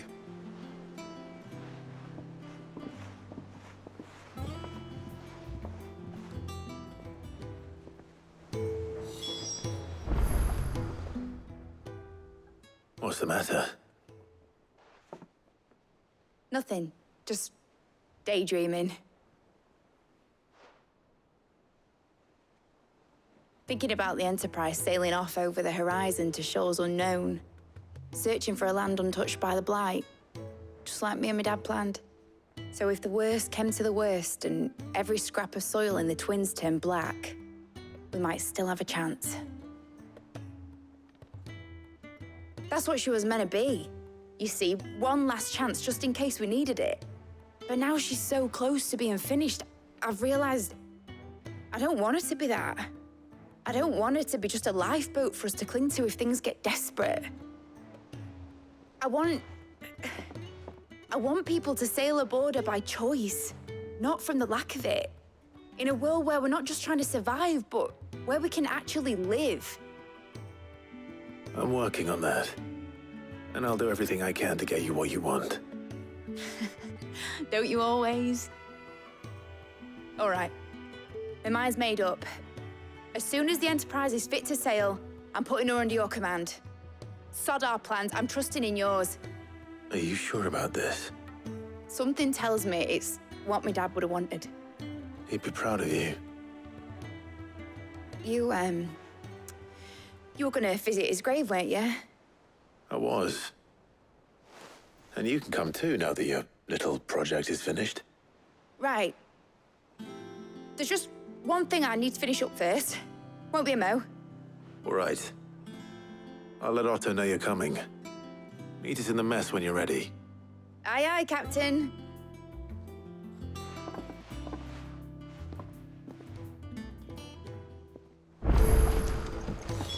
Is that the thing Tomes helped to build?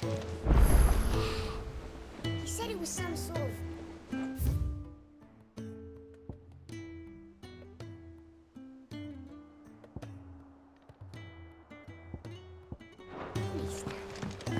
Ned told me she was building a ship.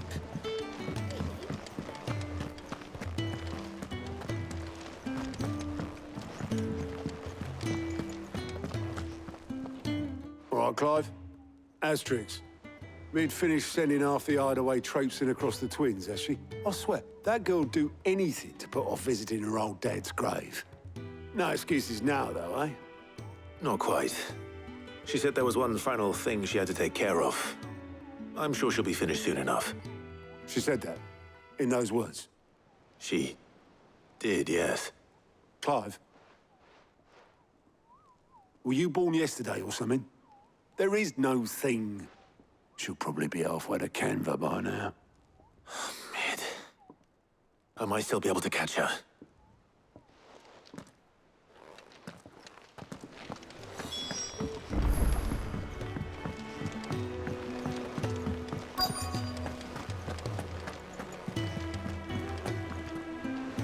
Obolus, have you seen Mid? Yep.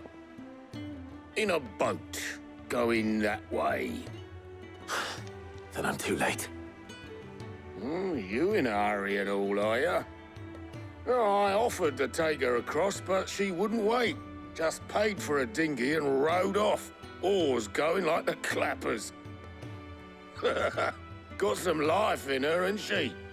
But anyway, I was on my way up to see you, as it happens. Got a letter for you. Urgent, by the sound of it.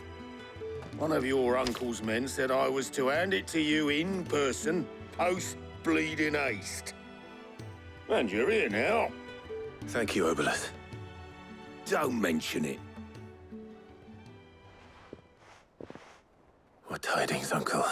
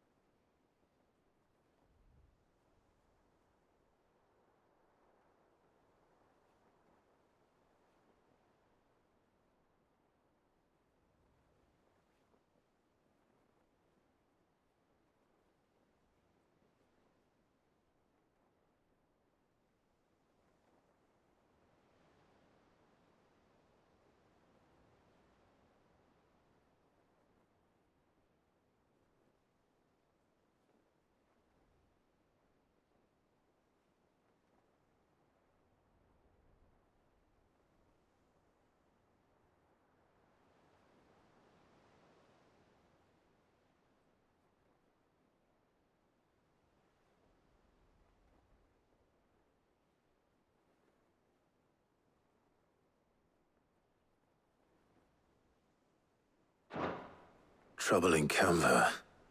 Well, I'll need someone to keep an eye on Mid.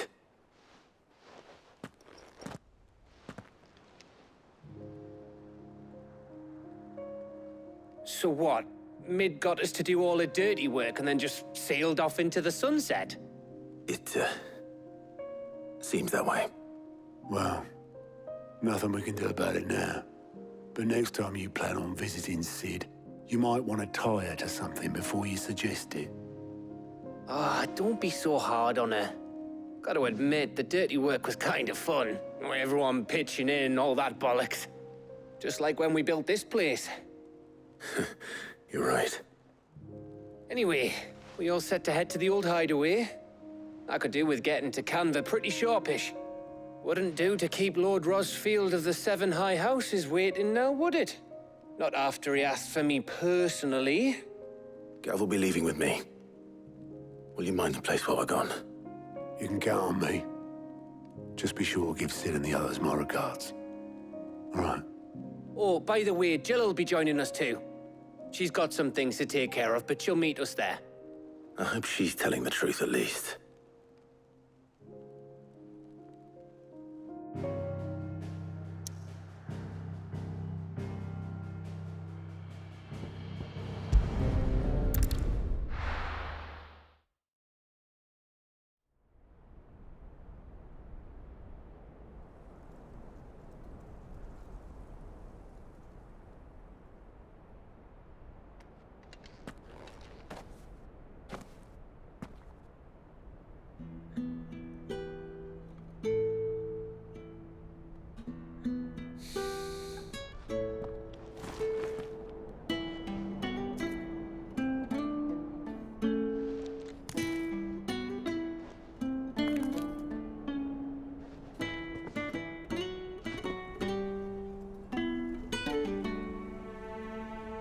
Well, Sid, I remember what you told me. But if no one is listening to what you have to say, you may as well not say it.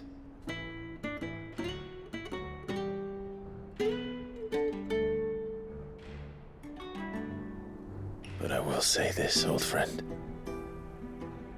Hugo Kuka is gone. His shadow looms over us no longer. It's a pity the Phoenix can't be in two places at once. If he'd have been with us, maybe he could have done something for the lost. Not even the Phoenix can bring people back from the dead. Life has a beginning and an end. So we must live while we have the chance.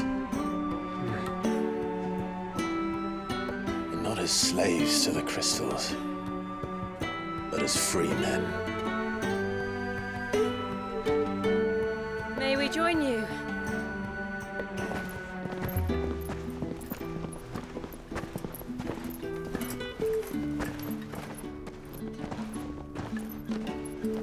Lady Karen, what a pleasant surprise. I thought I'd drop by and see how you were all doing before heading off to restock my supplies.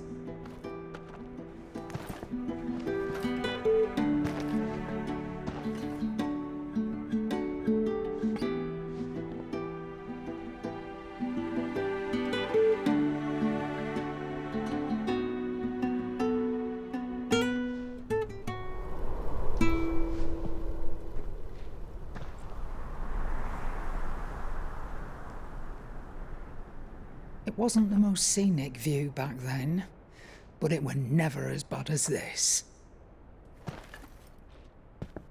I know. The blight marches on. And soon, there will be no escaping sights like these.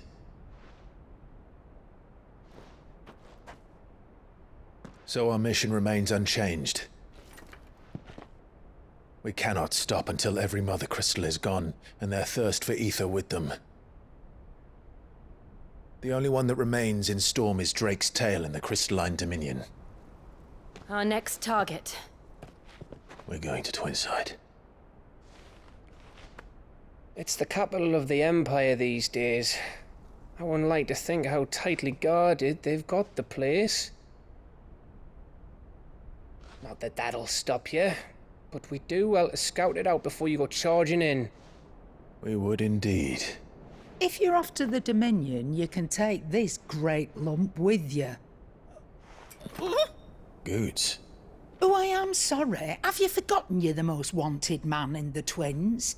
I thought you might like to disguise yourselves as the attendants of a travelling trader, assuming you've no better ideas.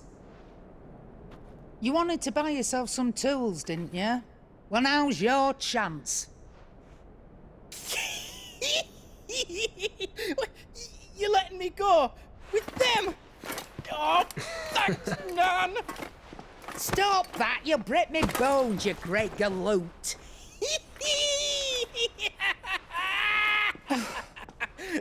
There's a caravan that runs back and forth between the Dominion and the Bocklad markets.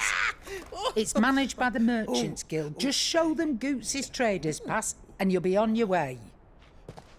It'll be a damn sight less risky than footing it the length of the Crystal Road. That's for sure. Thank you, Karen. And glad to have you with us, Goots. Okay then. I'll get me things and I'll meet yous there. See yous down in Bocklad.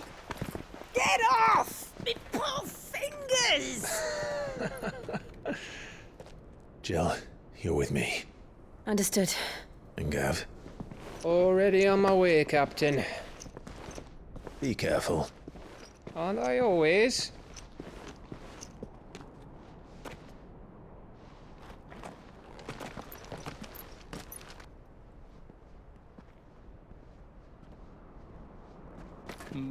Do you see that, Sid? Your protege's making a proper little outlaw of himself.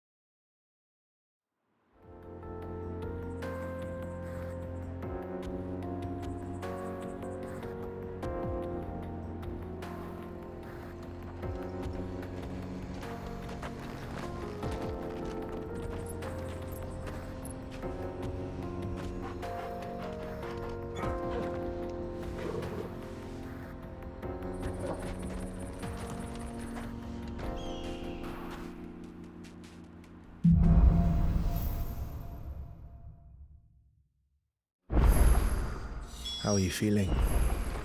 Better. Thanks to Taya. I'm glad to hear it. And Torgal helped too. Didn't you, boy?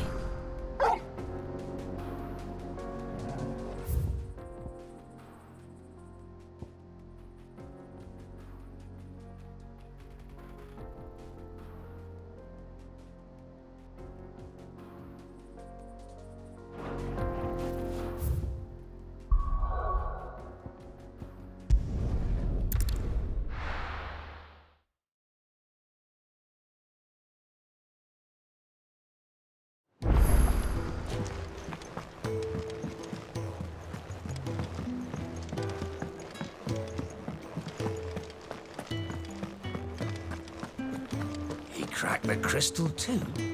You're joking.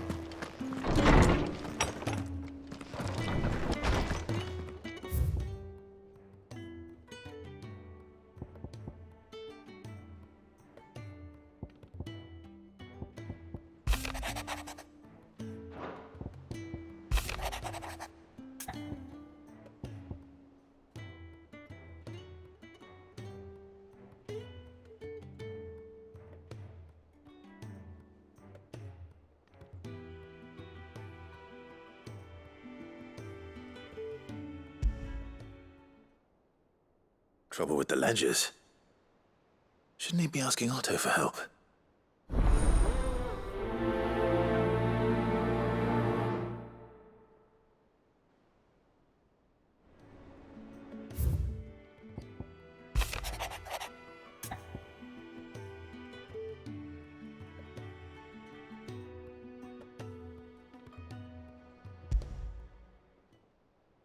What could be wrong with Torgor? He seemed well enough when I last saw him.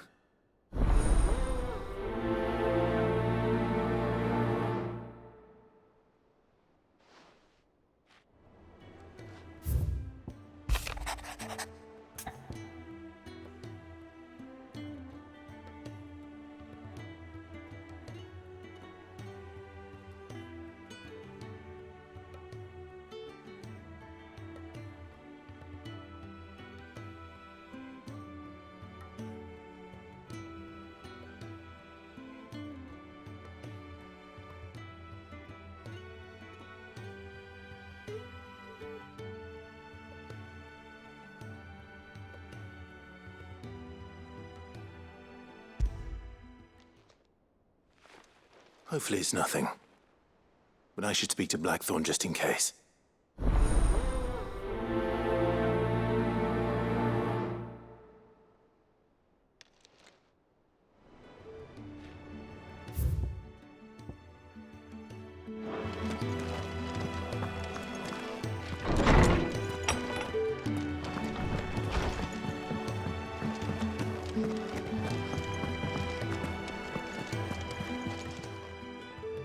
I got your note. You think something's wrong with Torgor? So you can read. Congratulations. But I didn't say I were wrong with him. I said something weren't right. He's not been eating me treats. He used to love cracking the bones from Molly's boiled brown, but now he won't so much as look at them. Didn't like him. Which is why I'm of a mind that his mind's on something else. You've not been working him too hard, have you? No harder than usual. Is that it, boy? Do you need a rest? What was it you said he was? A frost wolf? That's what the lawsman seems to think. Then maybe this all has something to do with whatever it is that's woken inside him. I suppose things have been different since Rosalith. Perhaps Hippocrates knows something. Instead of everything, you mean? Perhaps.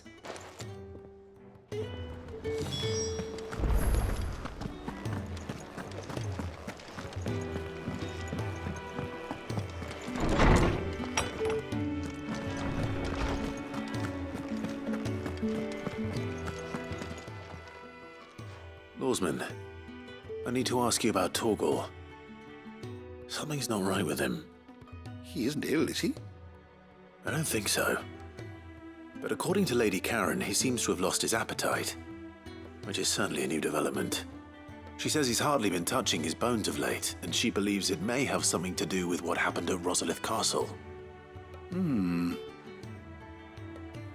I rather think she might be right, though not about his appetite. All canids are instinctively inclined to crack open bones for the rich marrow that resides within, and I see no reason why a frost wolf should be any different. Accordingly, I suspect it is not a lack of appetite that afflicts Torgor, but a surfeit of it.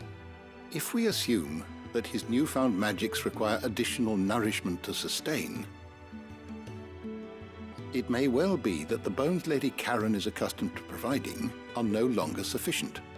Frost wolves, after all, habitually prey upon far larger animals, whose bones may yield altogether different nutrients. As to where one might find a suitable substitute, some antelopes that graze the meadows of eastern Rosaria have been known to grow to a size more than double that of their lesser cousins. I don't recall ever seeing any that large. And little wonder. The oldest and largest such creatures rarely leave the safety of the highlands for fear of predators. The last elder antelope sighting I recall hearing about took place near Cressida, and that was long before the village was abandoned. Even so, it seems like a good place to start. Good hunting, Clive.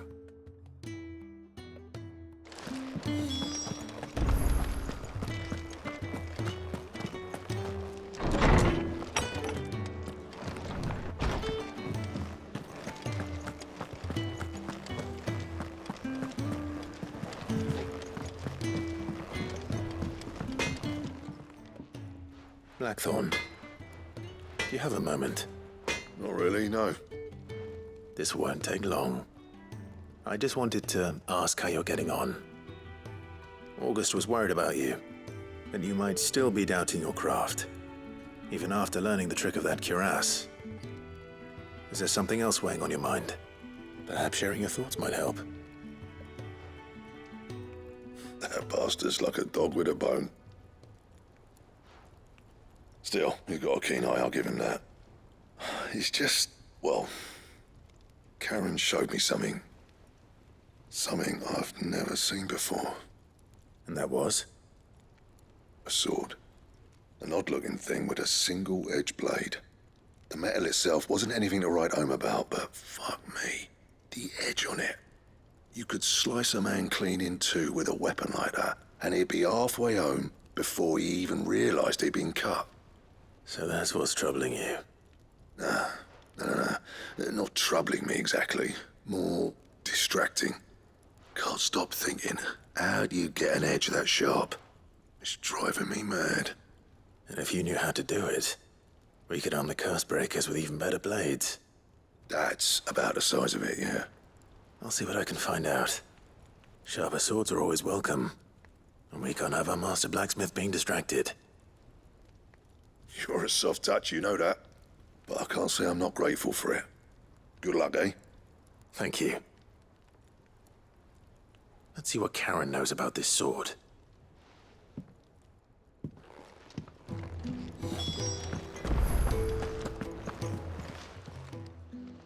You're looking well, Karen. What do you want? Out with it. I want to know about the sword you showed Blackthorn. Single-edged and extremely sharp. Running around after him again, are you? I suppose I am, yes. But I need to help him find out how to work an edge like that. It's driving him to distraction. Little wonder, I suppose. There's not many like that make it as far as the twins, and those that do go straight into private collections. Which made it nice and easy finding a buyer. Can you tell me who bought it? Where is it now? You think I tell people who my clients are? Suppose you're not likely to go nicking him off me, are you now? Fine. If you stop mooning at me like that. Lord Ignac's the man you want. Dalmekian bloke. Collects weapons and the like. And he's got more money than sense, which is why he's one of my favourite clients. Reckon he'll still be at the inn in Dalamil, where I left him. Thank you, Karen. Oh, and he's a touch eccentric, if you take my meaning. I appreciate the warning.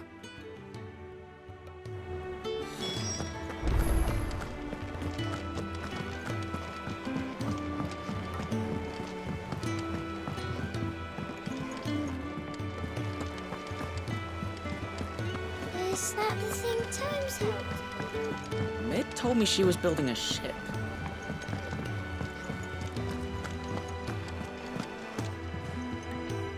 Clive, did you get my letter? That's why I'm here. Shh. Otto won't be listening. Is this better? A little. Listen. I've some bad news.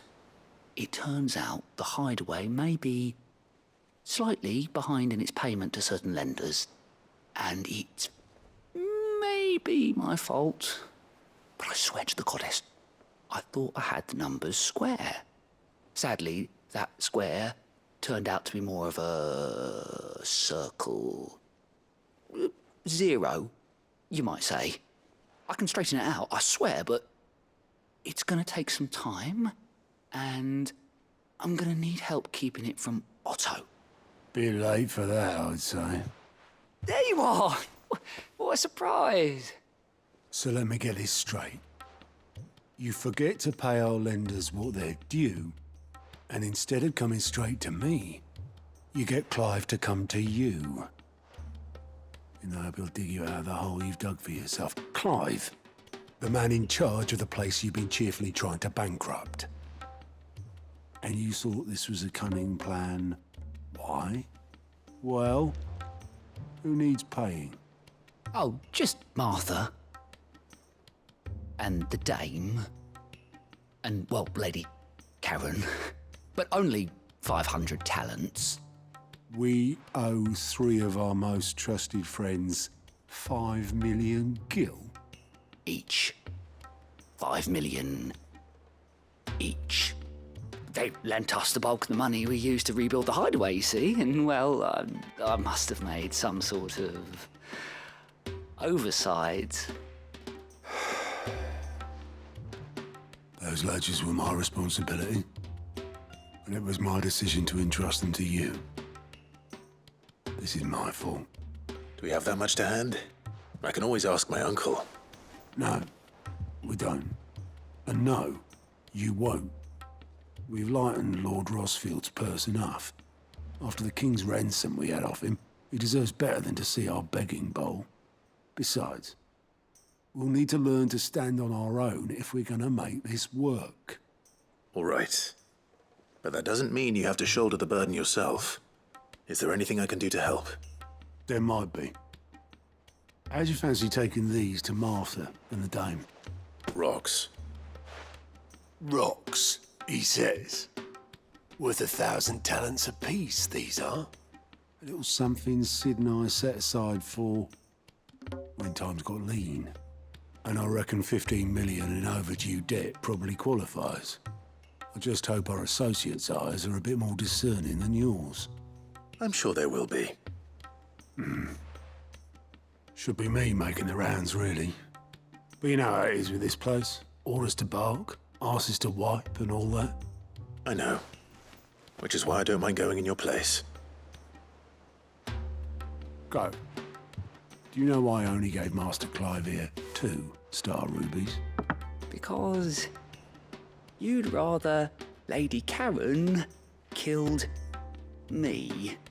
Because I'd rather Lady Karen killed you. Yes. Well, I suppose this is goodbye then.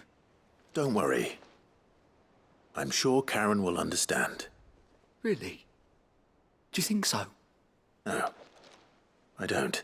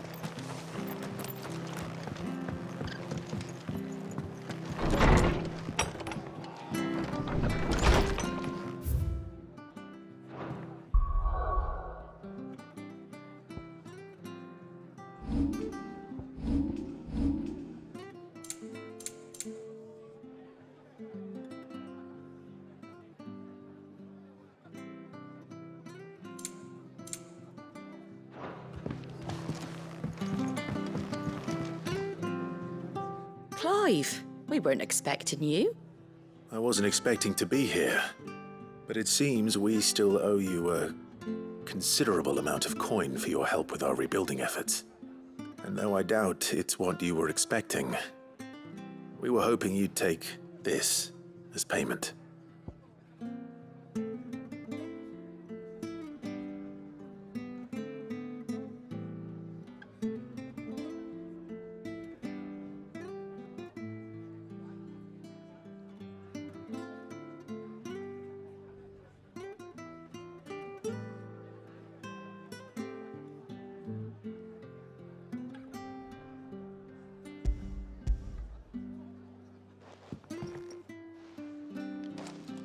A star ruby? I can't accept this. It's worth at least twice what you owe me. More if you can find yourself the right buyer. Think of the difference as interest. Interest?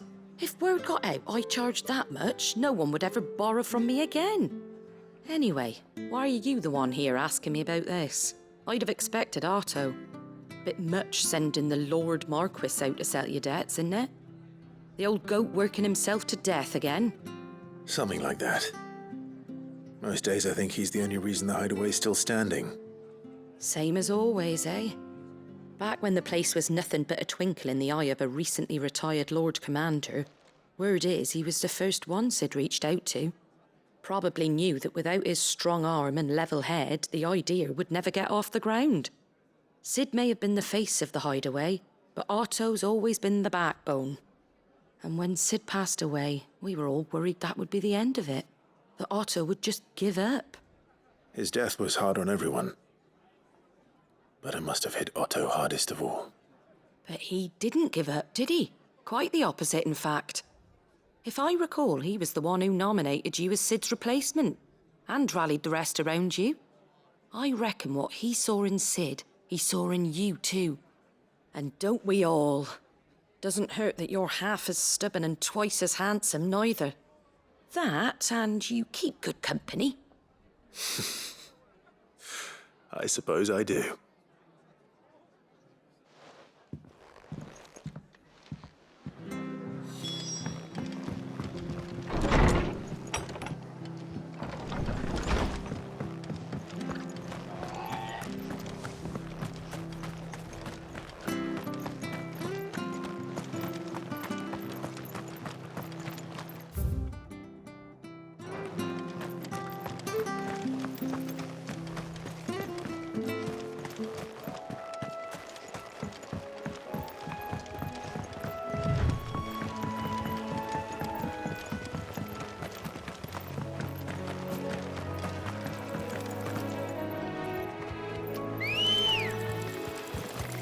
Good girl.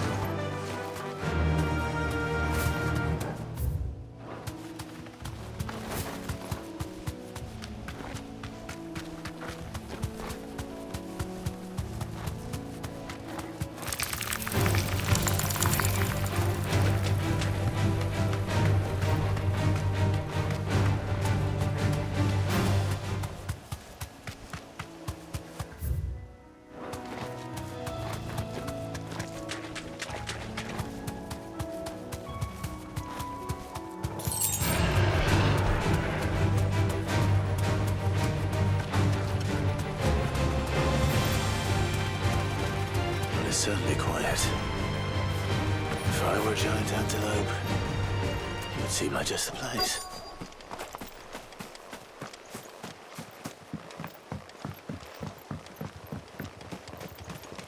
I doubt we'll find one bigger than that.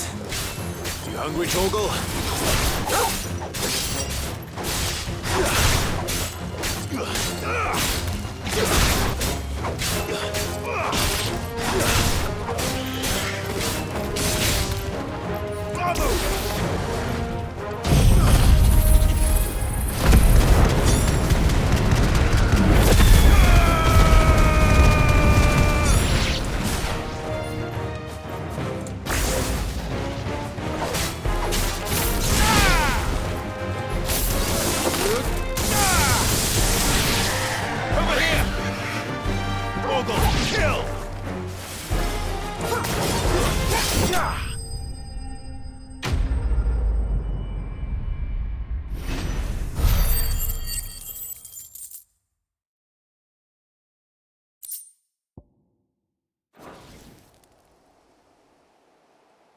Now,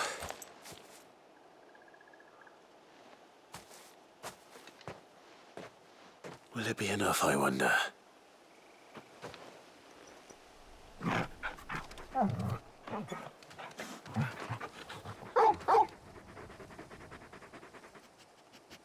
I say that answers my question, which means we owe the lawsmen our thanks. You're just a big puppy, aren't you? A very big puppy.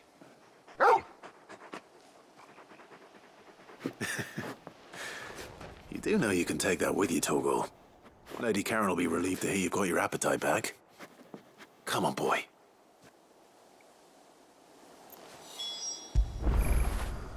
After it.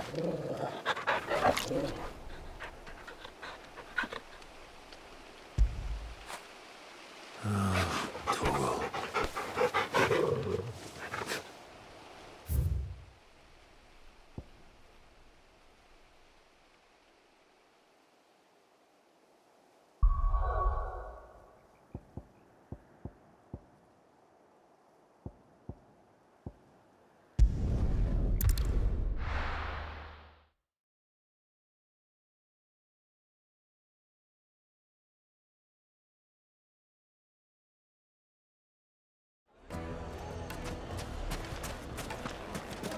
People take notice of wealthy men.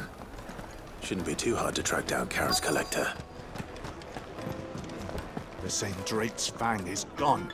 The whole Mother Crystal gone.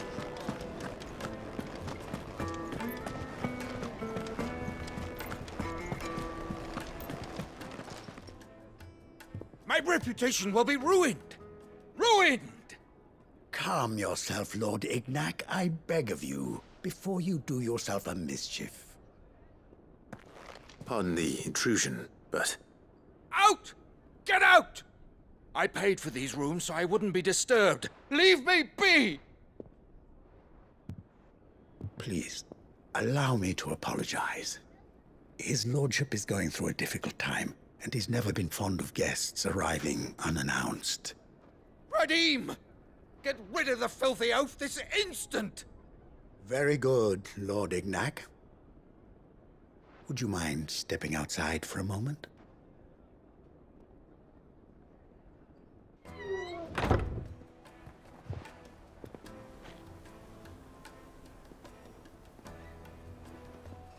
I'm sorry if I've caused you any trouble. That? Oh, no. That's just how his lordship is. Though the morning's events have left him somewhat fractious. He has been dispossessed of his luggage, you see. The thieves also made away with a considerable amount of coin. Coin the innkeeper will soon be keen to collect.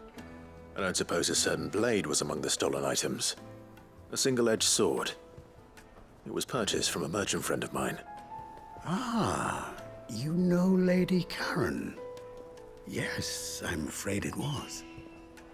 Then I'll retrieve Lord Ignac's luggage. But I have one condition. You have but to state it. You are welcome to anything that is within my power to grant. I want an audience with Lord Ignac. A few minutes should be enough. Then I'll be on my way. A condition I would be a fool to refuse. Of course, you shall have your audience. I don't suppose you saw where the thieves went? I did not, no. Though some discreet inquiries made on his lordship's behalf mean that I know where you might find them. The bandit's bed. Every ill-gotten coin in Dalamil is said to pass through that disreputable corner of the Valcroy. And that's where I'm heading. I shall speak to Lord Ignac in your absence, and arrange for an audience upon your triumphant return.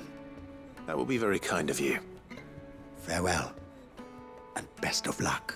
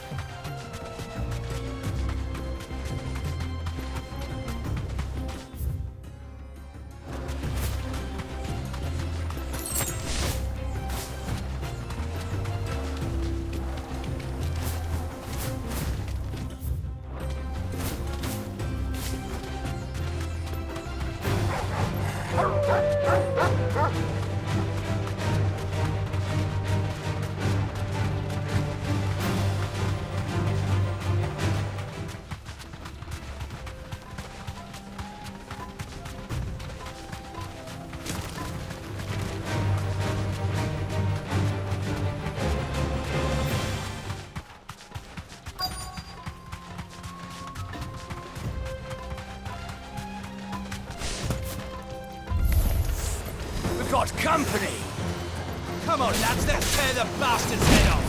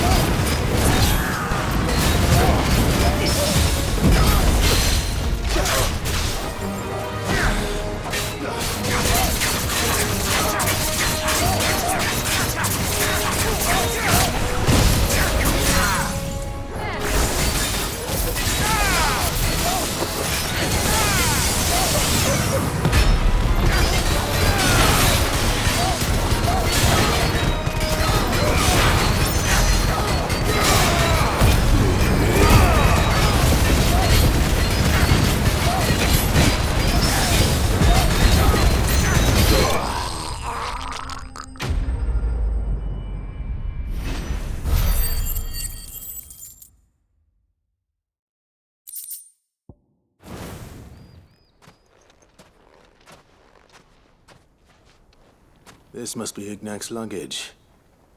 Nothing seems to be damaged. All right. Let's get it back to Dalamil.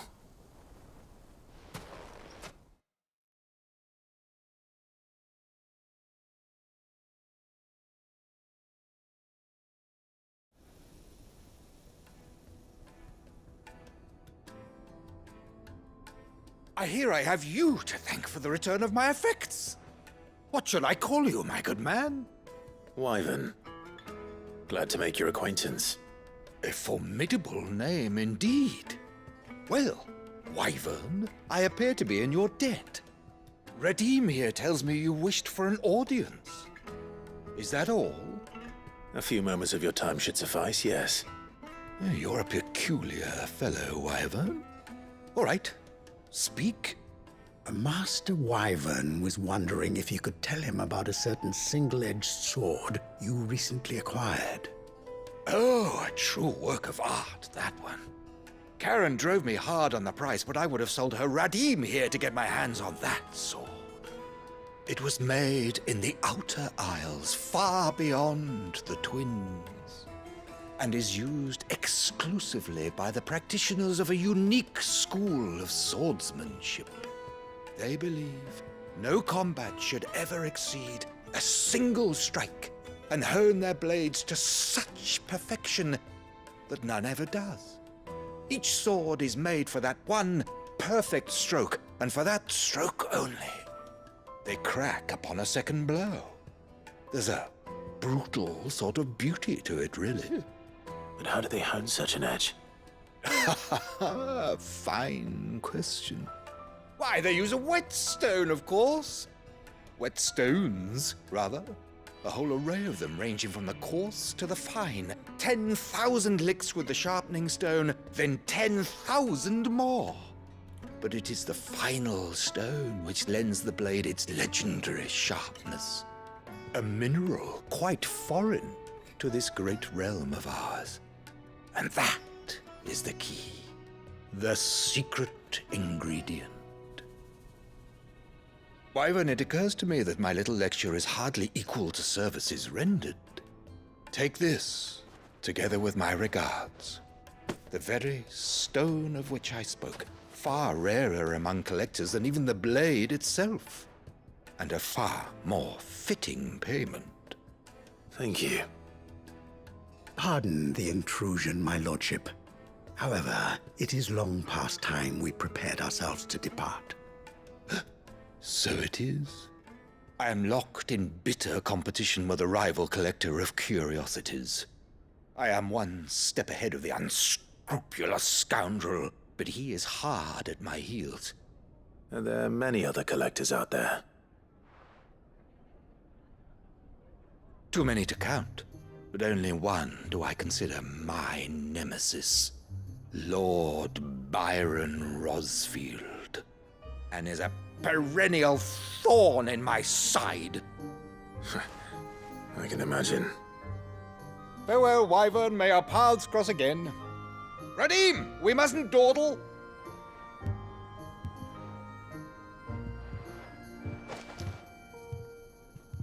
I think his lordship is rather taken with you, Master Wyvern. Thank you again for your assistance. Coming, my lordship. I'll be right there.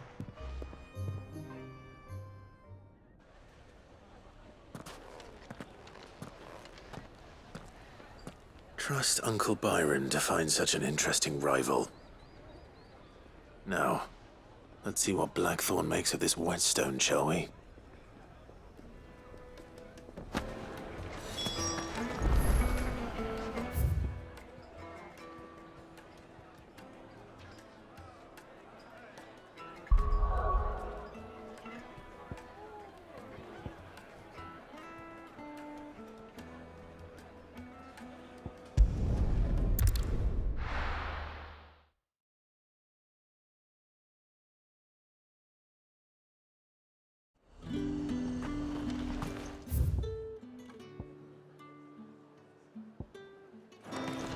There's talk at the glass gate.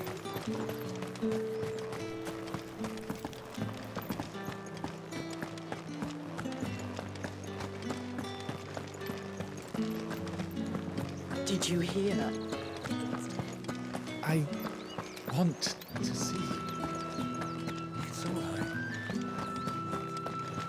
What am I going to do without Sweetwater and all your talk? Milady, I come bearing gifts. Gifts? Whatever is the occasion.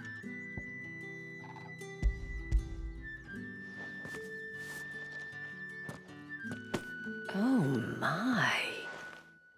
Clive, you really have outdone yourself. Otto asked me to give it to you. To settle the Hideaway's debt with the Veil. And to compensate you for the time it took us to do so. You disappoint me, Clive. I thought you might finally be warming to me. Tell Otto he can keep his baubles. I tried to tell him as much the first time around. The man owes me nothing, nor does the Hideaway. My contribution to the restoration effort was made freely and willingly. It was the least I could do. You once told me Sid did you a kindness. I'd like to do the same. Please, accept it. For my sake. And for Otto's. For all of us. For all you've done. It is rather fetching, isn't it?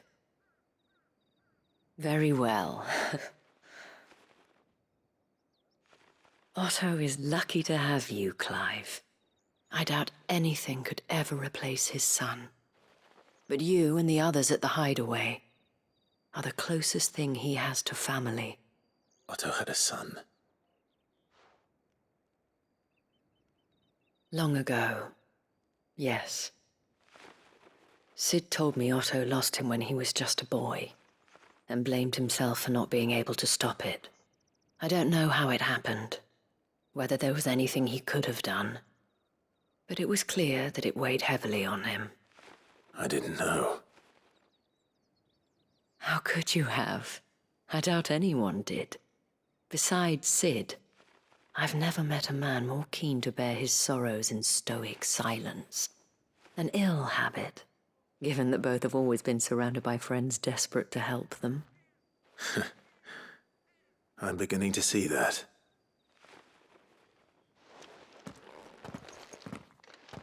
Go will want to know the stones were delivered. If he's still with us.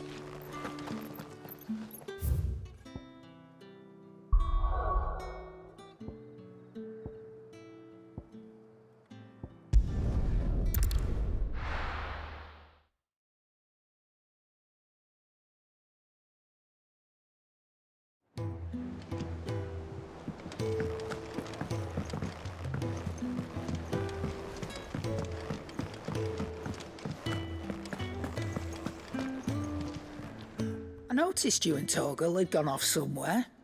Take him for a walk, did you? You could say that.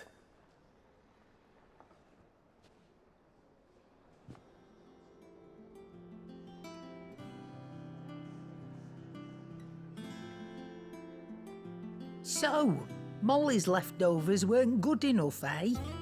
That'll teach me for treating you like you're still a pup. All right, no need to shout. Now we know what you're after, I can see about getting some in. Speaking of which, I brought one for later. Can I leave it with you?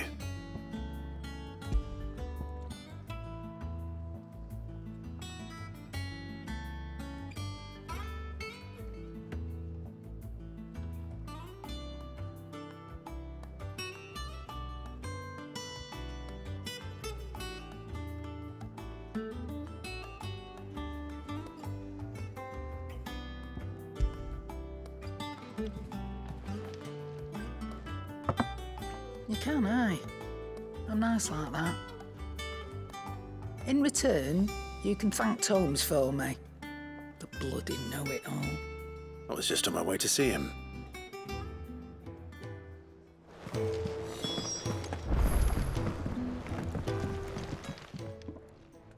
Sorry for the wait, but hopefully you'll agree it was worth it. You learned something about that sword then? I did better than that.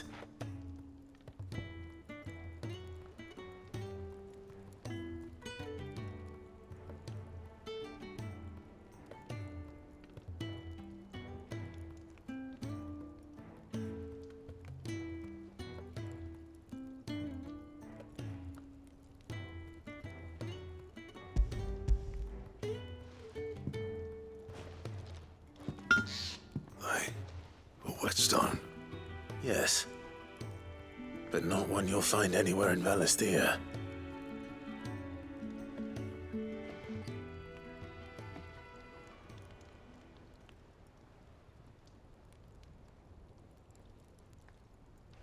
No wonder I couldn't get the same finish on the grinding wheel. One hit and all done, eh? Might not be so bad if all you ever fought were duels. Good luck on the battlefield. Your second opponent would be your last, no matter how good you were. Even so, is there some way it could be used to give the Cursebreakers an edge? I think so, yeah. With this whetstone and the right kind of steel, I could probably even make a twin of the blade that rattled me. But there'd be no replacing this little rock once I worn it down to a sliver. I reckon we get a dozen swords from it, if that. Swords that the Cursebreakers wouldn't know how to wield properly, and that would see them through a single fire piece. Nah, no point trying to copy that thing. Be about as much use as a wax anvil. But finishing our blades with a whetstone this fine, now that's something to consider. And what's finer than fallen masonry, eh? Or more hard-wearing, for that matter. Just imagine it. Good Valisthean steel with an edge as sharp as any found in the Outer Isles. I won't make a copy, nah. I'll make something much better. I'm sure the Cursebreakers will be delighted. Just don't push yourself too hard. Don't you worry about me, sunshine. I've been working day and night since I was half your age, and I'll still be here when you're long gone. Hey, thanks, Clive. I mean it. I owe you one, August too. It's good to know someone's looking out for me. He'll be happy to hear you said that. And I'll see that my debt to you's paid. First new blade I make's got your name on it. You come and find me when you've got the materials. All right. I will.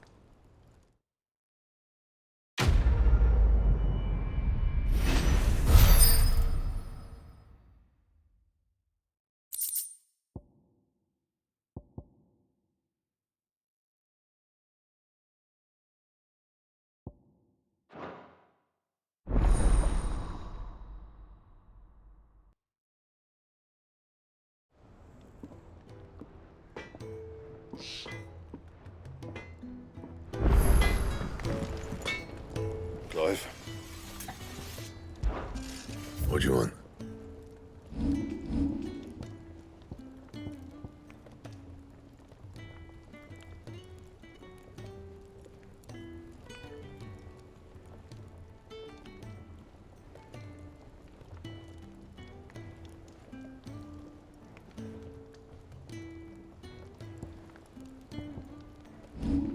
Anything else?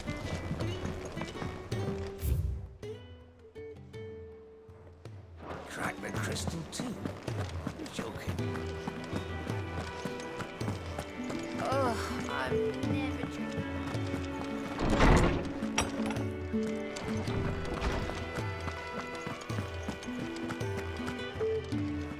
Ah, Clive. Were you able to locate your quarry? We were indeed, Lawsman. You pointed us in exactly the right direction. And Torgal's been a very happy hound ever since. Very good, very good. Lady Karen sends her thanks, by the way, for your part in solving the mystery. Ah. But that reminds me. After your last visit, I found myself pondering Torgal's talents. Do you recall our conversation concerning Lady Jill's role in Torgal's transformation? About how she somehow woke the power within him. Precisely that. A reasonable conclusion, I thought, but one which raised certain questions in my mind. You see, the Fenrir of legend served Shiva and Shiva alone. And while the powers attributed to him are certainly impressive, the records imply they are somewhat different in nature to those you described Torgal as having used. What are you suggesting? That Torgal may be the beneficiary of more than one icon's power. Consider that in addition to Lady Jill, he has served as a loyal companion to you, your brother, and even the late Cid. In short, the icons hitherto near at hand, or should I say at paw, have been diverse and plenty, and that number has only grown as the realm's dominance have fallen to your sword. One can but speculate as to how all of this has affected Torgal. He has seemed more fierce of late. And if I am not mistaken, he will grow fiercer still. We are fortunate indeed to be able to count him amongst our allies and not our adversaries. Oh, he's more than an ally. He's a friend.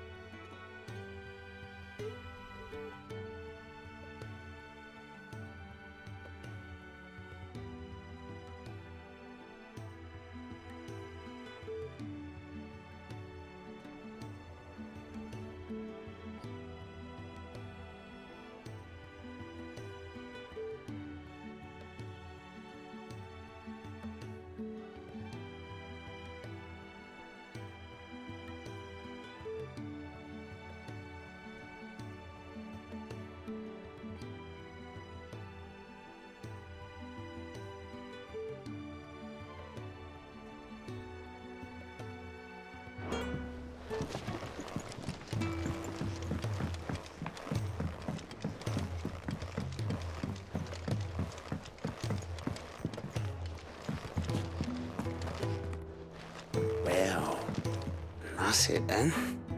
Here, Sid. Reckon you might be just the man to help me out of a bit of bother, if you've a mind to. Let's hear it. Well, it's about this alembic the chief's got me making. Lovely bit of kit it is. Bung in a solution you want splitting, and it'll separate it out, just like that. Problem is, it won't always get rid of all the impurities. And with some of the stuff we need it for, that ain't good enough. Which is why I've been looking for something to filter the liquid we'll be cooking off. And that's where I was hoping you could help me out. I imagine Ty could get some use out of this alembic too. Distilling medicines and the like. All right. Why not? Proper job! So what exactly do you need for this filter? Nothing but bomb ash'll do, says the chief. Gave me a sample she'd obtained from the university stores. Couldn't believe my eyes. You pour the blackest blight water through it, and it comes out clear as a mountain stream. So, I did a bit of reading about where I might be able to get hold of some. And do you know what I found out? It's only the blimmin' bones of a bomb king. They leave them behind when they die, see? I take it that's where I come in. If you wouldn't mind. I saw a billet on the hunt board for one just the other day.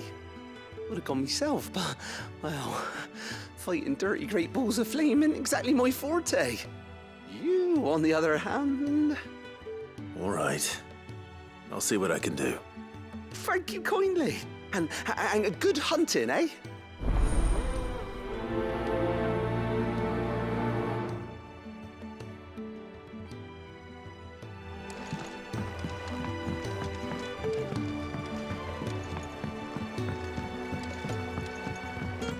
Think Mid might need some help. I think Mid might need well-meaning souls to leave her alone.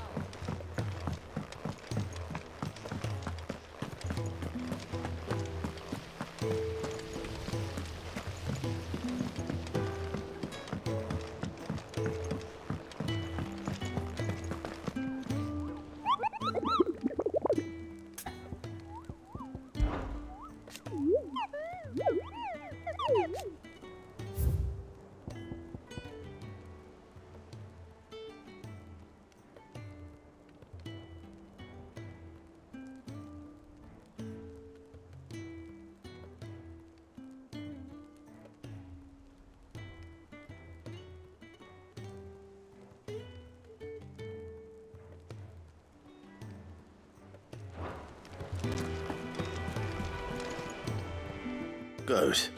Still alive, I see. So Lady Karen accepted the ruby.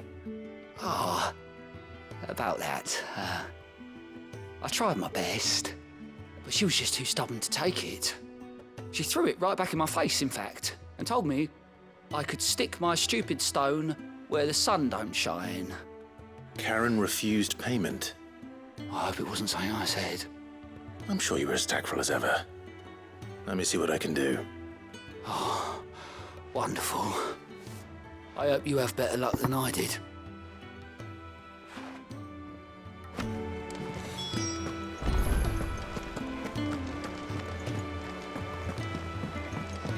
Mid told me she was building a ship.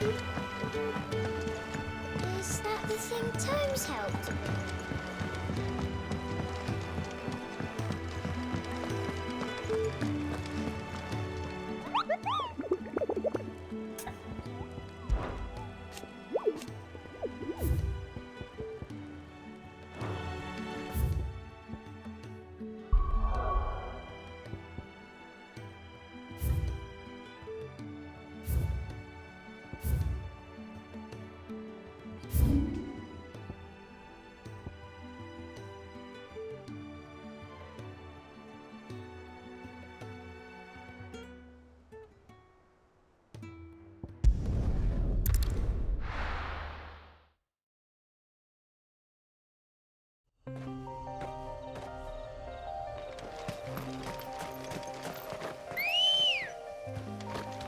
Good girl. Fly, Ambrosia.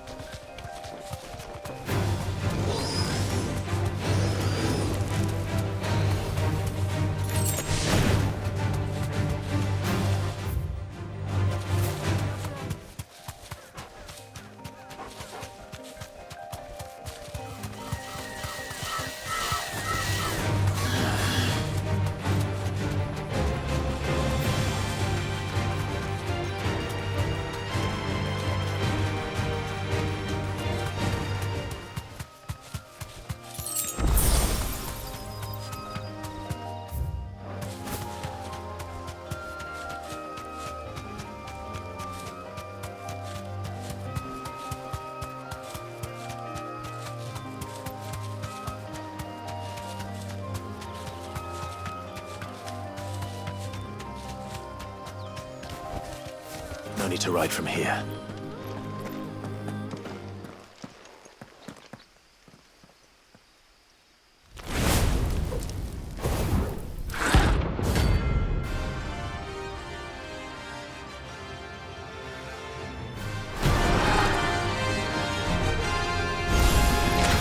Look what we have here.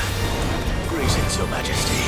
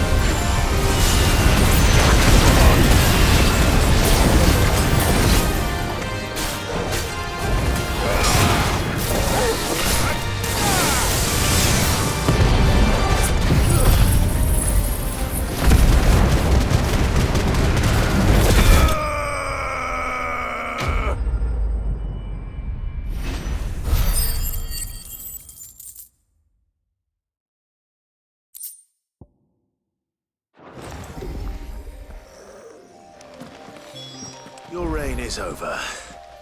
Now to collect the ash. This looks like the stuff. Let's see if there's any more.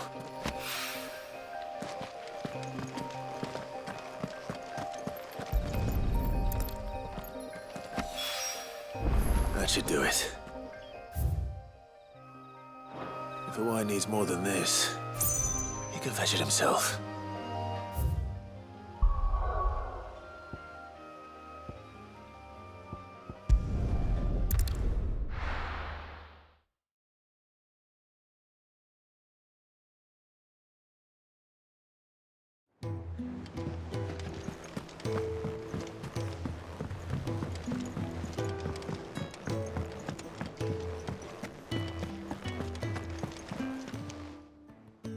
Lady Karen, Goad tells me you weren't happy with our offer. Would you prefer the debt was repaid in coin? What debt? I don't recall lending any of you lot me hard-earned gil. I may have tossed a talent or two in the Hideaway's coffers, but those were donations, and you can hardly call it charity if you go asking for it back. Of course not. But one good turn deserves another. And our circumstances have changed.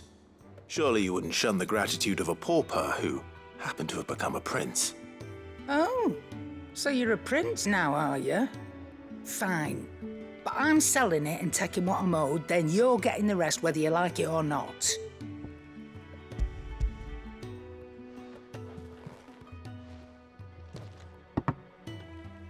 Where'd you even get this? A decent trader might nab 1,000 talents for a star ruby.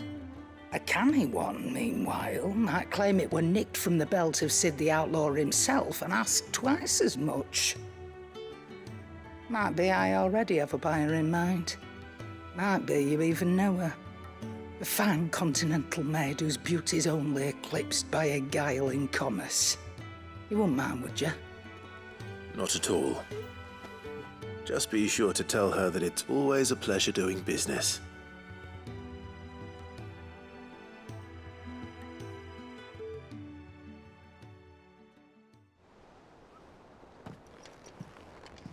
I hear you ended up delivering all 3 stones.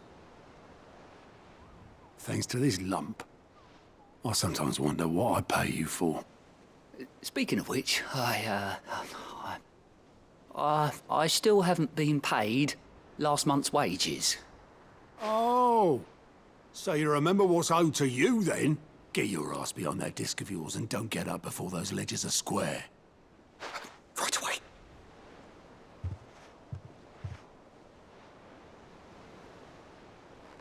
I've seen that before. You have, yeah. Plenty of times. It was the only goblet Sid ever used. Either out of habit, or because the filthy sod couldn't be bothered to find a clean one. I knew so little about him. Like most people. Martha and the Dame both seem to have fond memories of him. Huh. I bet they do. How long did you know Sid before he... Before he died? 20 summers, give or take. Back in the day, I was a purser on a trade ship, which is where I met him. He bought passage to... I forget where. And having nothing better to do on the long nights, we sat up drinking island rum till the morning bell dragged me back to my duties. Quit my post not long after that, on account of making a fine maiden's belly fat.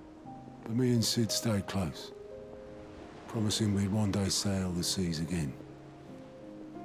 That was before fate stepped in and said she was having none of it. The magic woke inside my son soon after his first name day, and there was no hiding his knack. Couldn't you and your family have... My family were the ones who summoned the constable, wanted the monster taken away. I couldn't turn my back on him, forget what I felt, and I couldn't for the life of me understand how they could. Luckily, Sid was of the same mind as me. It was him who stood beside me when all I wanted wanted was to tear the whole world down. Him who cried for me when I had no tears left of my own. Him who swore he'd do everything he could to stop it from happening again. And he was true to his word, too. Left the Royal Army once and for all. His ranks, his ribbons, gone. Just like that. Threw away everything he had. All to right a wrong that no one else had the courage to face. I knew then I'd follow that man to the ends of the earth.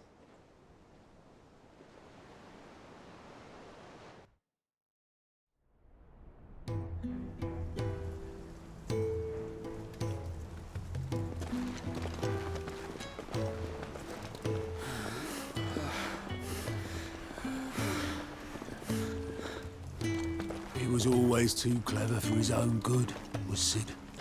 Saw the world for what it really was, while the rest of us were content to go along with the lie we were shown. And it can't have been easy, bearing that burden alone.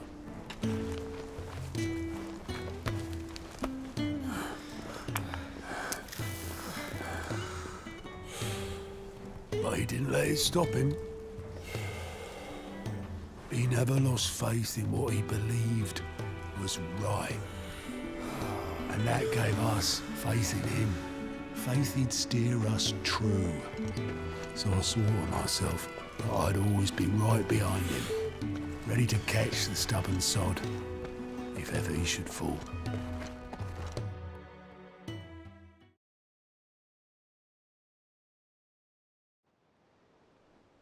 But I couldn't even do that.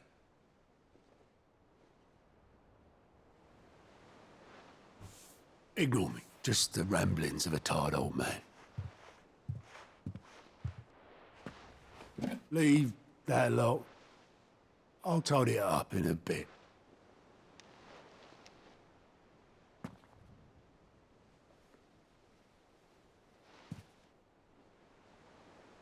This is Sid's handwriting.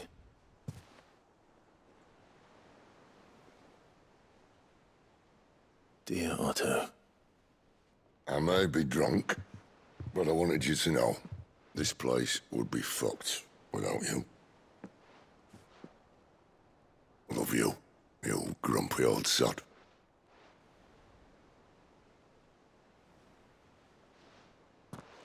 This note.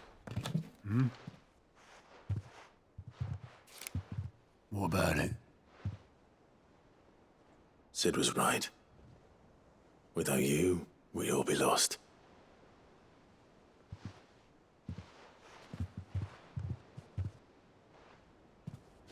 He should have bloody well said so then. Just once. Before he went. But then, why would he? Him, or anyone? I'd only have told him to piss off.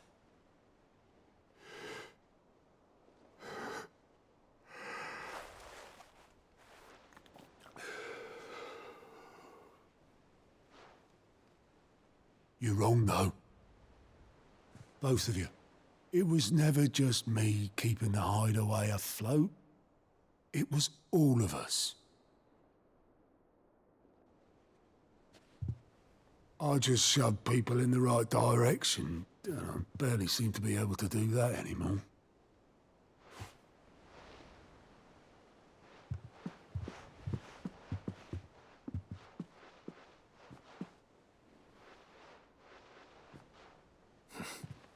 Would you rather go at the helm? Well, maybe I've got a few more years left in me.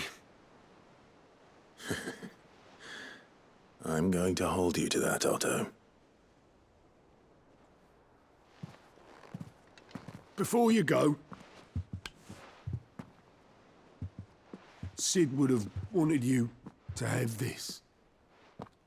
But that's... This'll do me just fine.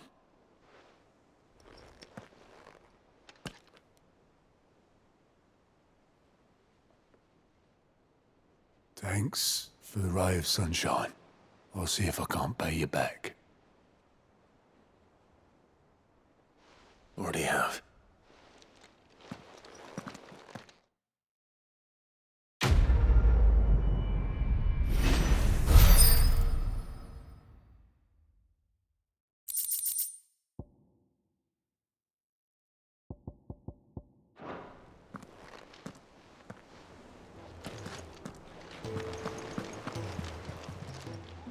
How may I help you today, Clive?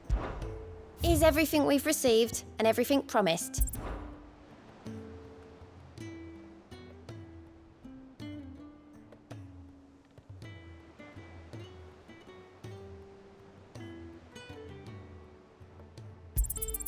Here you are.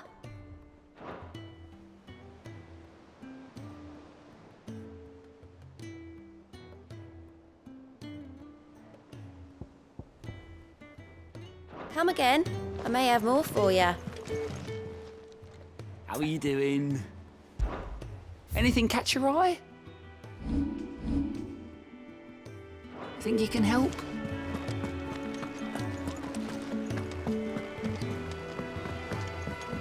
Mid told me she was building a ship.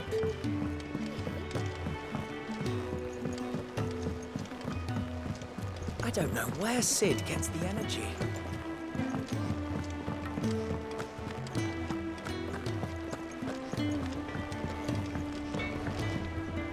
What do you need? What do you want? No scratches, all right?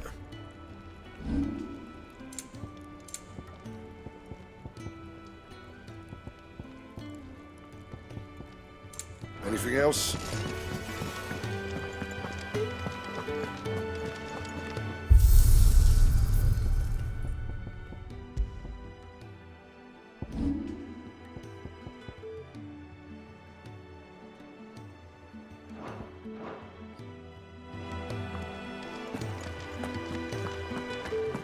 They cracked the crystal too? You're joking. It's no joke.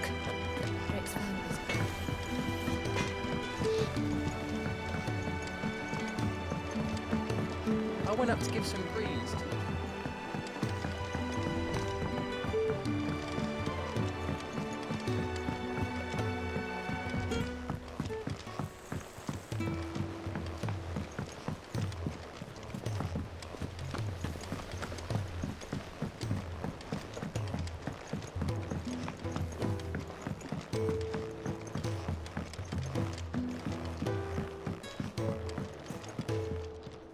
All right there, Sid? How's that hunt for the bomb ash going? I have it here.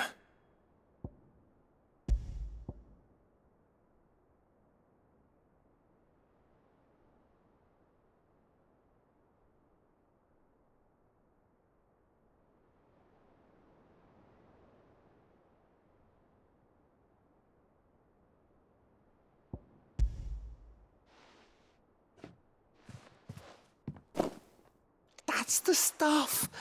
And plenty of it, too. Enough to keep the Alembic bubbling away for a good old while. You're a gent, Sid. Let none say otherwise. Right then, let's get this contraption up and running.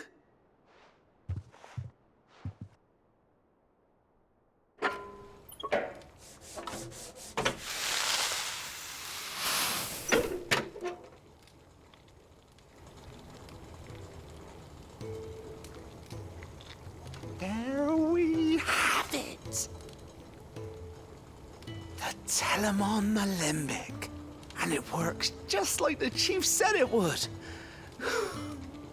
Very impressive.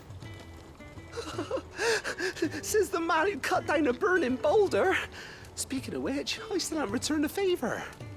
There's no need. The good it will do for the hideaway is reward enough. Don't be silly. Why don't you let me take a look at that bag of yours? The one you keep your potions in. Reckon I could work some magic on that. What kind of magic? Well, we happen to have isolated a substance in our test run of the Alembic that I reckon will make even the toughest lever supple as anything. Thought we might use it to breathe new life into old boots and the like. Save the hideaway a few gil. Ah, I reckon if we slap a bit on your bag, it'll loosen it up enough for you to squeeze in a bottle or two more. Well, it can't hurt to try, I suppose. That's the spirit. Leave it with me. I'll only be a mo.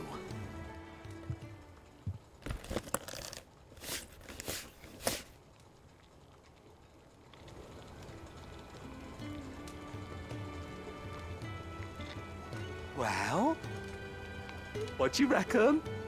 It certainly feels more flexible. Right? Told you. Thank you. I think. No. Thank you for supporting Mid and the rest of us in our endeavors.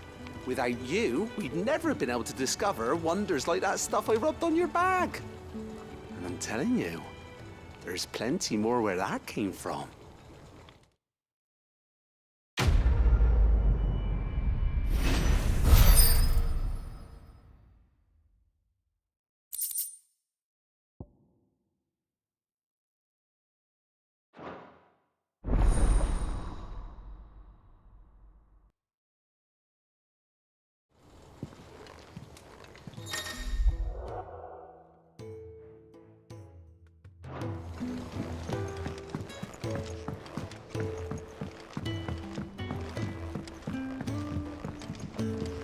Think Mid might need some help.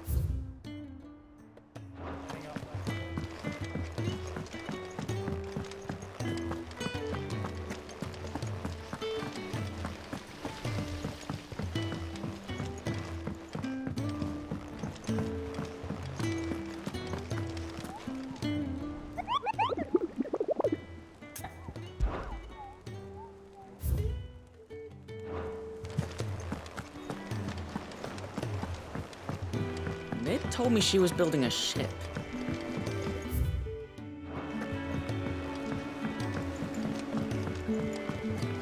I don't know where Sid gets the energy.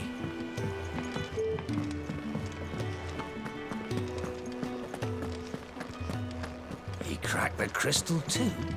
You're joking. It's no joke. Is it business or pleasure? And be thankful you got that much.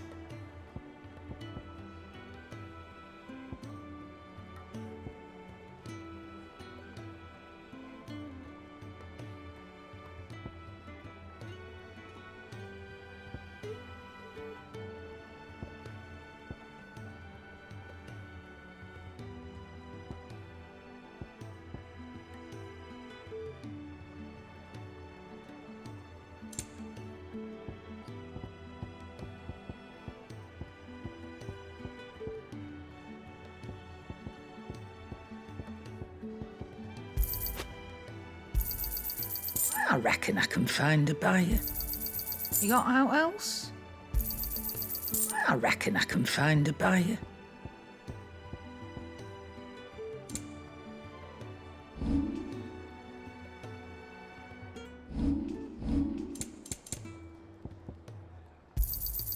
You'll not find a better price than that. It'd better all be here. Come again. Or don't. I'm not much bothered either way.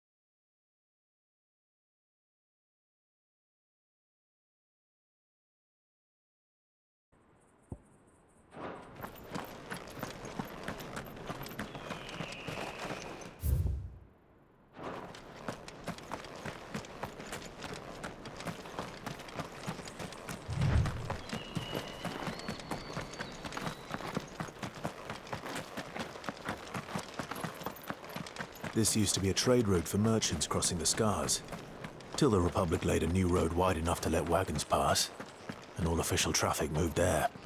Leaving this one for those living outside the law. Indeed. I doubt we'll be the only outlaws on the trail today.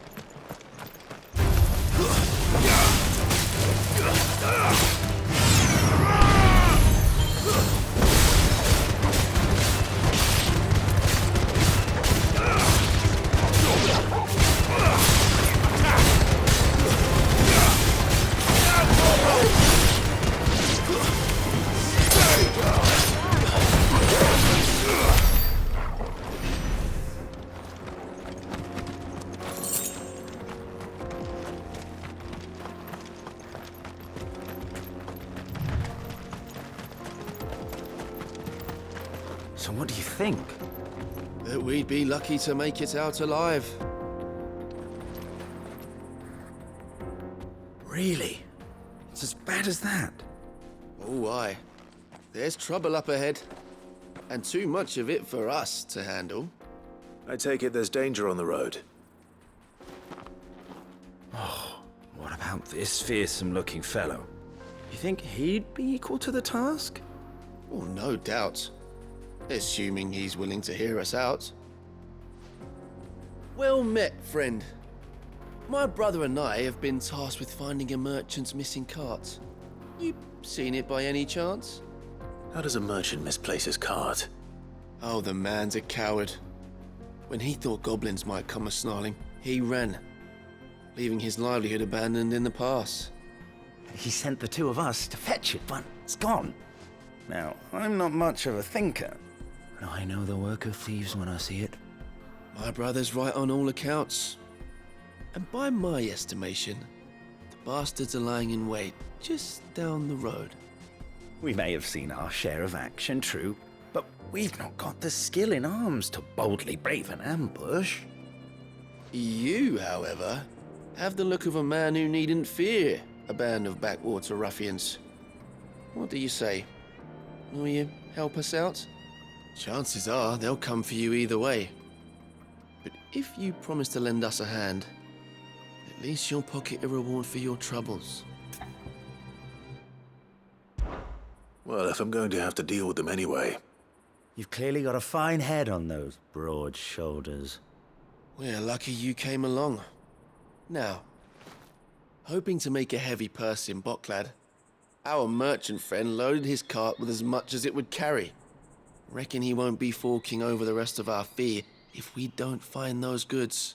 So, while you're seeing to those bandits, you keep your eyes open. All right. Just don't expect me to drag the cart out of there myself. No. You can leave the cart to us. You just put an end to those bandits and point us in the right direction. You do that, we'll take care of the rest.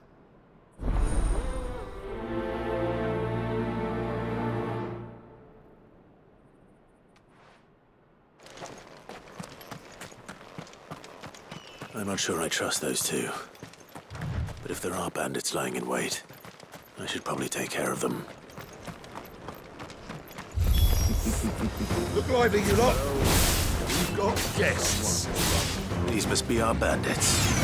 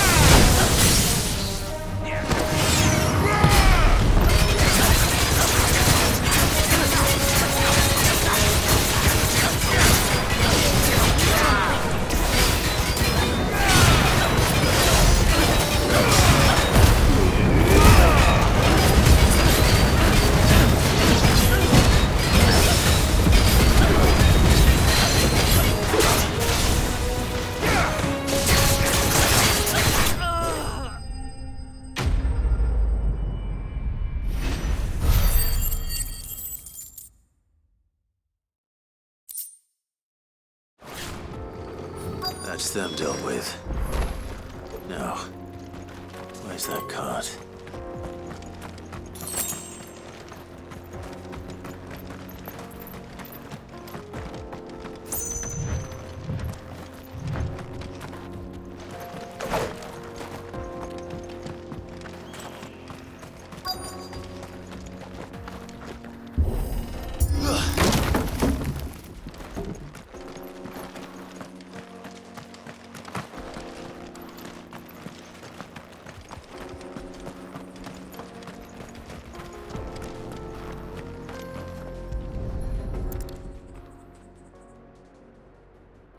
Getting all of this out of here will be a nightmare.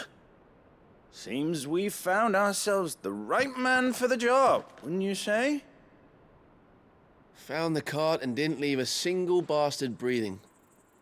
Our merchant friend will be delighted. And how exactly will he be getting his goods out of here? You leave that to us. After all, it'd be wrong to make such a fine warrior haul cabbages to market. You've done your part. And that's all you need to worry about. Here.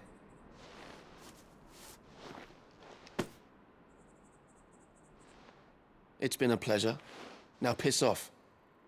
There's no need to be so rude, brother. What if we want his help again next time?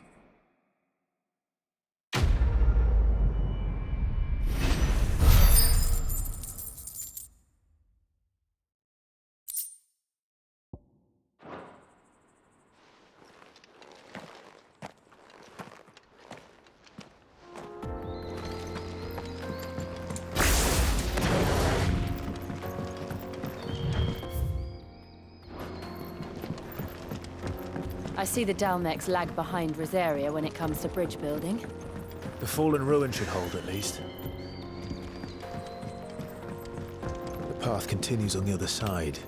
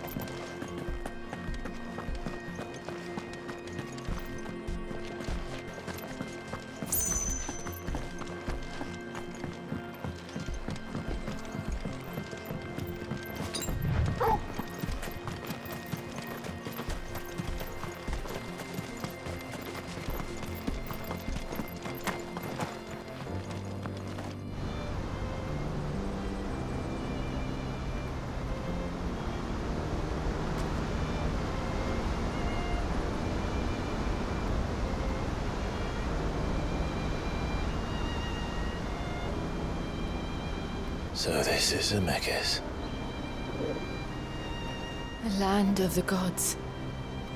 It's even more impressive than I imagined. I remember being captivated by the story as a child. Long, long ago, man was overcome by avarice and challenged the gods in a bid to win their power.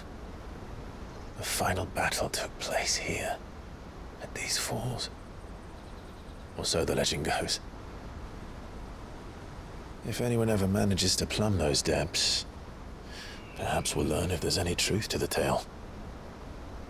That the gods emerged victorious and punished man for his defiance by visiting upon him 2 curses. Dominance and bearers. To tell the truth, I always thought it strange that the dominant and their icons were deemed a curse. Back home, the dominant inherited the throne. They were admired and exalted, not spurned. Whenever I got to that part of the story, I always assumed there must be something I'd misunderstood. You had a lot of storybooks, didn't you?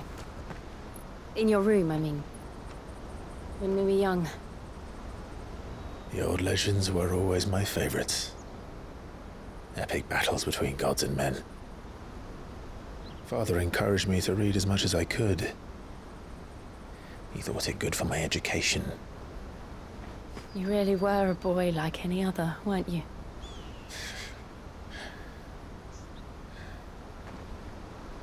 Just look at this place. It's enough to make you believe the legends are true. I know.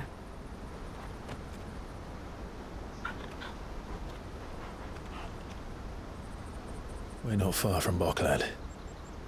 The road will be busier up ahead. And we'll have to keep our wits about us.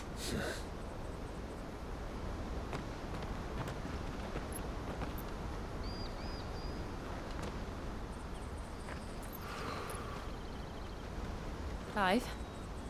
Something wrong? Nothing. It's nothing.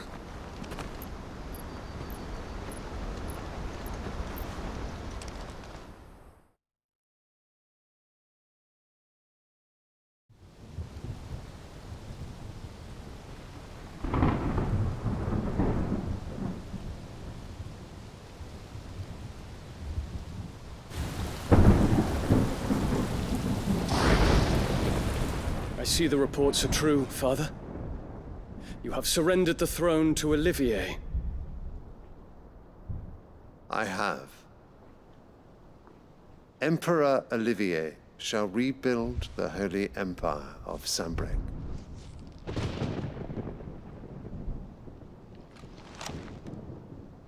How is he to rule an empire? He is but a boy. I shall advise him until he comes of age. Father, please. Or for as long as I am able. The empire we seek to build needs young blood to rule it, and I can think of none better suited to the task.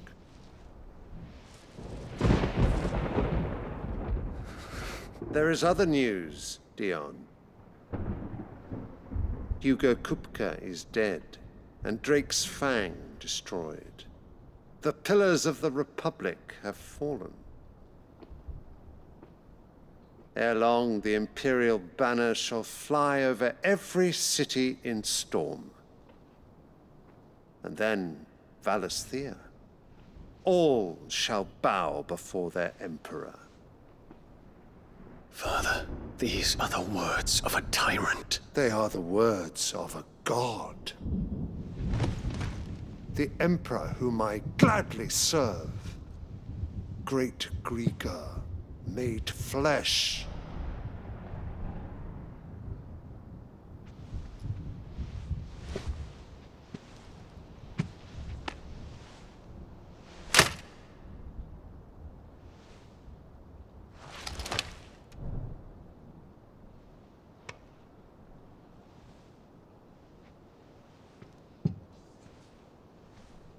Return to your camp, Dion, and ready your forces.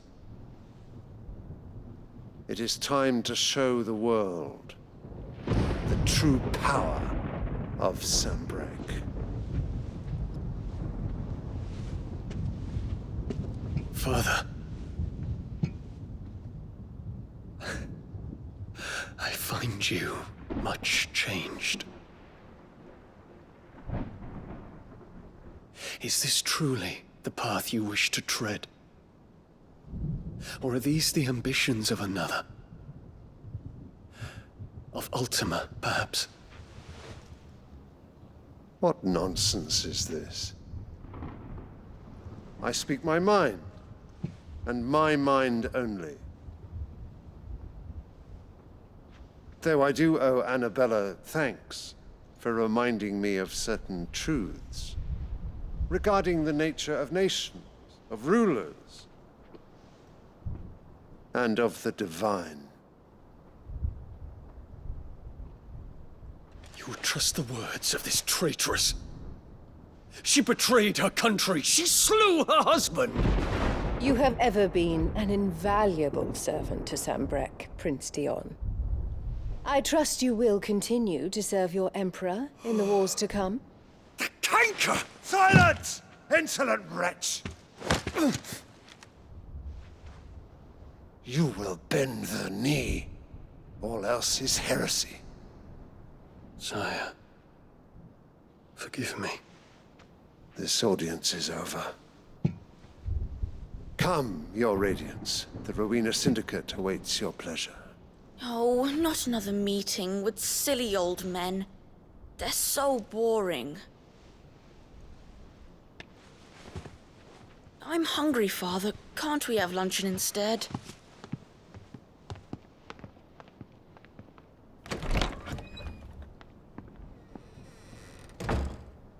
Does it pain you that you will not inherit your father's throne?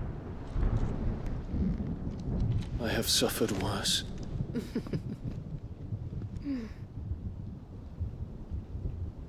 Count your blessings, Dion. For a base-born child to be chosen by Bahamut is miracle enough. You have risen high on his wings, but you shall rise no higher, lest your impure blood stain the throne. What do you know of my blood?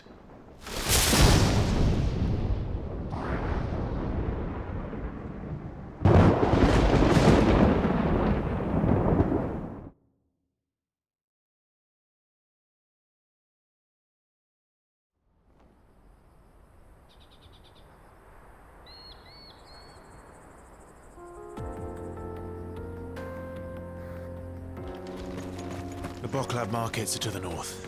We just need to hug the coast.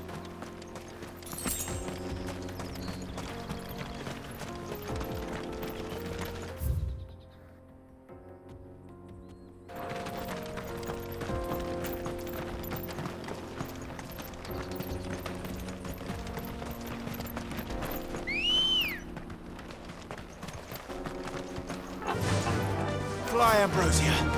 Infiltrating the Dominion won't be easy with the Imperials on high alert. No. His Radiance has lost one capital already. We can be sure Sylvester will do everything in his power to hold on to Twinside. His troops are well-trained and increasingly battle-hardened. But it's not as if we can wait for the siege to end.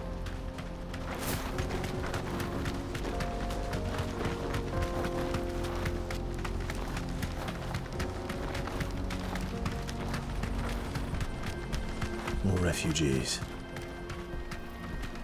And they're all making for the Crystalline Dominion. Because they don't know how to live without the Crystal's blessing.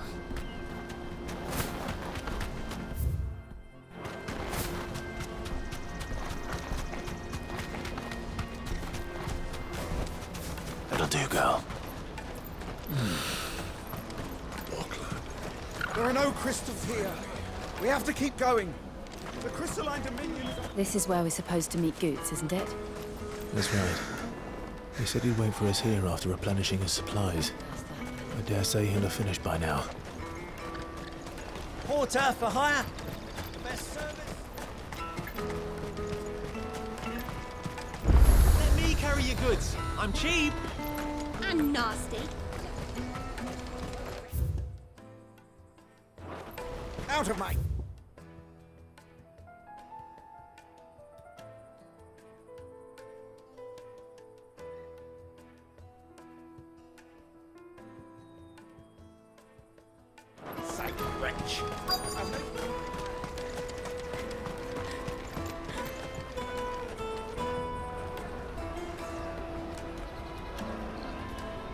Wonders from across the water. Come one, come all. Feast your eyes. Good sir, can I interest you in...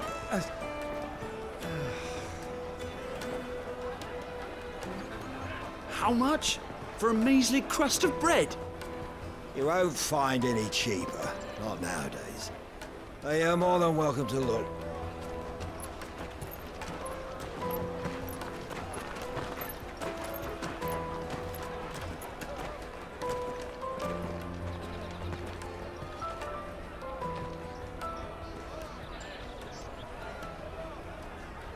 The Empire's unlawful and illegitimate occupation of the Crystalline Dominion is still in effect.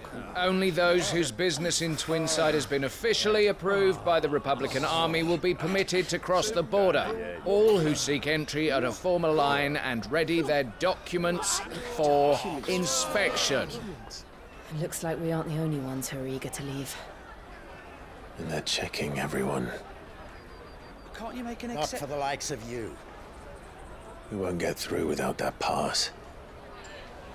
Let's go and find Good, shall we?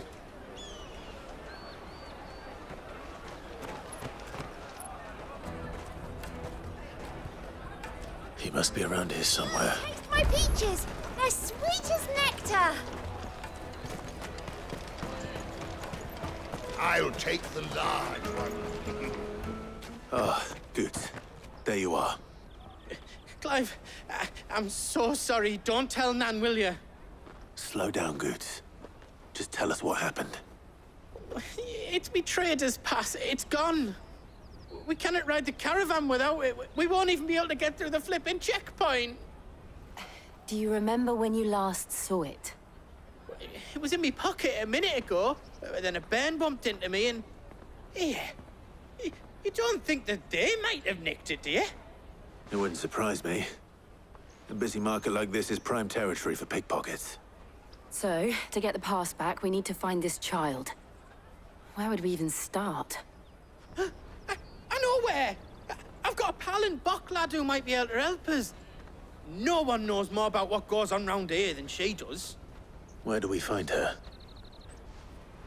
She's the owner of the Crimson Caravans, up that way. Sign's got a red chocobo on it. No time like the present. You two go on ahead. I'm gonna check the rest of my stuff, make sure naught else is missing. All right. We'll meet you there. Let's keep an eye out for this red chocobo, then. And the other on our purses. Stops next to the checkpoint.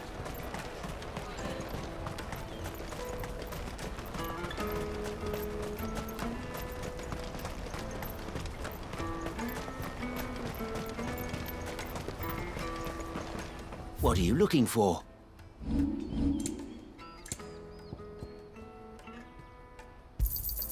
A fine choice.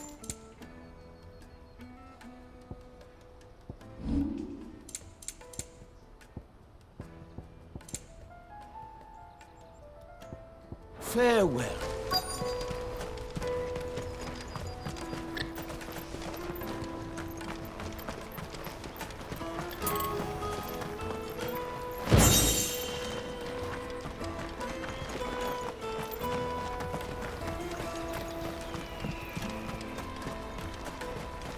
I hear the brothers found another victim.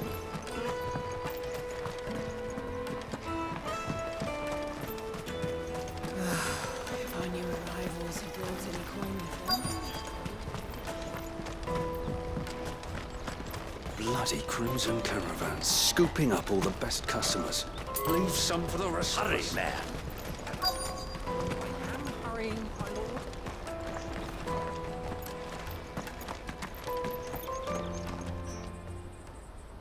Looking to hire a coach? It's 10 million for a two-birder to the Crystalline Dominion. Take it or leave it. Oh, we're not here for that. Then I bid you good day. Oh, wait! Don't go, El. He's me mate. As I live and breathe. Goots, what are you doing back in Bock, lad?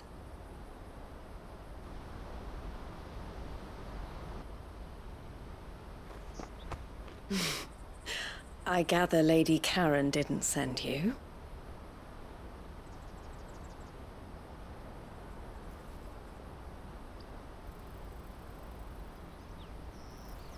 So what trouble have you got yourself into this time? It's me trader's pass. It got stolen. By a little bairn. Of all the... You're the size of a marble. Honestly. Ugh. Goots told us that you know the markets well. Might you have an idea which little bairn could have done this? We don't intend to punish them. We just need our pass back. Then, we can be on our way. I see. So neither of you has a trader's pass either. Not that anyone would take you for traders, but I suppose that's why you came to me, correct? Now, I can't say for sure who took your pass, but I suspect I know why they did it. Let me explain.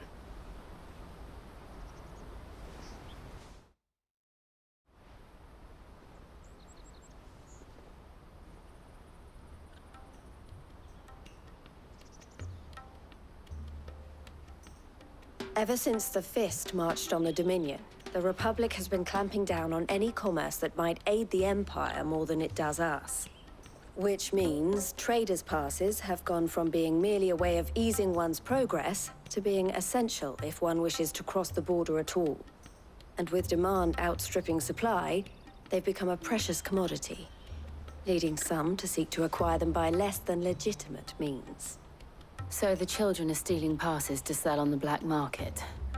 Yes, and no. Passes are inscribed with the names of their owners, and yet none of the victims' names have appeared on the register of those passing through the checkpoint. Which means? That someone is doctoring the stolen passes. The same someone who is encouraging the children to steal them. And the same someone who has Goots's pass, no doubt. Whoever they are, they're ruining the livelihoods of honest merchants, which is why we've decided to take a stand. Will you stand with us? You want to get your pass back, and we want to ensure that no more are stolen. Catch whoever's behind it all, and two birds shall be slain with a single stone. Is there any other way of getting to the Crystalline Dominion Goods? They won't let you in if you're not with the caravan. It's that, I don't know, try swimming across the strait. But the guards will definitely spot you if you try and do that. Like, we don't want to get spotted, right? So either we find the people who took the pass, or give up all hope of entering the Dominion. All right. We'll help. Thank you kindly. But I don't know your name. Eloise at your service. Clive. A pleasure doing business with you, Clive.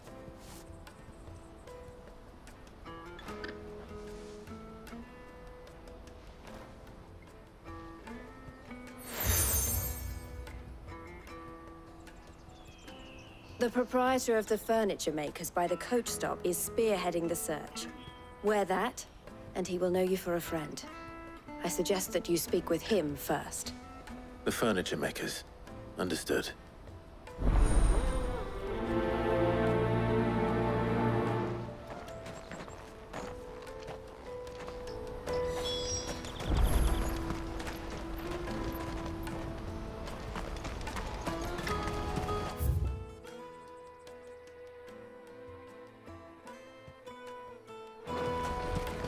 Out of my sight, wretch!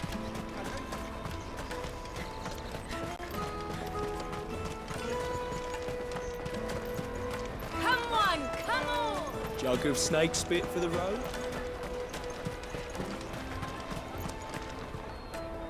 Are you the furniture maker? Looking for something in particular? Ah, Eloise collared you too, eh? Then I expect you want to know more. She told me you were leading the hunt for the pickpockets. What have you learned? For one, that they're targeting the traders carrying the biggest packs. Harder to watch your back, see? And less chance of the mark giving chase if they're spotted. Not that they'd be likely to catch them. Those imps know every inch of this warren like the backs of their hands. Their eyes must have lit up when they saw Goots. The fishmonger round by the gate's been trying to track down the children involved. You should go and have a word with her. Thank you. We will. Juicy pear! Slake your thirst without a crystal. You won't find anything of this quality in Twinside. You should come with me to the Dominion. Life. Fish for sale! Fresh sorted and smoked! Can I interest you? Ah, sorry. Message from Eloise, is it? She's asked me to help her. To help you find the pickpockets. Is that so? Suppose I better tell you what I know, then. For one, this isn't a family operation. All the traders say the children who stole their passes were dirty, dressed in rags. Street urchins, by the sound of it. We get a lot around here. Orphans from the wars. A few, perhaps. You saw the refugees gathered by the entranceway? They're all looking for a new start in the Dominion and beyond. Some of them take it as an opportunity to rid themselves of unwanted baggage. The shame of it. Whoever's behind this would have to have made themselves known to the children at some point. And so should we. You should start with the children around here, then. I doubt they're the ones involved, but they might have heard something. It's worth a try. All right, then. Questioning children. How hard can that be?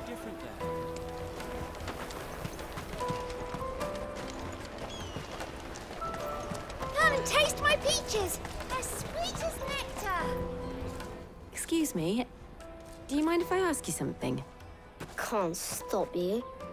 I was just wondering if anyone has asked you to do anything out of the ordinary recently. Anything you grown-ups ever ask us to do is shut up and go away. So guess what I'm about to tell you to do? Sorry. I'll leave you alone.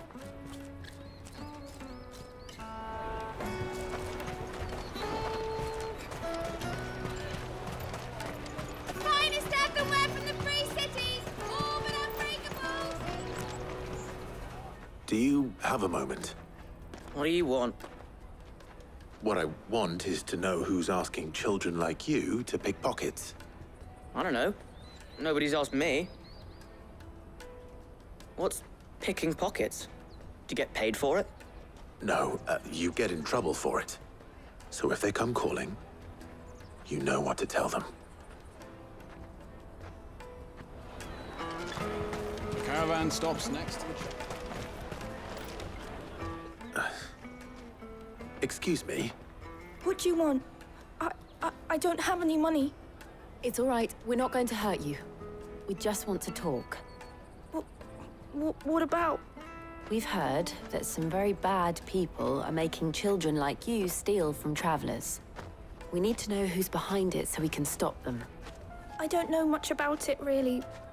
But my friend, Honza, he said he got a job doing something dangerous. Sounds promising. We need to find him and ask. Do you know where your friend might be? He's usually by the tents outside town. Thank you. You've been very helpful.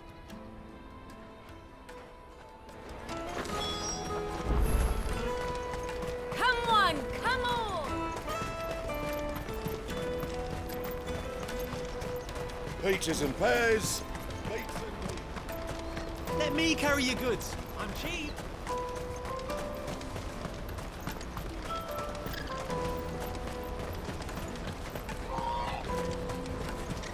She must have meant the refugee camp. Let's hope he's still nearby. Daddy, I'm hungry. And I'm broke.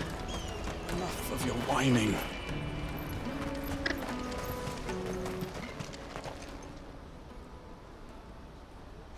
That big fat donkey was easy pickings. He wouldn't have noticed if we'd robbed his boots off him. Yeah. Wish we hadn't handed over the pass, though. Could use one of those things to get out of this dump. Chance would be a fine thing. The moment they found out, they'd string us up by our guts. Would they now? Perhaps you'd like to introduce us to these charming characters. Shit, we're in trouble now. What do we do? You two get caught if you want. I'm off.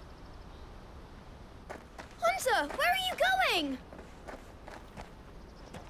So that was Hunza, eh? Jill, you watch these two. I'm going after him. All right.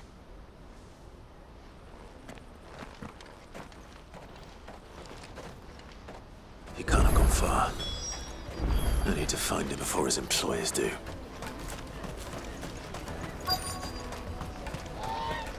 That's that, then.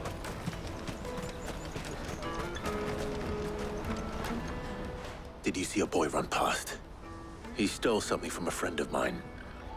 There was a boy ran back there towards the chocobo pen, but... Thank you.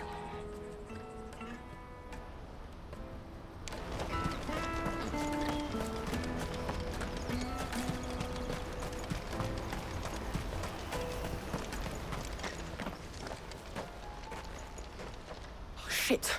Cornered. It's all right, Hansa. I'm not going to hurt you. I just want to ask you some questions. Fine. Not like I've got a choice. I'm looking for the people who are making you steal for them. Who are they? Called themselves the Carstones. They said they'd give me good gill if I did what they told me. I knew they were bad, but bread doesn't come for free. Didn't come at all half the time, before I started buzzing for them. You know, if I didn't do it, they'd just pick on someone else.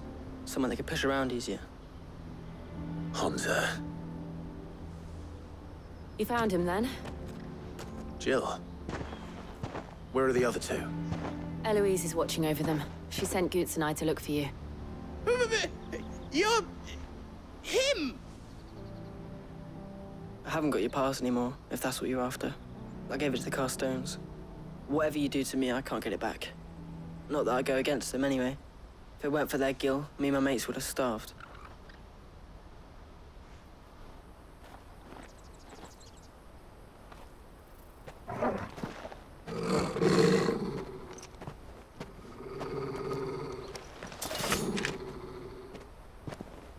Cowards.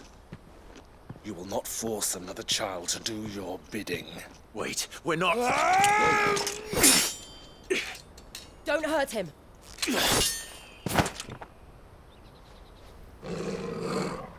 You're making a mistake. We're on the same side. Like hell we are. That brooch. Where did you get it? Master Theo? Goots.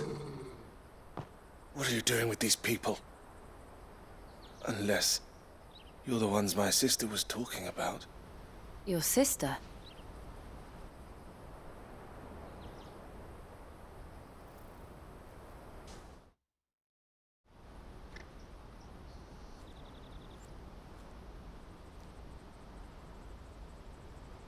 Eloise didn't tell us she had a brother. And why would she? I'm just her back and a blade. Theodore, at your service. Sorry about before. Theodore, what do you know of the cast stones? Vultures who have made Boklad their hunting ground. They prey on the desperate, stealing from those with gill and bullying those without it into joining their flock. I'd been looking into their activities in hope of sparing the refugees any further hardship. But it seems they've already stooped even lower than I'd feared. Hansa's a good lad. Don't blame him for what they've made him do. If he and his friends hadn't agreed to work for the stones, some other poor souls would have. On pain of death, most likely. Clive, was it? And my sisters asked you to help put an end to the pickpocketing. Then we all want the same thing.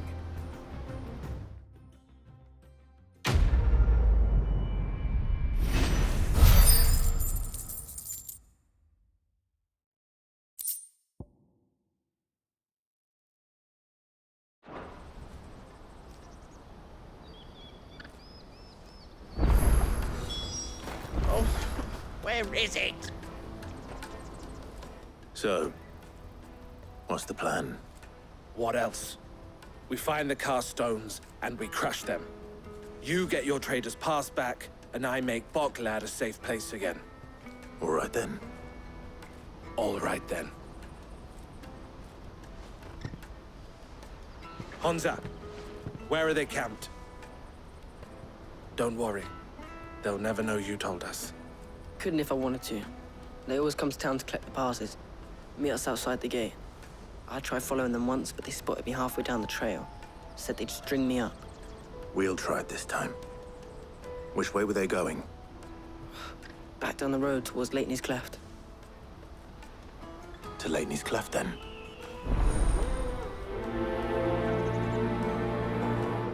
Laney's Cleft is to the south, past the camp.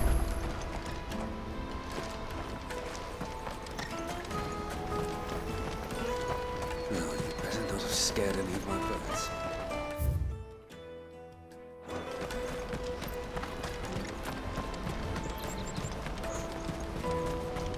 That's that, then.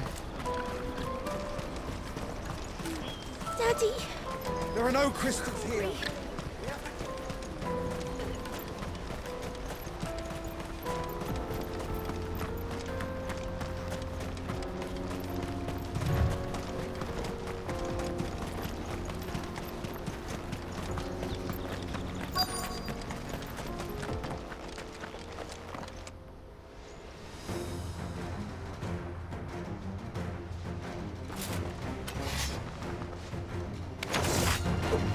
That's the one who's been sticking his nose in our business. You should have minded your own.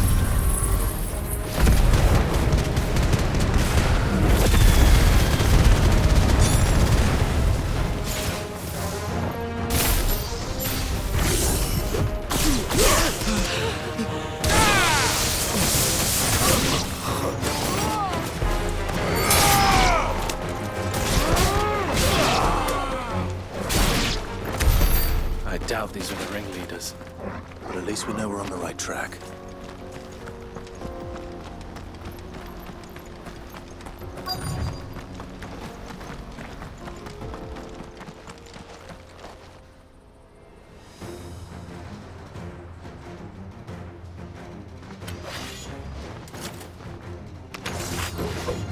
We got company! That's the lot of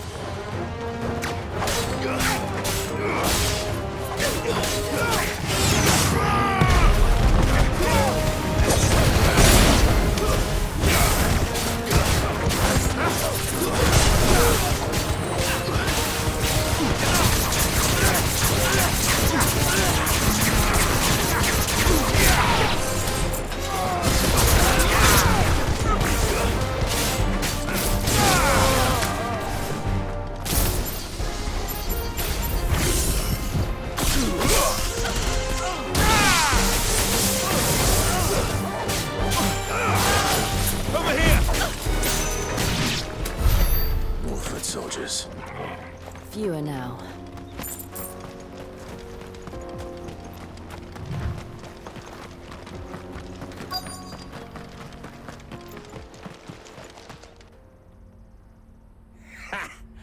Not a bad haul today, eh? Aye. Some of our new recruits are natural-born ne'er-do-wells. Especially the little ones. That Hans has got nimble fingers, all right. It'll be a shame when they chop them off. But till then, let's make the most of it. Scum. The leaders of the cast stones, I take it. They don't deserve any mercy, Clive. I wasn't planning on showing them any. We're ready when you are, Theodore. Oh, I'm ready.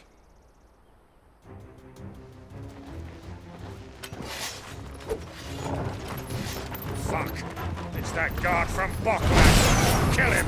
Kill them all!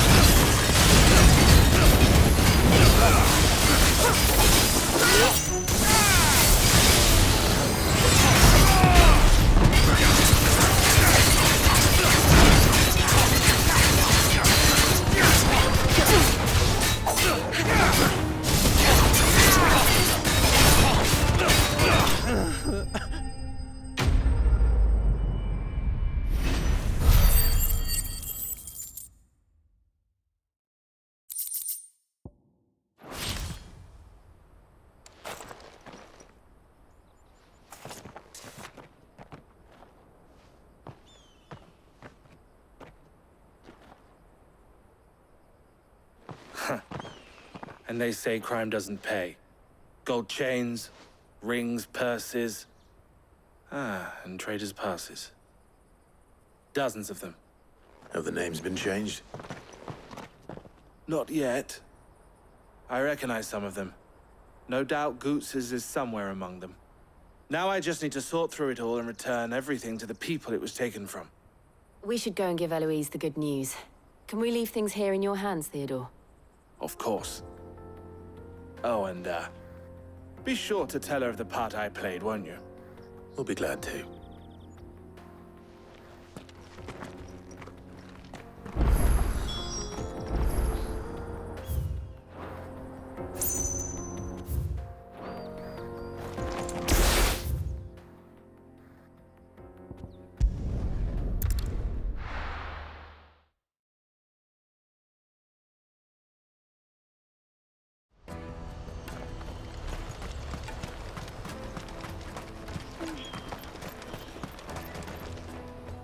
Ah, Clive.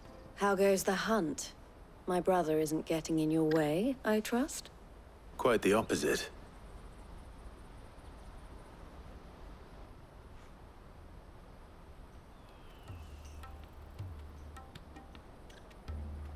So it was the cast stones who were behind it all. Theo told me he'd been on their trail. And their demise solves 3 problems at a stroke. That of the pickpockets, the bandits pulling their strings, and the passes they were stealing. I only hope yours is among the items you recovered. Only time and Theo's return will tell. Speaking of whom, welcome home, dear brother. You are too kind, Eloise. Here, Clive. Goots's pass. Ask him to keep a closer eye on it from now on, would you? I will. Thank you. El, I've asked our boys to carry the rest of the goods back. Can I count on your help in sorting through it all? Of course. I'll make some space in the storeroom. I expect you'll soon be on your way then. But it wouldn't do to leave without introducing yourself properly. Would it now? Sid. Don't look so shocked. We're on the same side. I don't understand. As you now know all too well, we at the Crimson Caravans are always happy to help those in need. For a small fee, we will move anything that needs moving. Be that goods to market, or bearers away from it. I was the first my sister helped escape. If it wasn't for her, I'd have been branded as a boy. I had no idea. It just so happens that we are seeking to expand our operation. And who better to join forces with than the leader in the field? Wouldn't you agree, Theo? I would. It seems our purpose is the same in more ways than one. So what would you say to working together again? It would be our pleasure. And our honor. The honor is ours. Here, Clive. This is for you.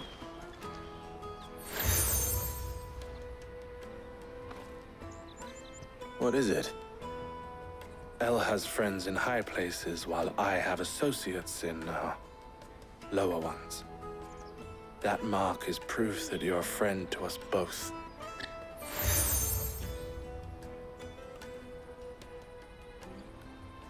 I shall bear it with pride. Well, all that remains is to wish you a safe onward journey. Goots's pass should secure you a place on the caravan, but if you encounter any difficulties, we would be delighted to provide you with a coach of our own. For a discounted price, of course. Say, 9 million? We'll try the caravan.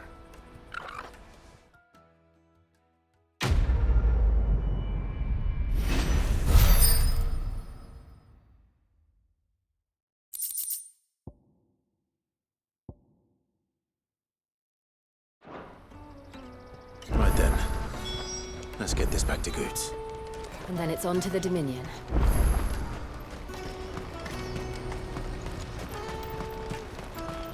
Pardon me, but would you happen to be a fighting man, perchance? That well-notched steel and impressive physique. I have need of a sword for hire, and yours looks to be a weapon well worth the coin. Might you be convinced to offer me the use of those formidable arms? How exactly do you intend to use them? Well, being something of a scholar of Zemeckis history, I wish to investigate the ruins near the city. And I require a rugged companion, lest I find myself waylaid by ne'er-do-wells or the beasts said to roam the area.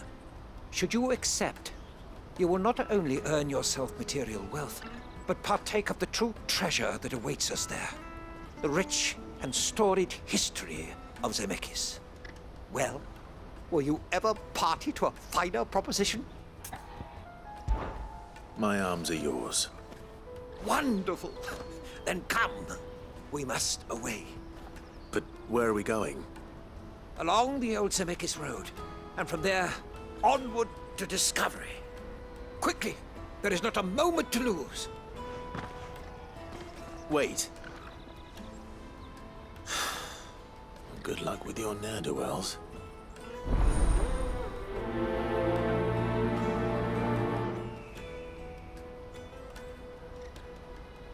I better make sure he doesn't get himself killed. Porter for hire. Best service. I see you've been of some assistance to Eloise. Perhaps you can extend me the same kindness? Perhaps. What would I be doing? Finding someone. You see, I've been having trouble with thieves, and despite the many pains I've taken, I can't stop them from rummaging through my packs. I was griping about my lot to a friend of mine a few days back, and he offered to track the culprits down. Now, Joseph's a sellsword, and a good one at that. But he's been gone days, and I'm beginning to fear the worst. Any idea where his search for the thieves might have taken him? The old Zemeckis Road, perhaps? He doubted they would be fool enough to linger here in Boklad. Joseph's lived a hard life. Made him grey long before his time. I just pray he hasn't been killed over a few sacks of grain. I can't imagine there are too many grey-haired sellswords around. Hopefully someone will have seen him.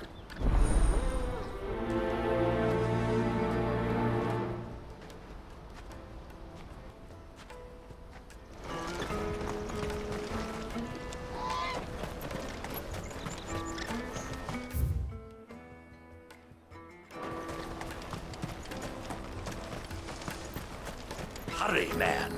I must leave for the Dominion. Bloody cruising caravans, scooping up all the best customers. Leave some for the rest of us. If our new arrival... Now I just need to see about getting the word out to everyone. Need to be rich. I want to know right away. Bad news. Good, actually. Something worth celebrating for a change. Only trouble is, the serving girl's still new to the job, so I can't leave her while I go and invite those I'd like to celebrate with. What exactly are you celebrating, if you don't mind me asking? I've come by a particularly fine bottle of red. A Gotan 66, no less. Gotan Rouge is the only good thing to have ever come out of the Empire, and most wouldn't part with a 66 if you held a knife to their throats. So I've heard. Oh, so you know of it then? Clearly you're a gentleman of taste. A gentleman who might sympathize with my predicament, perhaps? Would you pass the good news to a few friends of mine? I'll give you a little something for your time, of course. Sounds simple enough. So you'll do it? Marvelous. Thank you. You won't need to go far. All three of them should be right here in the market. There's Aldrich the porter, Milan the butcher, and Bolek, a guard over at the north gate. Three of the finest fellows in Boklad, if you ask me. Tell them to come to the tavern when they finish for the day. Stop by again when you let them know, and I'll give you your little something. I'll be right back.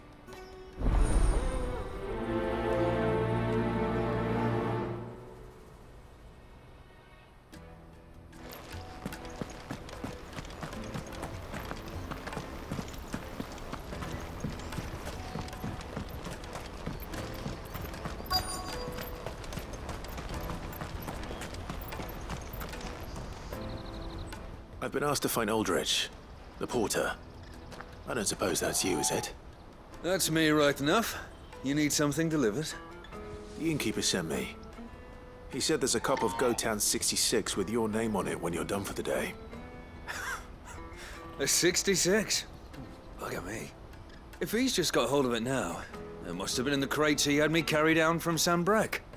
From the Empire to Boklad. You must be a braver man than most. That's a treacherous route at the best of times. Such is the porter's lot.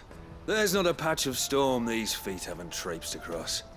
It's Oriflamme one day, then off to Canva the next. The farther you're willing to go, the fatter the purse. Which is why there's no shortage of competition for some of the longer routes. I'd say I've done enough for today to earn myself a cup of something tasty. Thanks for letting me know.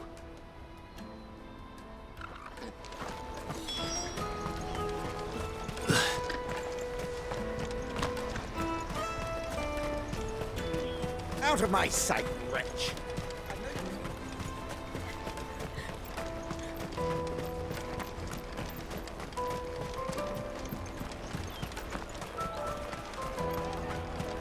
The caravan stops next to Juicy the train. pears! Slake your thirst without a crystal. Are you Milan, the butcher? That's me. What can I do for you? The innkeeper's just had a special delivery. He thought you might like to join him for a cup of wine after you pack up for the day. He knows me only too well. And I've got a ham here that will go handsomely with a nice drop. Wine and ham to spare. Boklad clearly isn't suffering then. Comes with being the place everyone has to pass through to get to everywhere else. Those who travel the Crystal Road bring all manner of goods with them. We get meat from Sanbrek, herbs from Rosaria. Why, sometimes we even see curiosities from across the Narrow. My old man knew what he was about when he set up shop here all those years ago. Anyway, thanks for the good news. Oh, you know what? Maybe I'll shut up shop early. Wouldn't want to keep our friend waiting.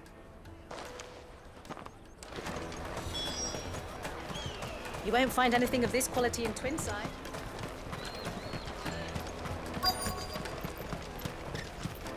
Let us through! I'm looking for Bolek. I was told he'd be guarding the gate. Well, you found him. You're not here to enlist, I take it? The innkeeper sent me. He's just taken delivery of a rare vintage, a Gotan 66. He thought you might like a cup. I've never said no to a goat hand. I'm not about to start now. Thanks for letting me know. You must be a busy man. The market would be flooded with refugees if we weren't here to stem the flow. Oh, my heart goes out to them, all right, but we've got our orders. No papers, no passage. Plenty try to slip past us nonetheless. And every now and then, one of them's foolish enough to try and force their way through. And when they do, well, things can get nasty. You know what? That wine's sounding better by the moment. Hold on. I wonder if the innkeeper might spare a cup of that wine. Come, taste my peaches! They're sweet as nectar! I'll take the large one, really. Juicy pears! Slake your thirst without a crystal. Jug of snake spit for the road? Come one, come all!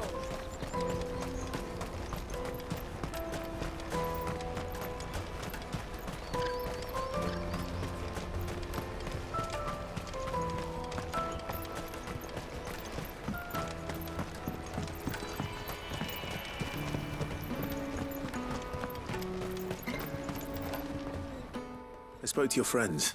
They'll be along soon. That's fantastic news. Thank you kindly.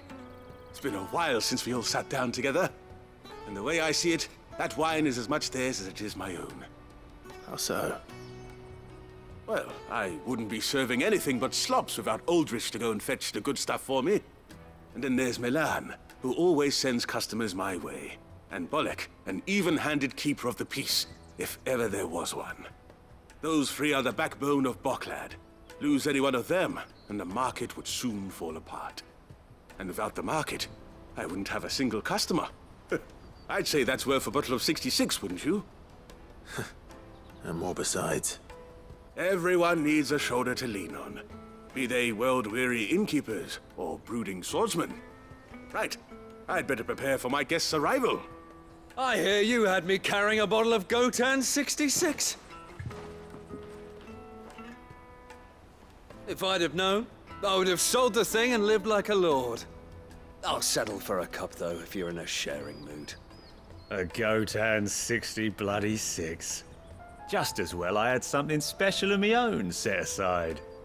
A bottle between the four of us might not be enough to drown our sorrows, but it can't hurt. Here they are, the three pillars of Boklad. Sit yourselves down, gentlemen. The woes of the world may be monstrous and many, but there's nothing like a few good friends to keep the misery at bay. Never a truer word spoken.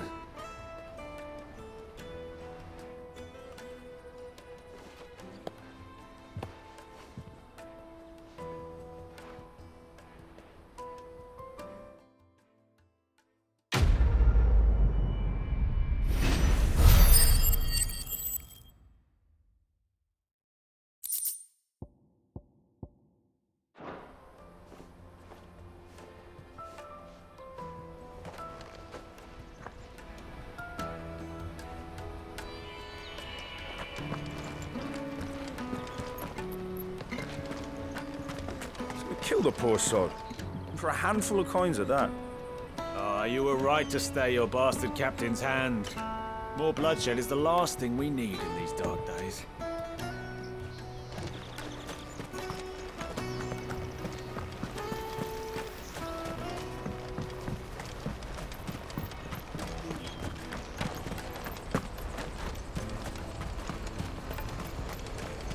Let me carry your goods.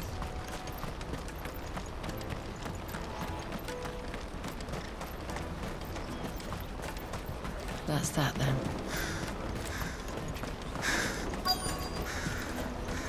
There are no crystals here. Going. What do you want? I've no coin on me. Just information. Has a sellsword passed through here? Grey hair. Now you mention it, there was a young man with salt in his mane sneaking around out there a while back. Which way did he go? How am I supposed to know? Buggered off down the road, I expect. Now why don't you do the same and leave me be?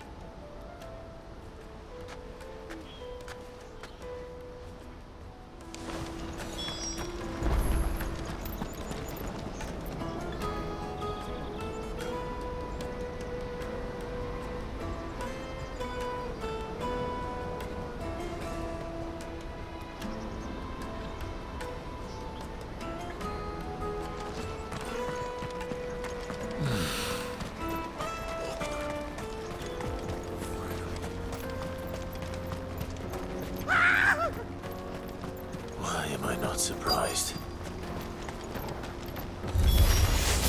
You'll have only your coin if you know what's good for you.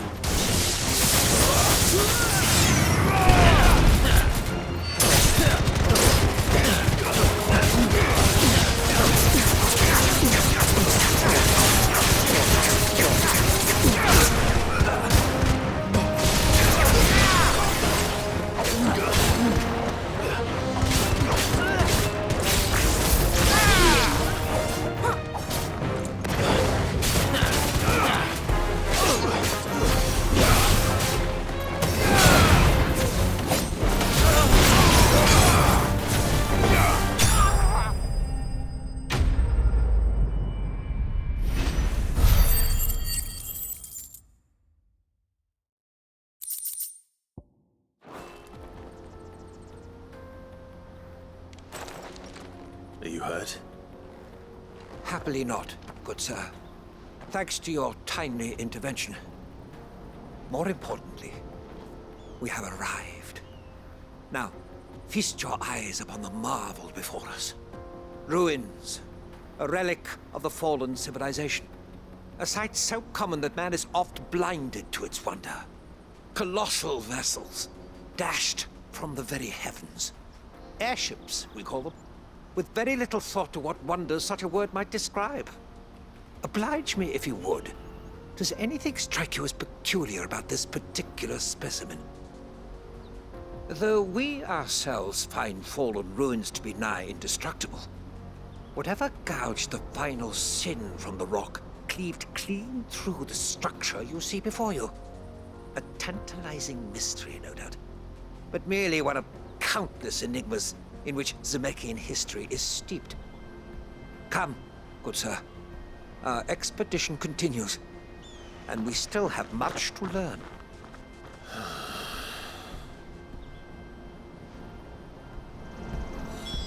He's passionate. I'll give him that.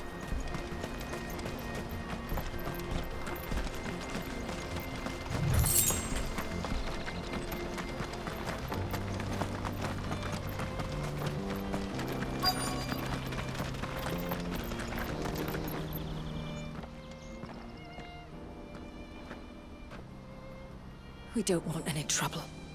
Neither do I. I'm looking for someone. A grey-haired mercenary. Well, we haven't seen him. Yes, we have. We saw him climbing up the rocks. Those ones, over there. Maybe he found his thieves. Mum won't let me near them. She said there's goblins up there, and that they eat little boys for dinner. Shush now. You've said quite enough already. I only told him what you said. I'd listen to your mother if I were you.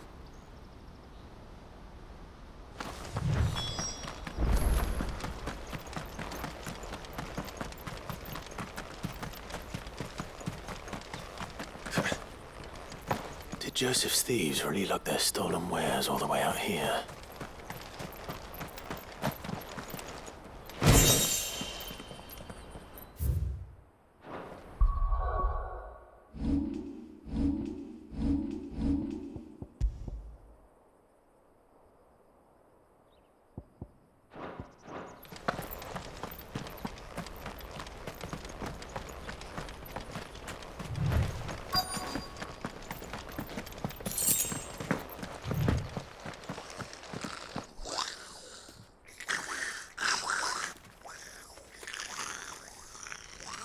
I think we've found our thieves. They don't look happy to see me.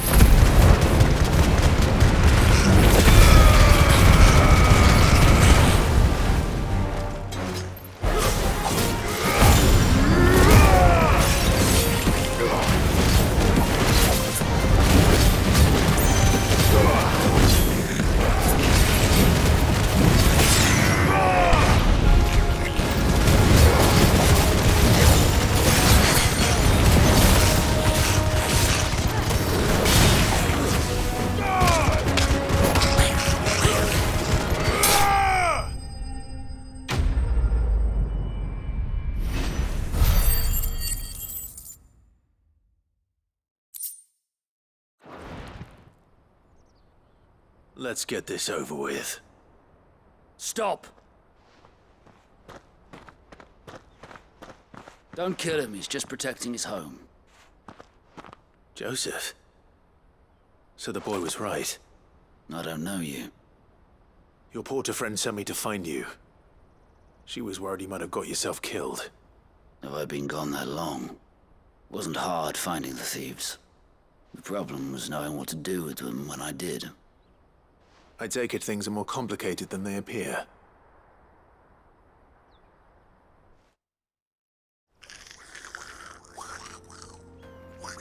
I'd all but ruled out bandits before I even left the market. You know why that is? Because our thieves had no interest in gold or gems, or anything they couldn't eat for that matter. Add to that the rumors of goblins in the area, and the mystery practically solved itself. I soon found their cozy little homestead and all the missing food. I launched myself at them, full of righteous fury, but Their leader was the only one who moved to meet me.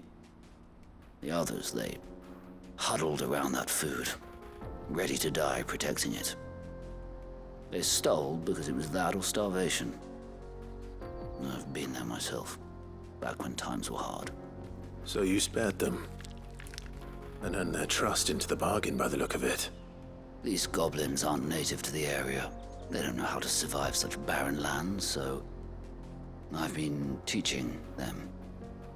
And once they've learned to hunt and forage, they won't be fool enough to risk their necks in Boklad. I'm impressed. I didn't know goblins could be reasoned with. Do me a favor. Let the porter know I'm safe. I'll head back to the market once my work here is done. Oh, and don't mention the goblins. I don't want people coming here brandishing pitchforks. Not now this lot have sworn off thieving. Your secret's safe with me.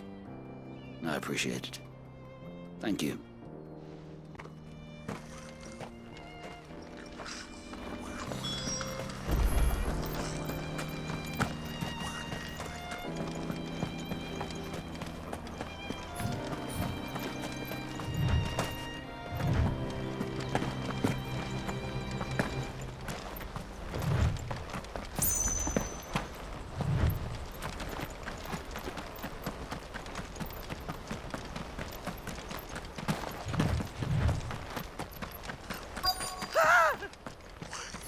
Nod. All right then. Who's first?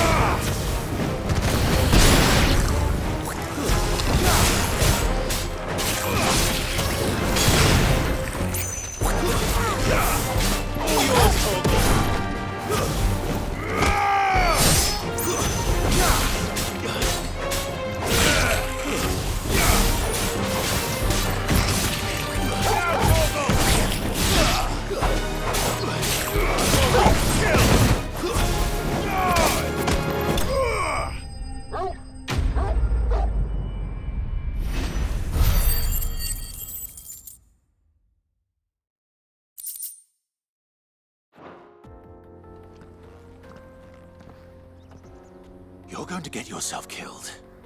Oh, that would not do. That would not do at all. Not when such majesty stretches out before us. Behold, the final sin in all its glory. As Moss tells us, a battle was fought here in ancient times. A battle of such ferocity that it tore a great crater in the very land upon which it was waged. In reaching for their holy sanctum, did man enrage the gods, and great was the vengeance that was rained down upon him. Alas, the full truth of the matter is lost to time, though I live in hope that I might see it discovered. But we must not dwell upon such things. There is more yet to see. Onward, history awaits.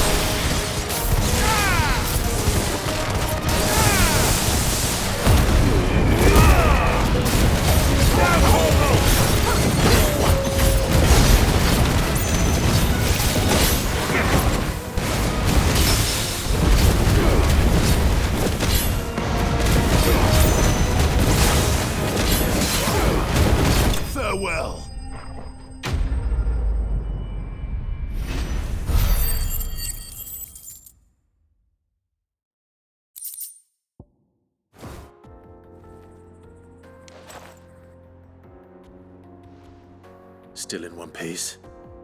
It would seem so. Once more, I am in your debt. And once more, you impress me with your prowess. These were no ordinary foes, but ones we in the field call echoes. Though Moss the Chronicler concurs with the legends in attributing the fall of Zemeckis to a wrath wrought upon mankind by the gods, he offers little in the way of explanation. Could the ruins we see before us here, in all their elaborate beauty, perhaps suggest an answer? Could the construction of such miraculous edifices have been considered an encroachment upon the province of the divine? Alas, all is mere speculation. But one day, perhaps, I will learn the truth. Not if you keep running headfirst into trouble. You are right, of course. And not only have you plucked me repeatedly from the jaws of death, you have proven yourself a willing audience to my ramblings. Glad to help, but didn't you say you came here to investigate something? I fear I may have rather overstated the case on that front. In truth, a captive ear was all I really desired. You see, even my fellow scholars have grown somewhat weary of my musings of late. And so I came upon the idea of purchasing a companion. A captive audience, if you will. That's what this was all about. I am afraid so. And now, my good man, it is high time we returned whence we came. Fine. Just don't go running off this time.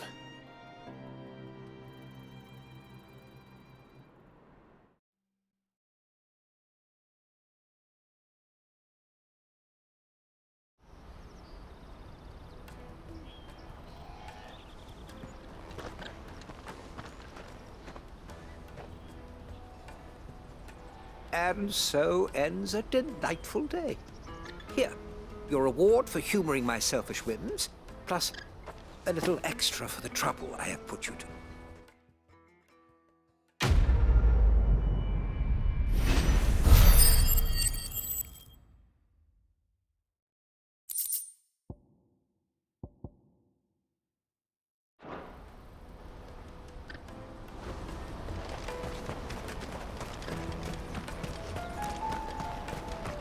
Porter for hire. Best sir. Joseph's fine. He'll be back once he's tied up a few loose ends. That's a weight off my shoulders. He certainly knows his business. You found your thieves all right. And I dare say they won't be coming back. A good man to have around, that Joseph. And if he says there'll be no more thieving, that's good enough for me. Thank you for putting my mind at ease. Here, for your troubles.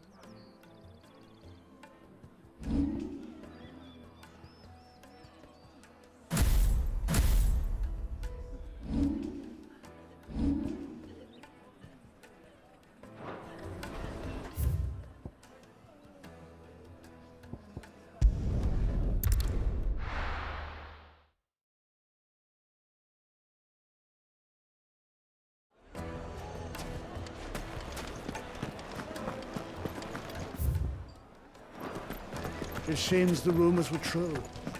Drake's flag has been destroyed.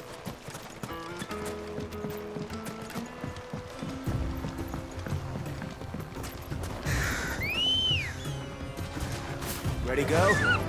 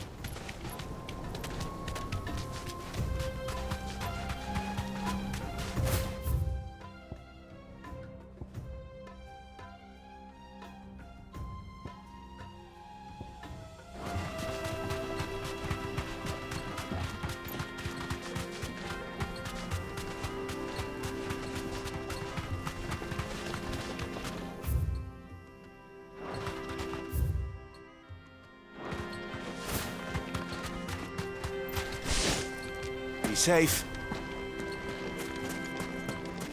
There was a time this path was guarded day and night by Lord Kupka's men. But now they've gone. Back to the Fang. Leaving us lesser mortals at the mercy of whatever bloodthirsty beasts they say nested beyond.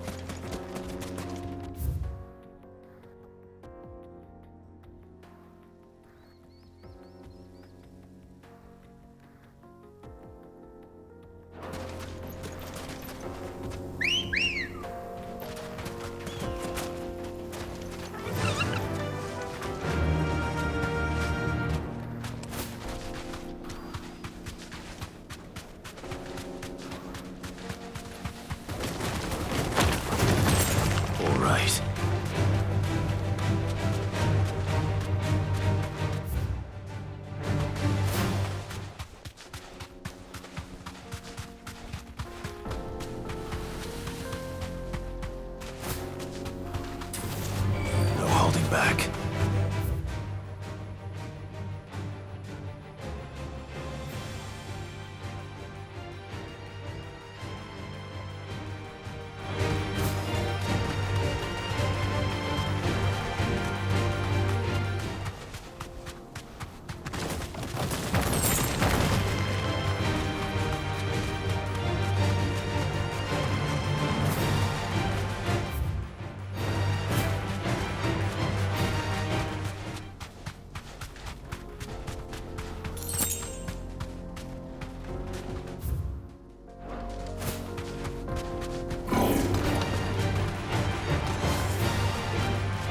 Straight home now.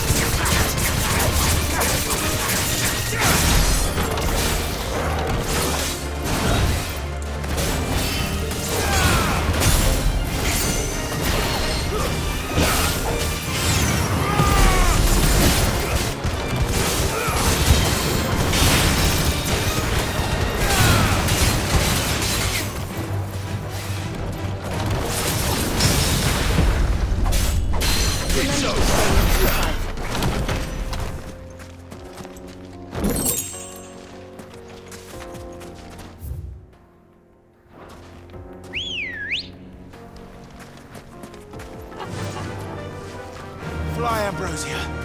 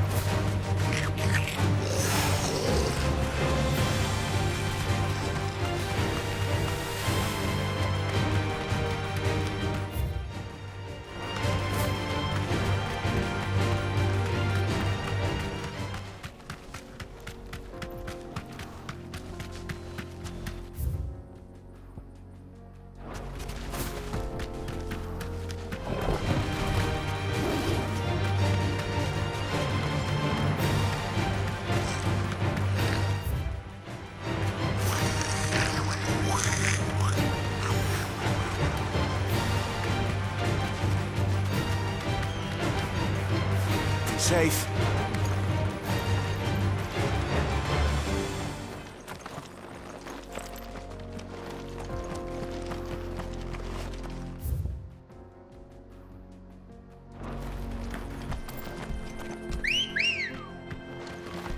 Good girl.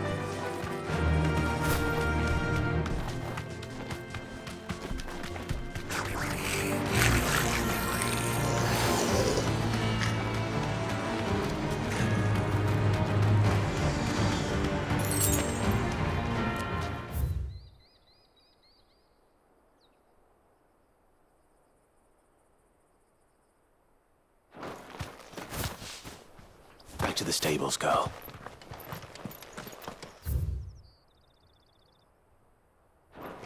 This must have been a fishing village before everyone left.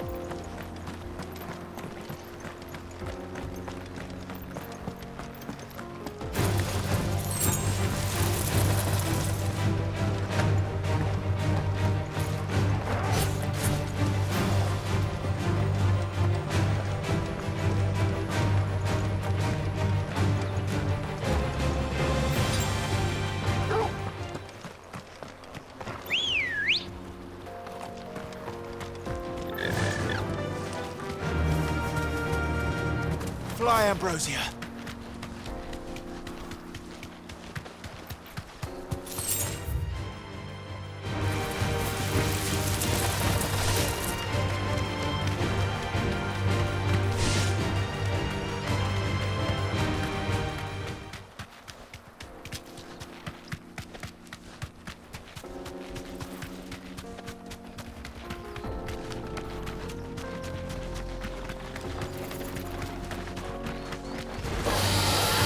Easy.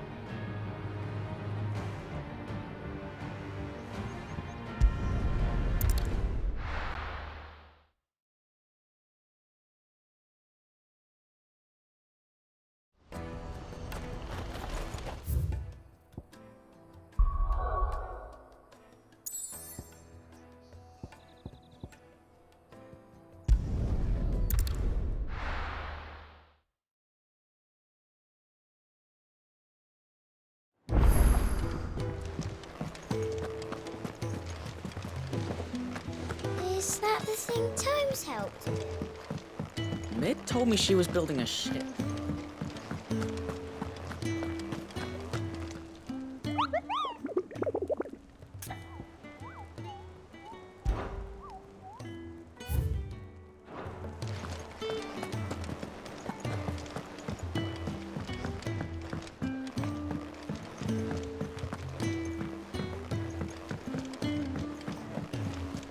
don't know where Sid gets the energy.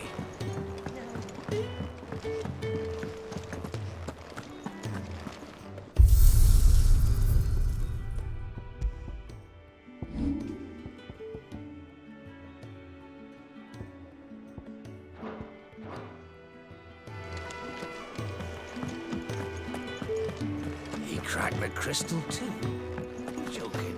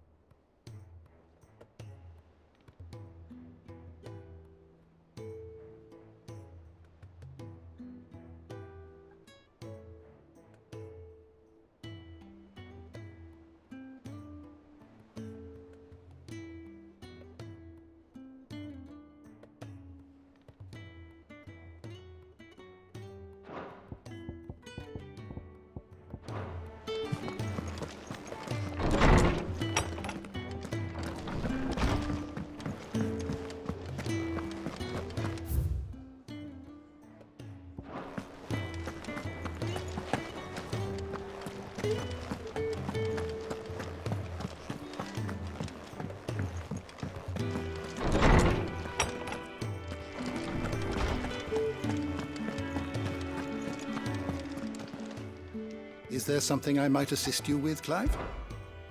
I don't believe you've read this particular chapter before.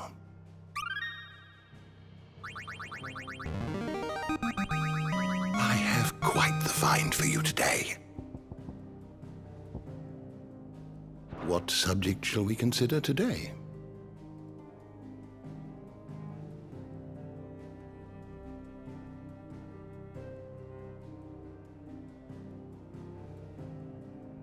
You are always welcome, Clive.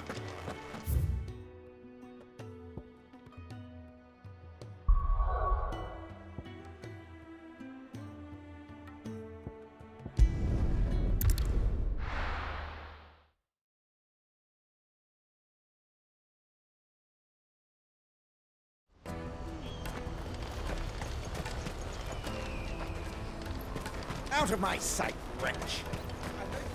Peaches and pears.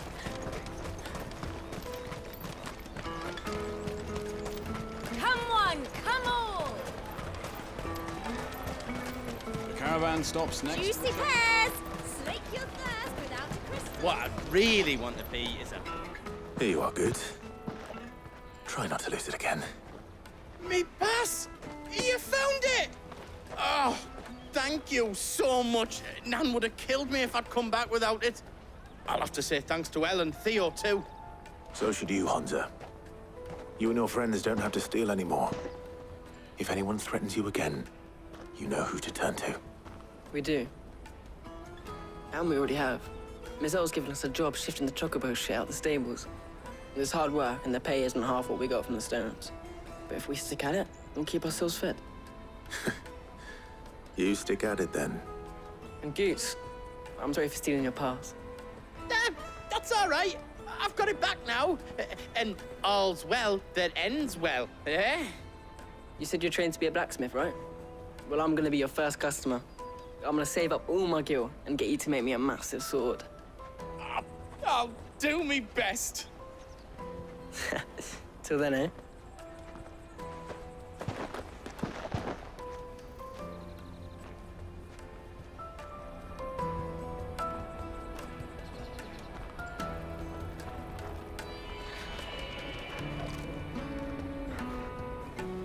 All right. We have a place on the wagon.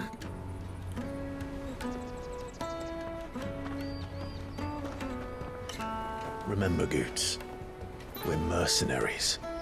You hired us to protect you. Mercenaries. And you remember the plan? You're to ride all the way to Twinside. Jill and I will go with you as far as the outskirts, then find our own way in. I'll buy that stuff I need. Right. And we'll scout out the Imperial's defenses.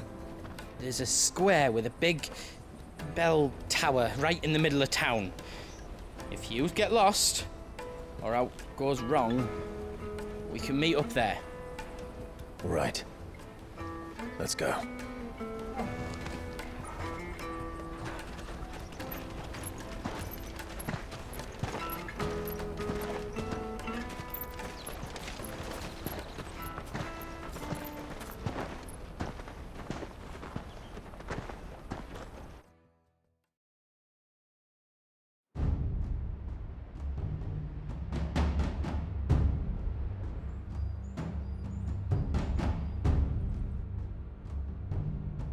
I see.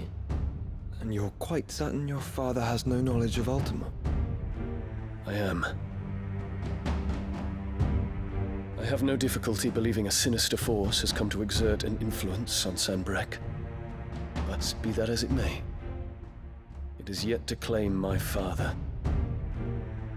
For better or worse, his radiance speaks his own mind. Then the fiend works from the shadows. I confess, when first you told me of this fiend, I had my doubts, and more than a few at that. A beast that labors to plunge Valisthea into turmoil, all in pursuit of your brother. But that wound is proof enough that evil is afoot.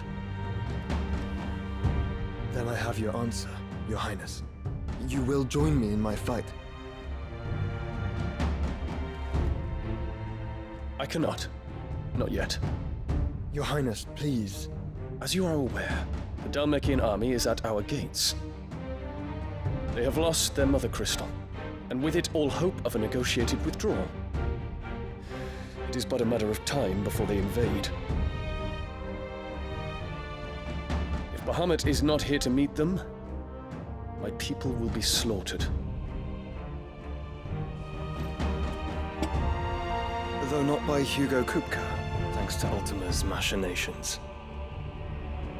I know the fate of your people weighs heavy on your conscience, but if we do not put an end to Ultima's plans, they shall face a far darker fate. The chaos he would wreak would sweep all of Valisthea into the abyss. The lives of every man, woman, and child in the Twins are at stake. I believe what you say, Phoenix. But I have duties of my own, and I must discharge them.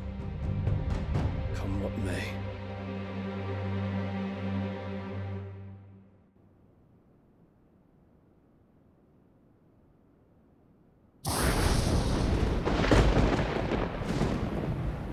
What do you know of my blood?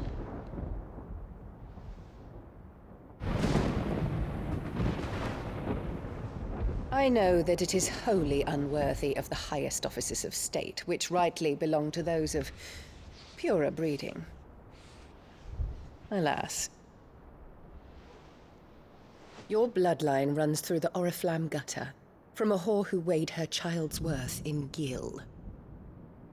Have you threatened my father? Of course not.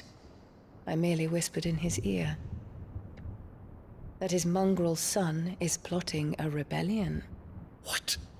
Sylvester listens to the words of his astrologers. And they have ears too. You have been feeding them your lies! Should you remain loyal to Emperor Olivier, his radiance may yet crown your head with laurel, and not with tar.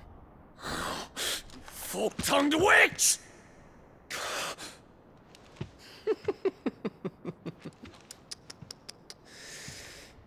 In consideration of your long years of service to the Empire, I shall forgive this uncharacteristic rudeness.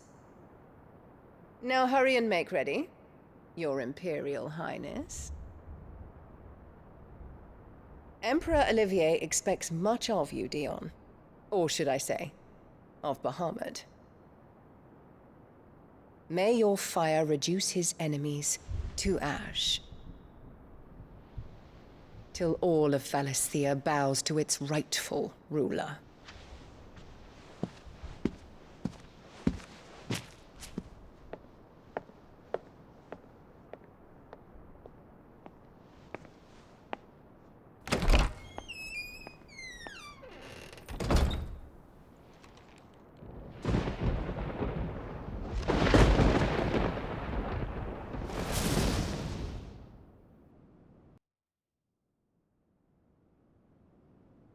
There is another darkness that has taken hold of Sanbreque. And until its grip is released, the flames of war shall spread ever wider, just as Ultima wishes. Forgive me. My family has caused you much grief. You are not her keeper, Phoenix. This is a matter for the Imperial household now, and as a member of that household, it falls to me to resolve it. At such time as that is done, what strength I have shall be yours.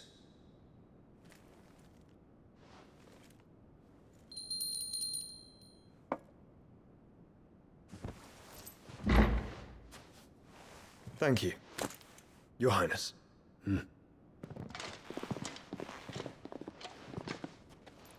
Let us take to the skies together, and bring a new dawn to Valisthea. I should like nothing more.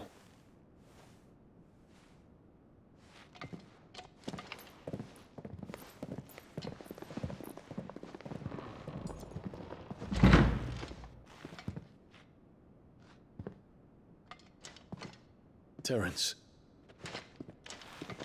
My prince. Tell me true. Do you believe what I'm about to do is wrong? We dragoons have but one leader, Your Highness. And we shall follow him unto the very end. Thank you. And this is my decree. For their crimes against the crown, the traitoress Annabella and her usurping son shall be put to death, and the Empire restored.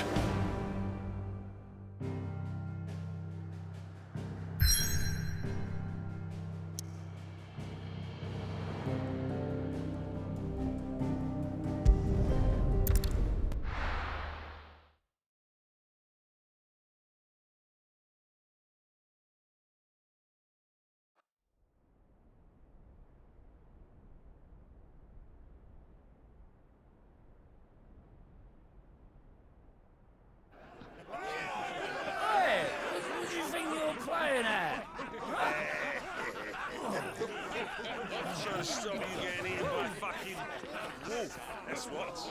Come on. One would never guess that these people stood on the brink of war. And they're afraid. They turn to drink to forget their fears. Anything you want to forget?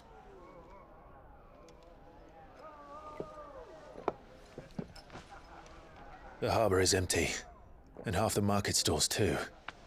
The city may seem peaceful on the surface, but it's balanced on a knife edge.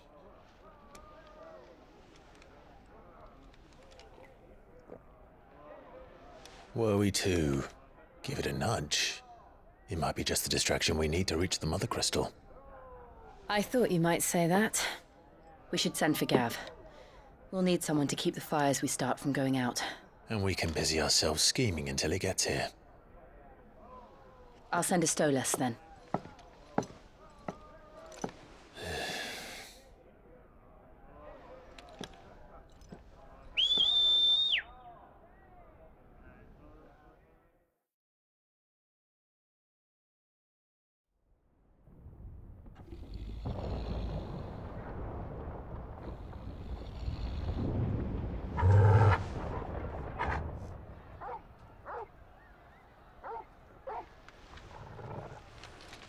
What is it, boy?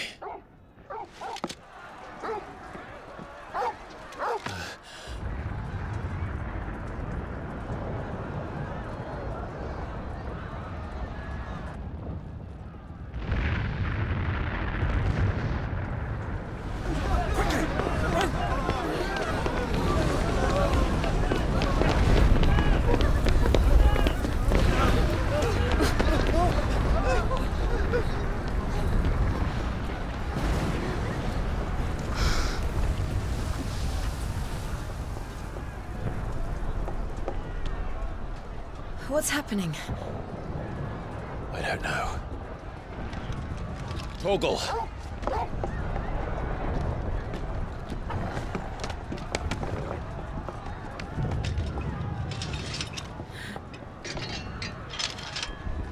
This way.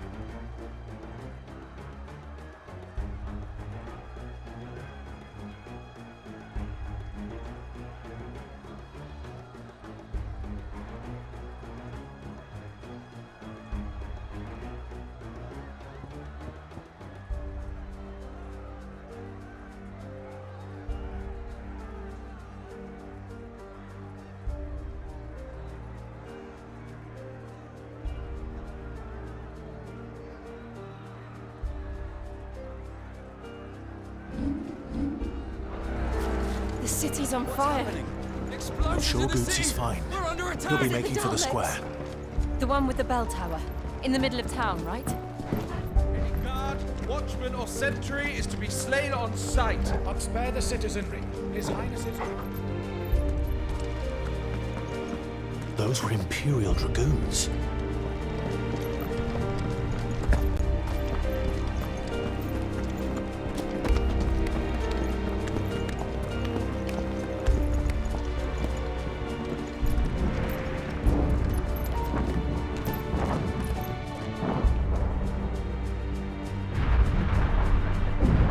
What in the hell is going on?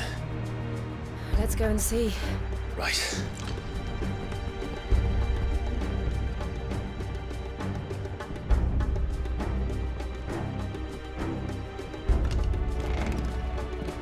But first we find Goots.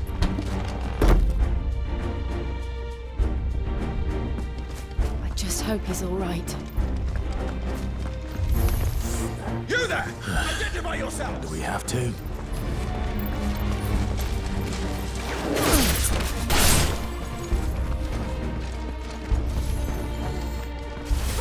Around! Quickly! Cut them down!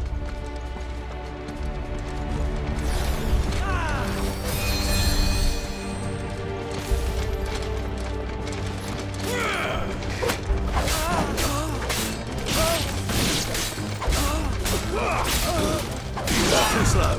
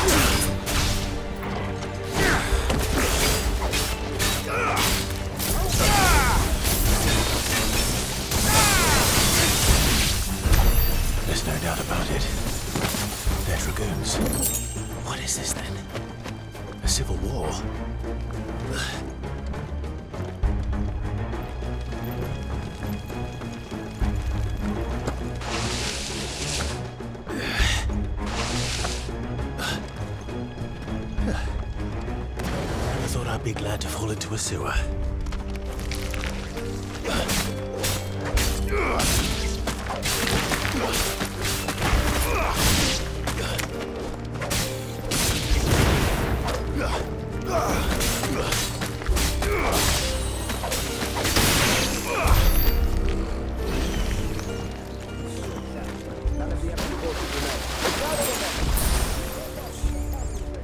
What of the men and women in the market district?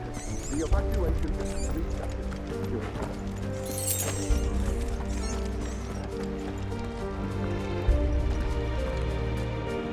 There it is. The bell tower. Right. Let's go.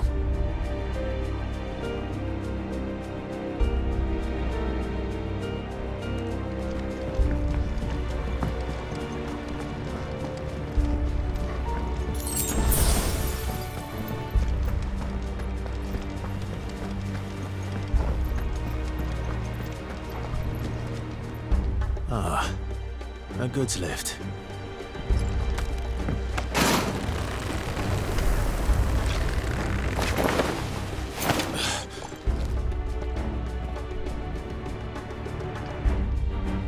Where in Gregor's name did you come from?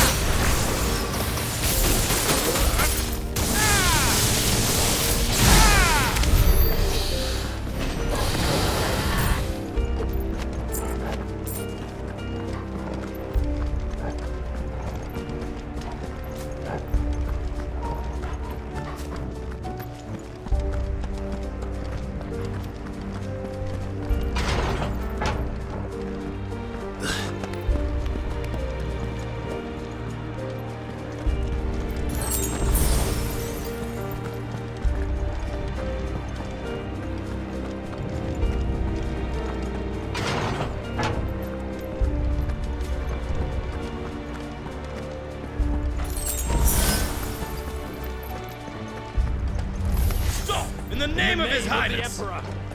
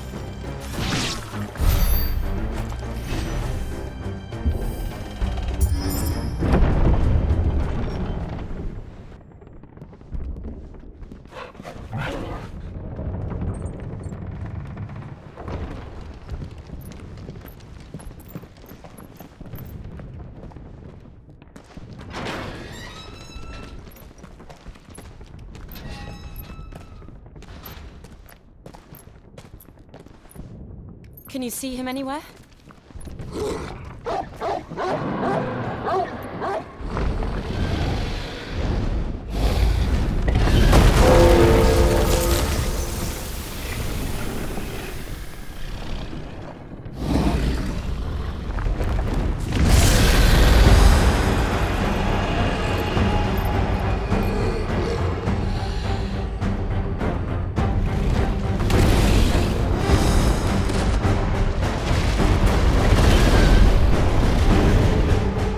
It must be one of the Dragoon's pets.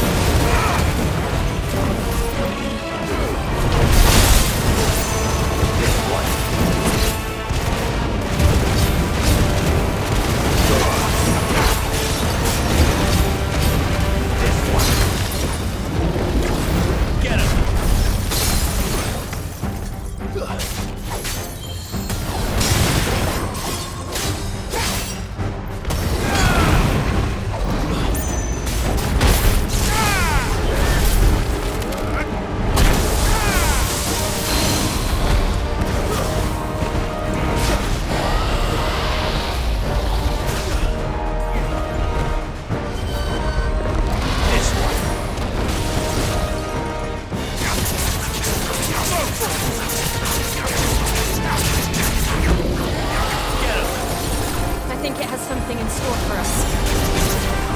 Get ready to move.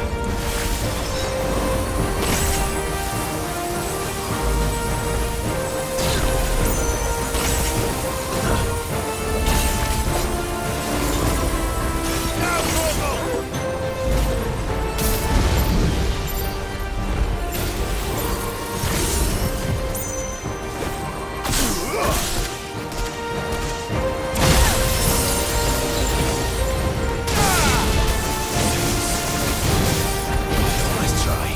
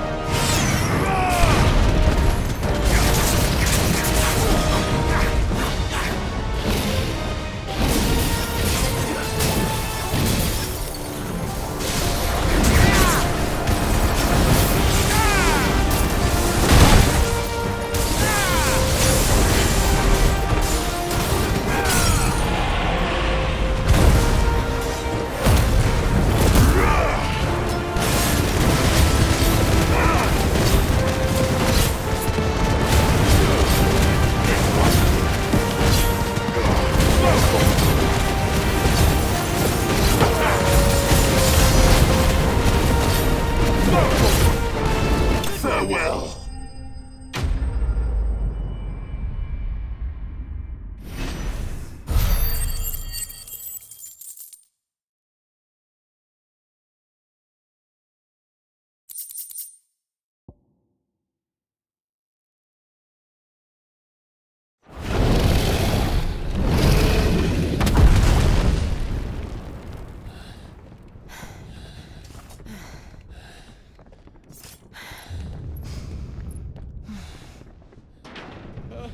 Over here, Clive! Are you alright? Goods, there you are. I didn't know there'd be a dragon. All right, let's get out of here. Oh! What now?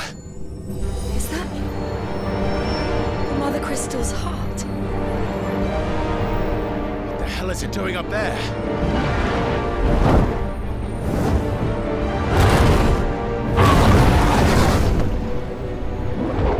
Bahamut.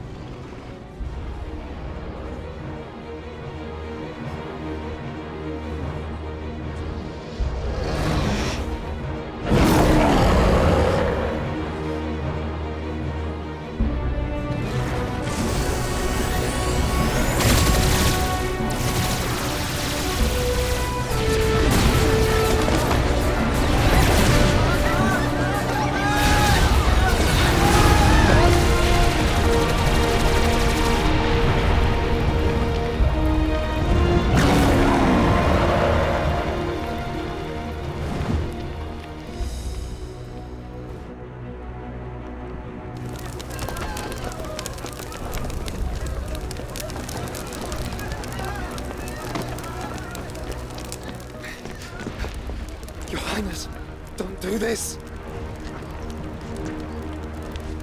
We must leave.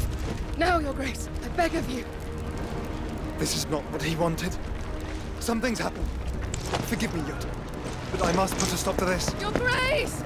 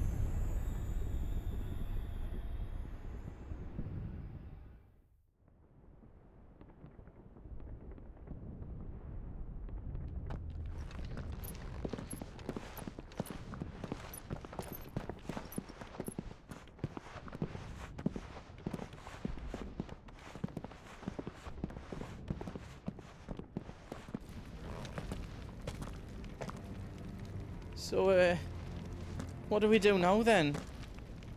We destroy the heart. Well, you might come back!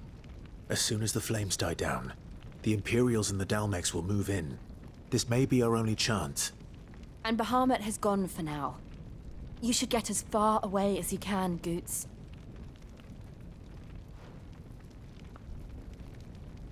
What? And leave you lot in the lurch? I can't do that. If you're staying, then so am I.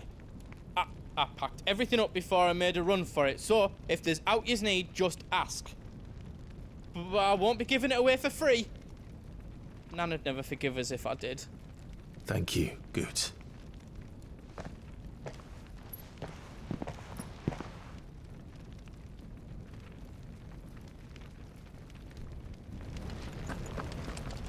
yous need out? I've got some good stuff for yous.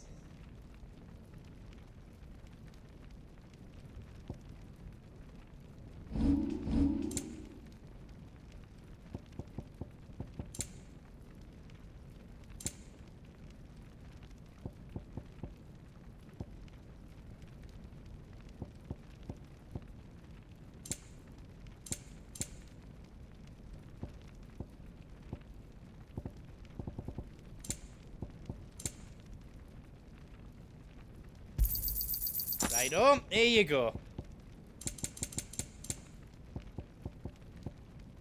You've got everything you need then? You want us to make you something? You don't want me to make yous out else? What can I do for yous? Let me show you me wares. Out else you don't need? I think I counted that right.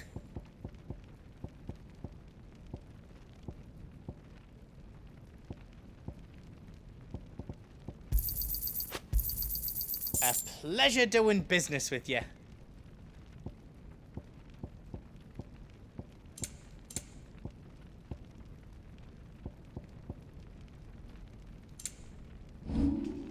You've got everything you need then. Give us a shout if you need out else.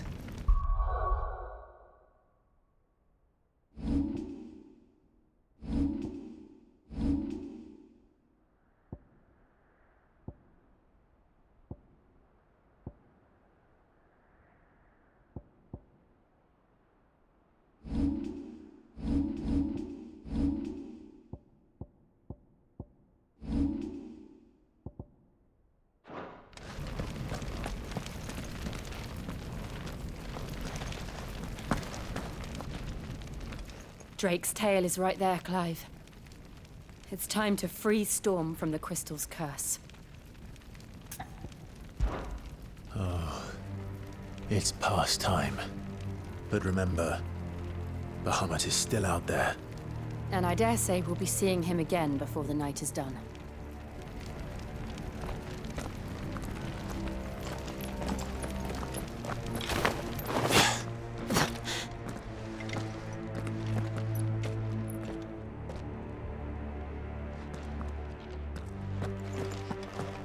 No more roads. We'll have to find our own path.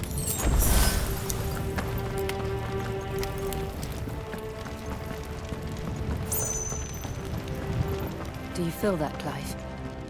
Ether.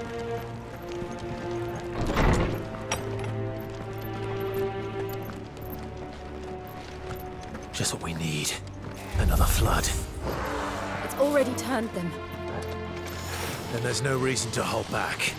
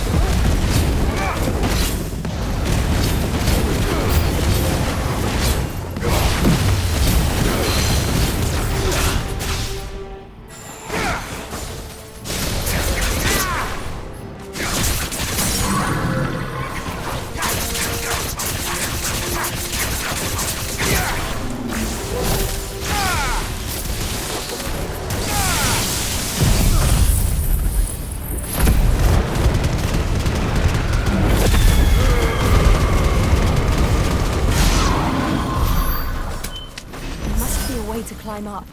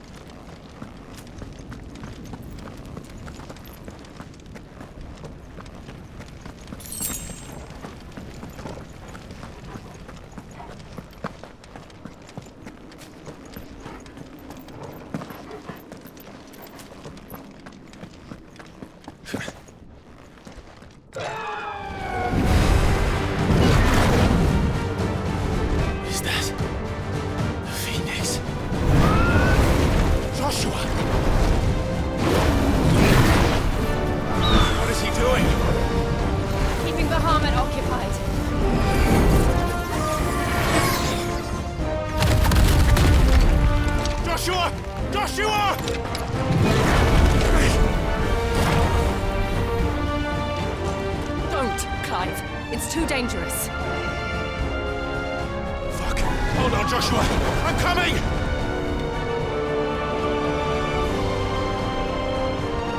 We have to save him. And we will. We just need to keep moving.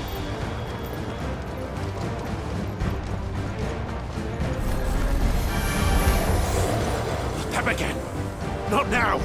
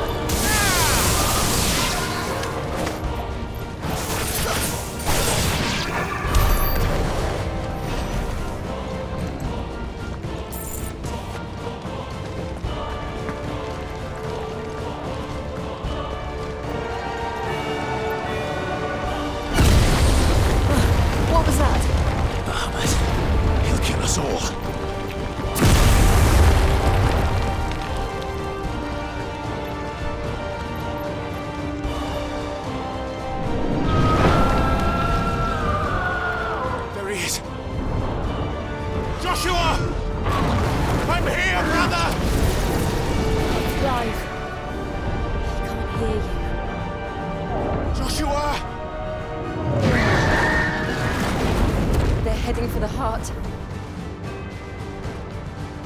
Then so should we.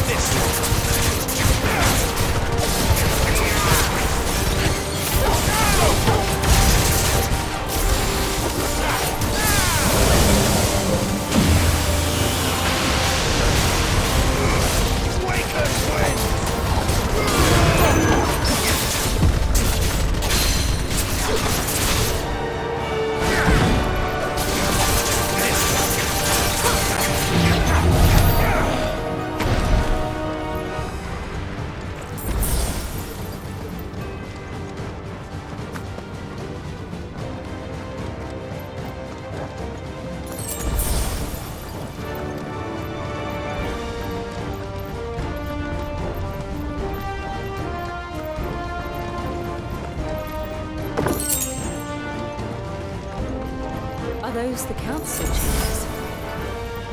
How are they still standing? I don't know.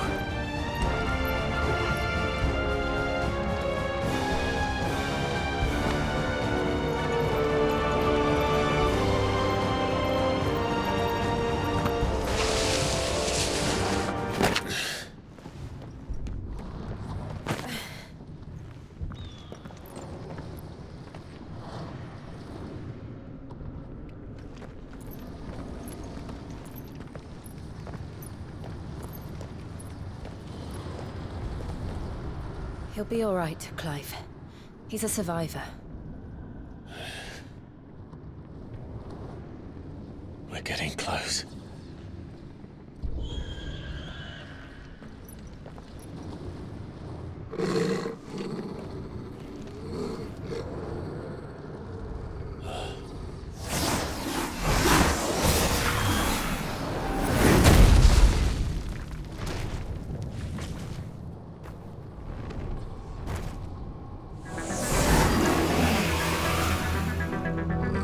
Looks like somebody doesn't want us getting any closer. I don't care what it wants.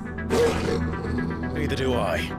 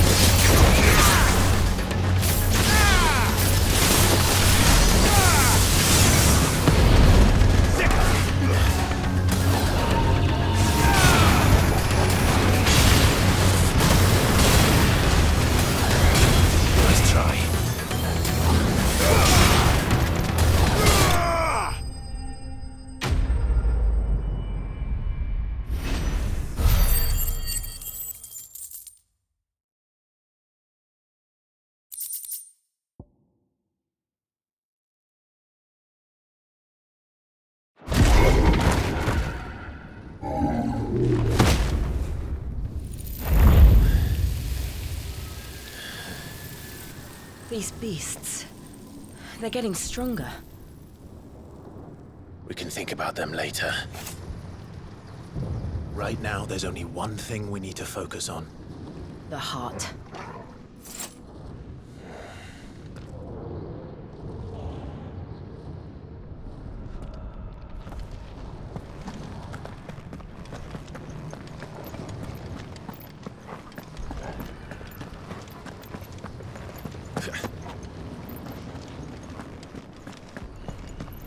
We might be able to get up through the building. It's worth a try.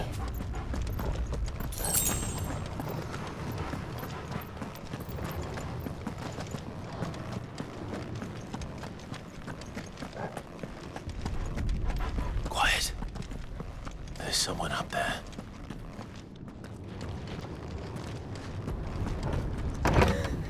Is someone there? Mother. It's you. What happened here? He tried to take him from me. Oh, my boy. My darling boy.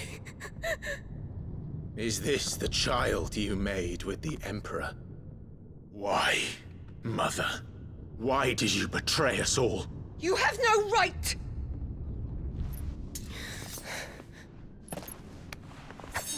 Answer him. We took you in, savage. Show some respect for those who raised you.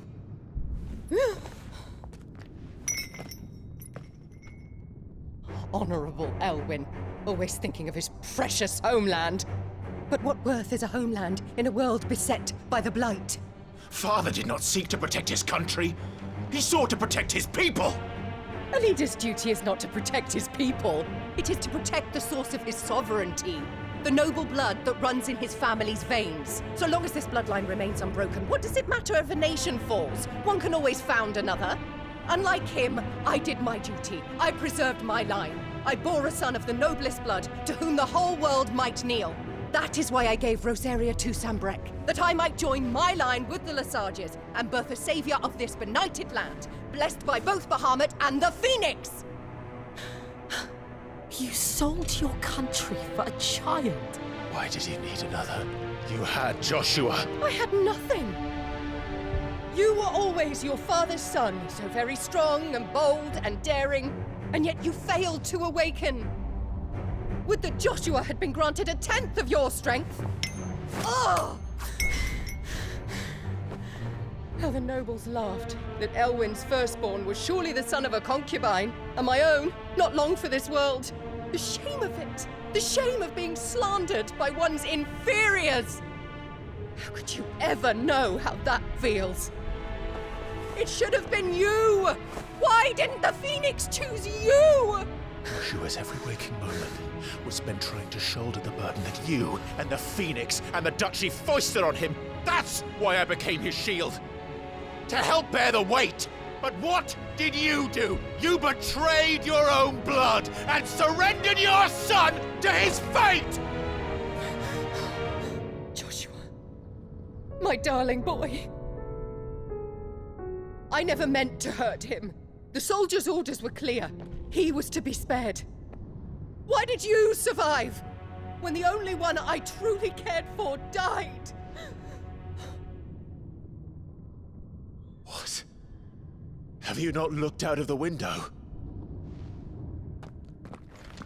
Joshua is here! The Phoenix lives on! He's battling Bahamut as we speak!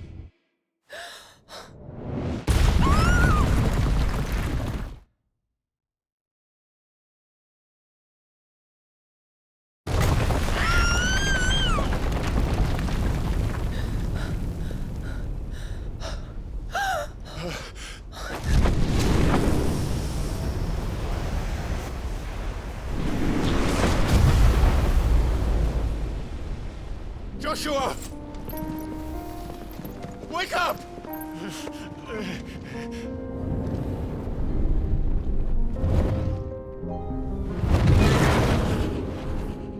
I am a shield of Rosaria.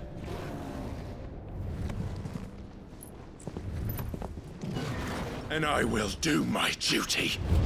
What are you...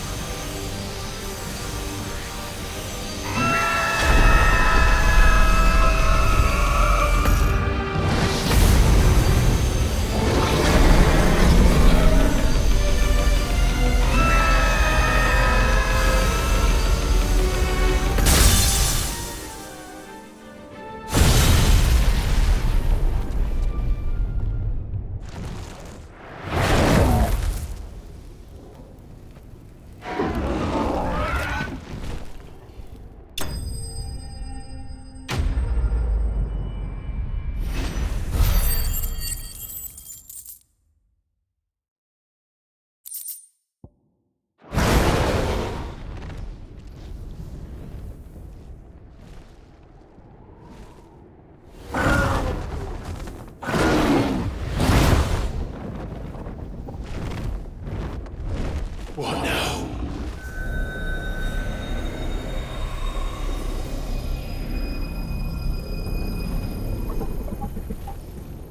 This is drinking me. We have to stop him.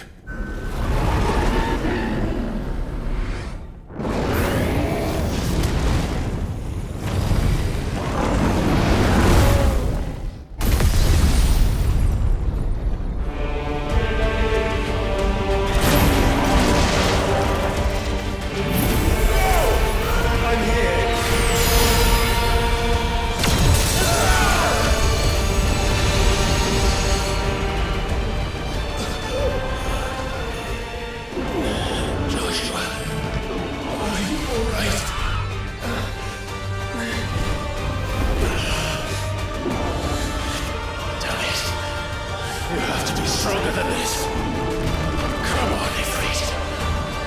Show us your true power.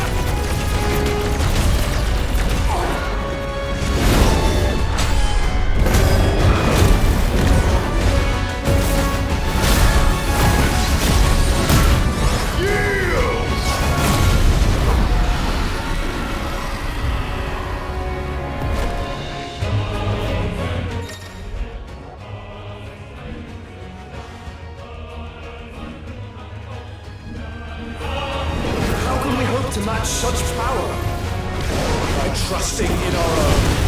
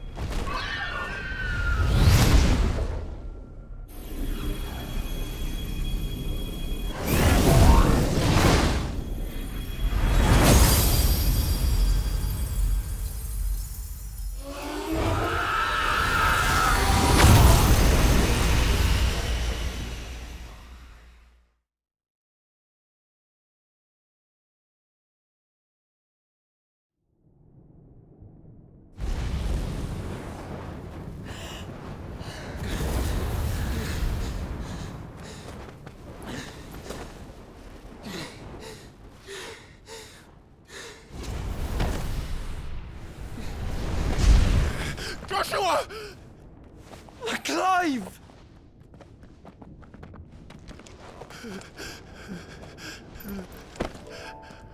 My brother. I'm sorry. I'm so sorry. You're alive. We both are. Nothing else matters.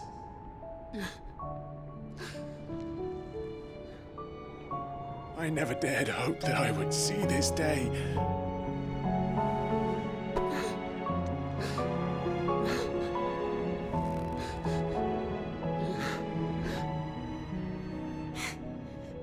Reunited at last.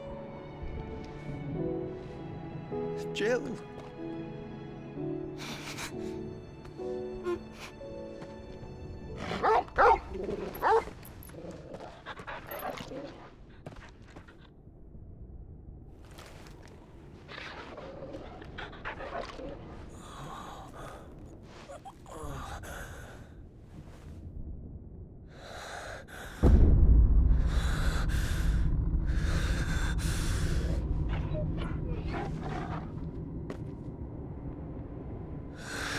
This is for my father!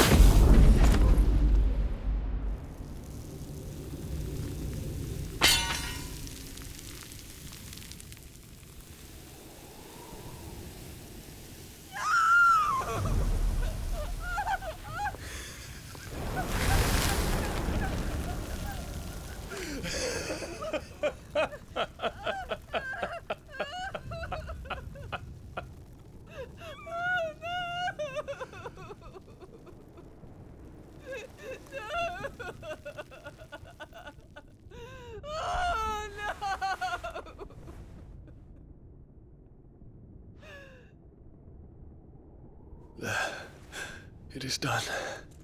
The demon that would tear our house apart is no more. Father.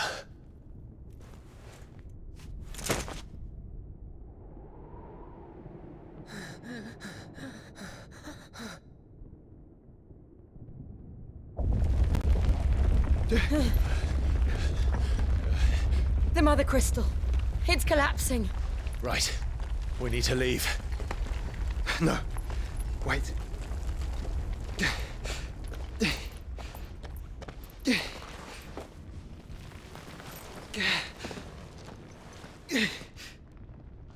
I owe him a debt.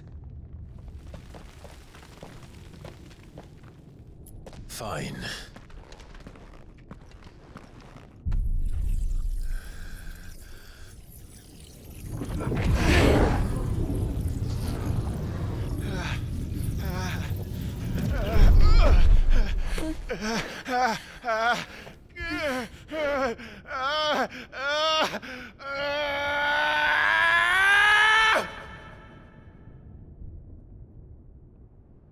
You there. Tell me what section. Don't reinforce the walls. Situation. Report, Captain. Can nothing be done to call them off? I regret not, Your Radiance. The Dragoons answer to none but His Imperial Highness. The Council is powerless to intervene. We're hearing reports of rebel Madness is this, Dion. throughout the neighboring districts. Focus all efforts on extinguishing the fires around the capital. The city can wait. Don't dally, man. Go! Your Radiance. And I want you to find out about the Dalmek's movements.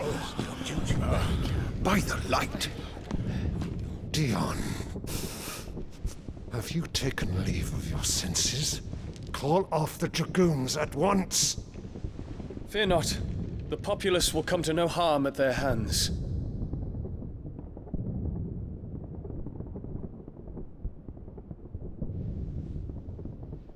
I am here to save you, Father. Save me? A creeping darkness hides in the heart of Senbrek. It stems from your wife, the traitorous Annabella.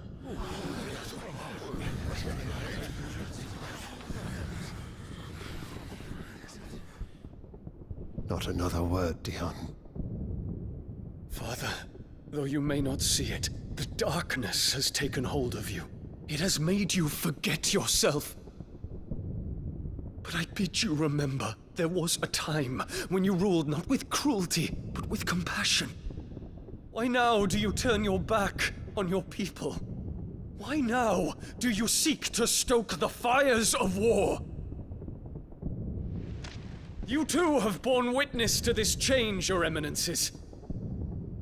And you know, as well as I, who is responsible for it. A puppet now sits upon the throne, but cut his strings, and the master loses the power! What? Dion, you bear steel before your emperor? Guards! Take him!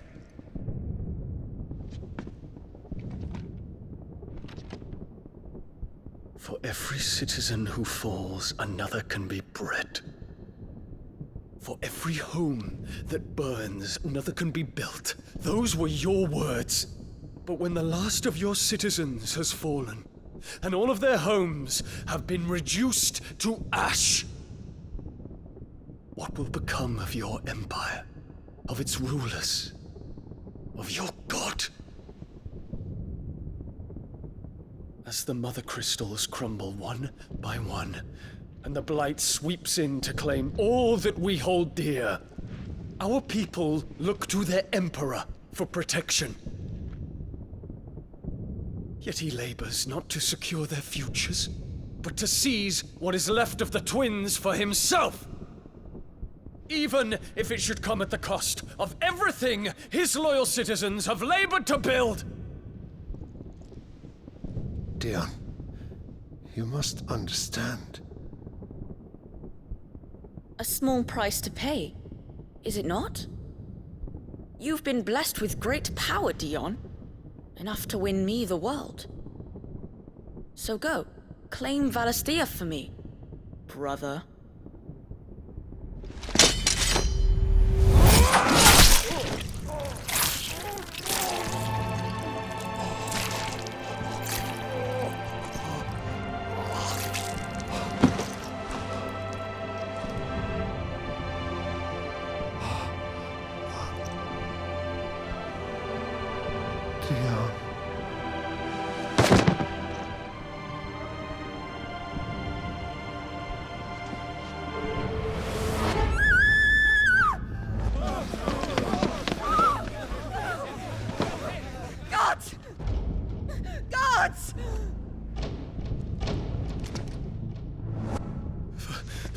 Poor father. How he doted on his children. That he would die to protect me was plain. It was but a matter of when. You planned this? You did well to endure so long. But you broke in the end, as I knew you would. And now Muthos approaches. Put him to the proof. I would see if he breaks. Go, Bahamut. Kinslayer.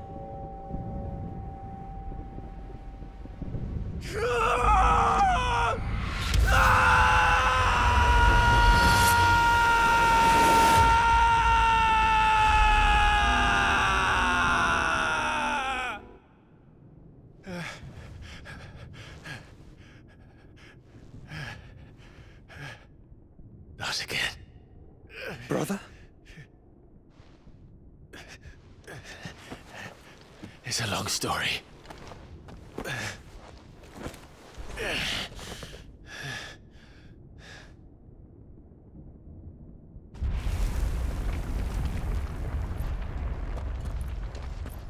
You cannot stay here, Mother.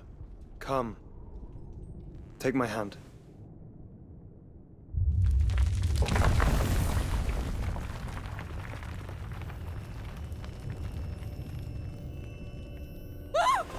Get away from me!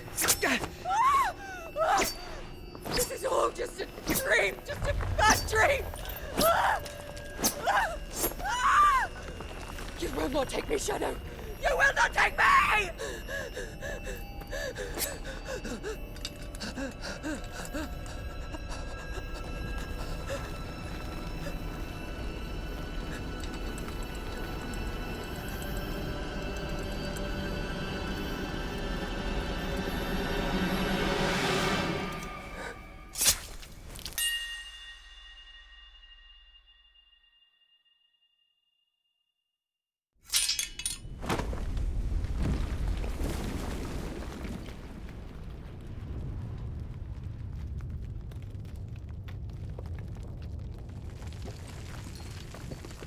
Mother.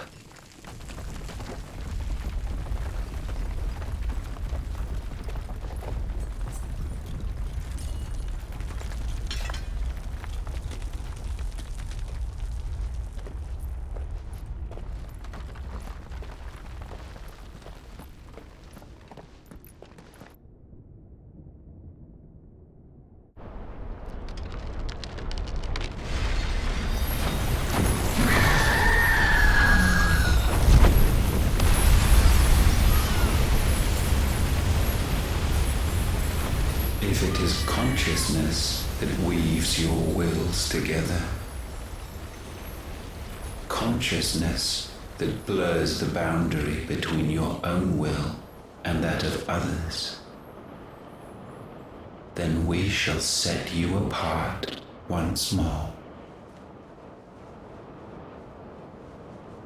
The ties that bind you shall be severed, and humanity return to its proper place.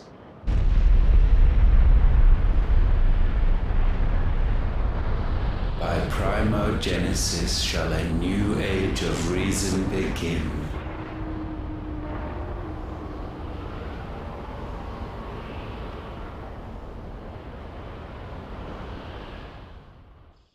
Relax, Your Majesty.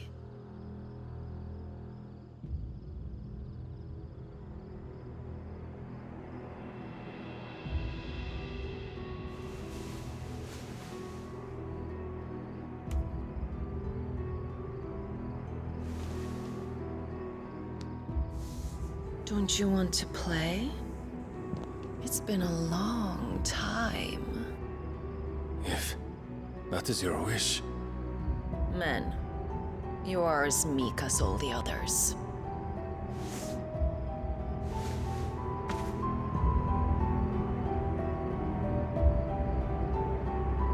Such feeble creatures.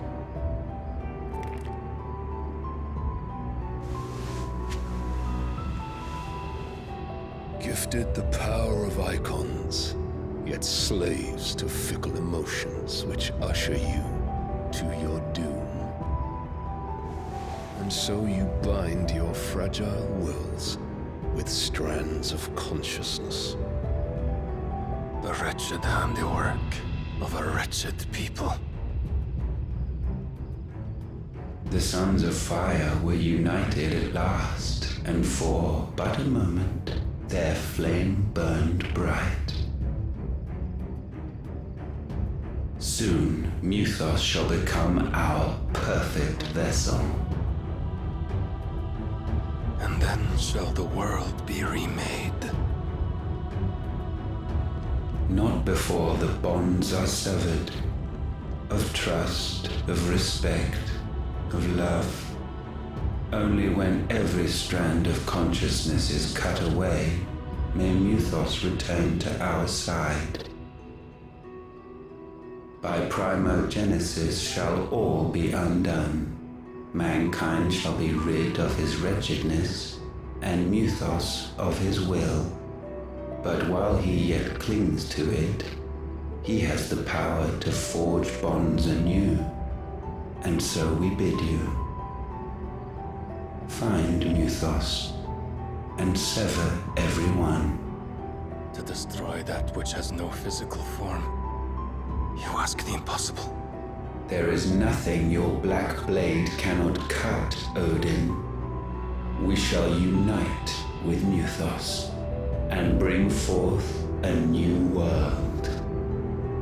So long as our vessel remains unclaimed by humanity. It shall be done, Master. My will is yours.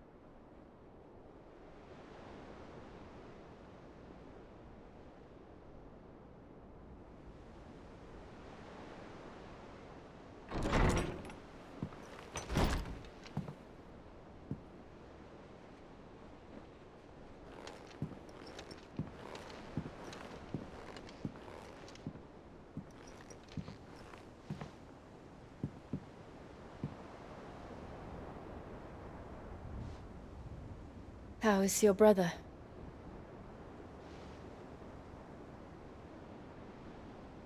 Asleep since I returned from the Dominion.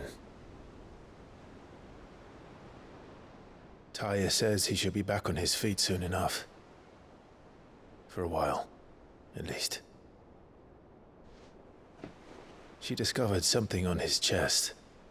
A swelling, circled in stone. The curse.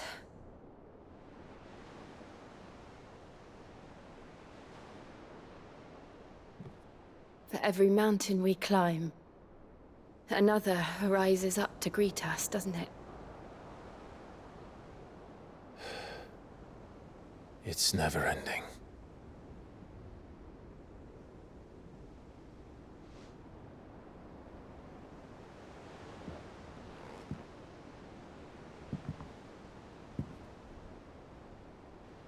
Even the sky seems to have grown tired of it all.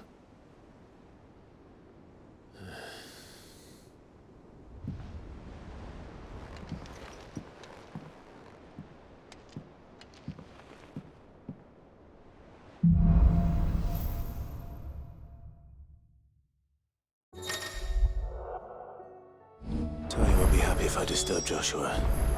While he rests, I might as well see what Otter has to say.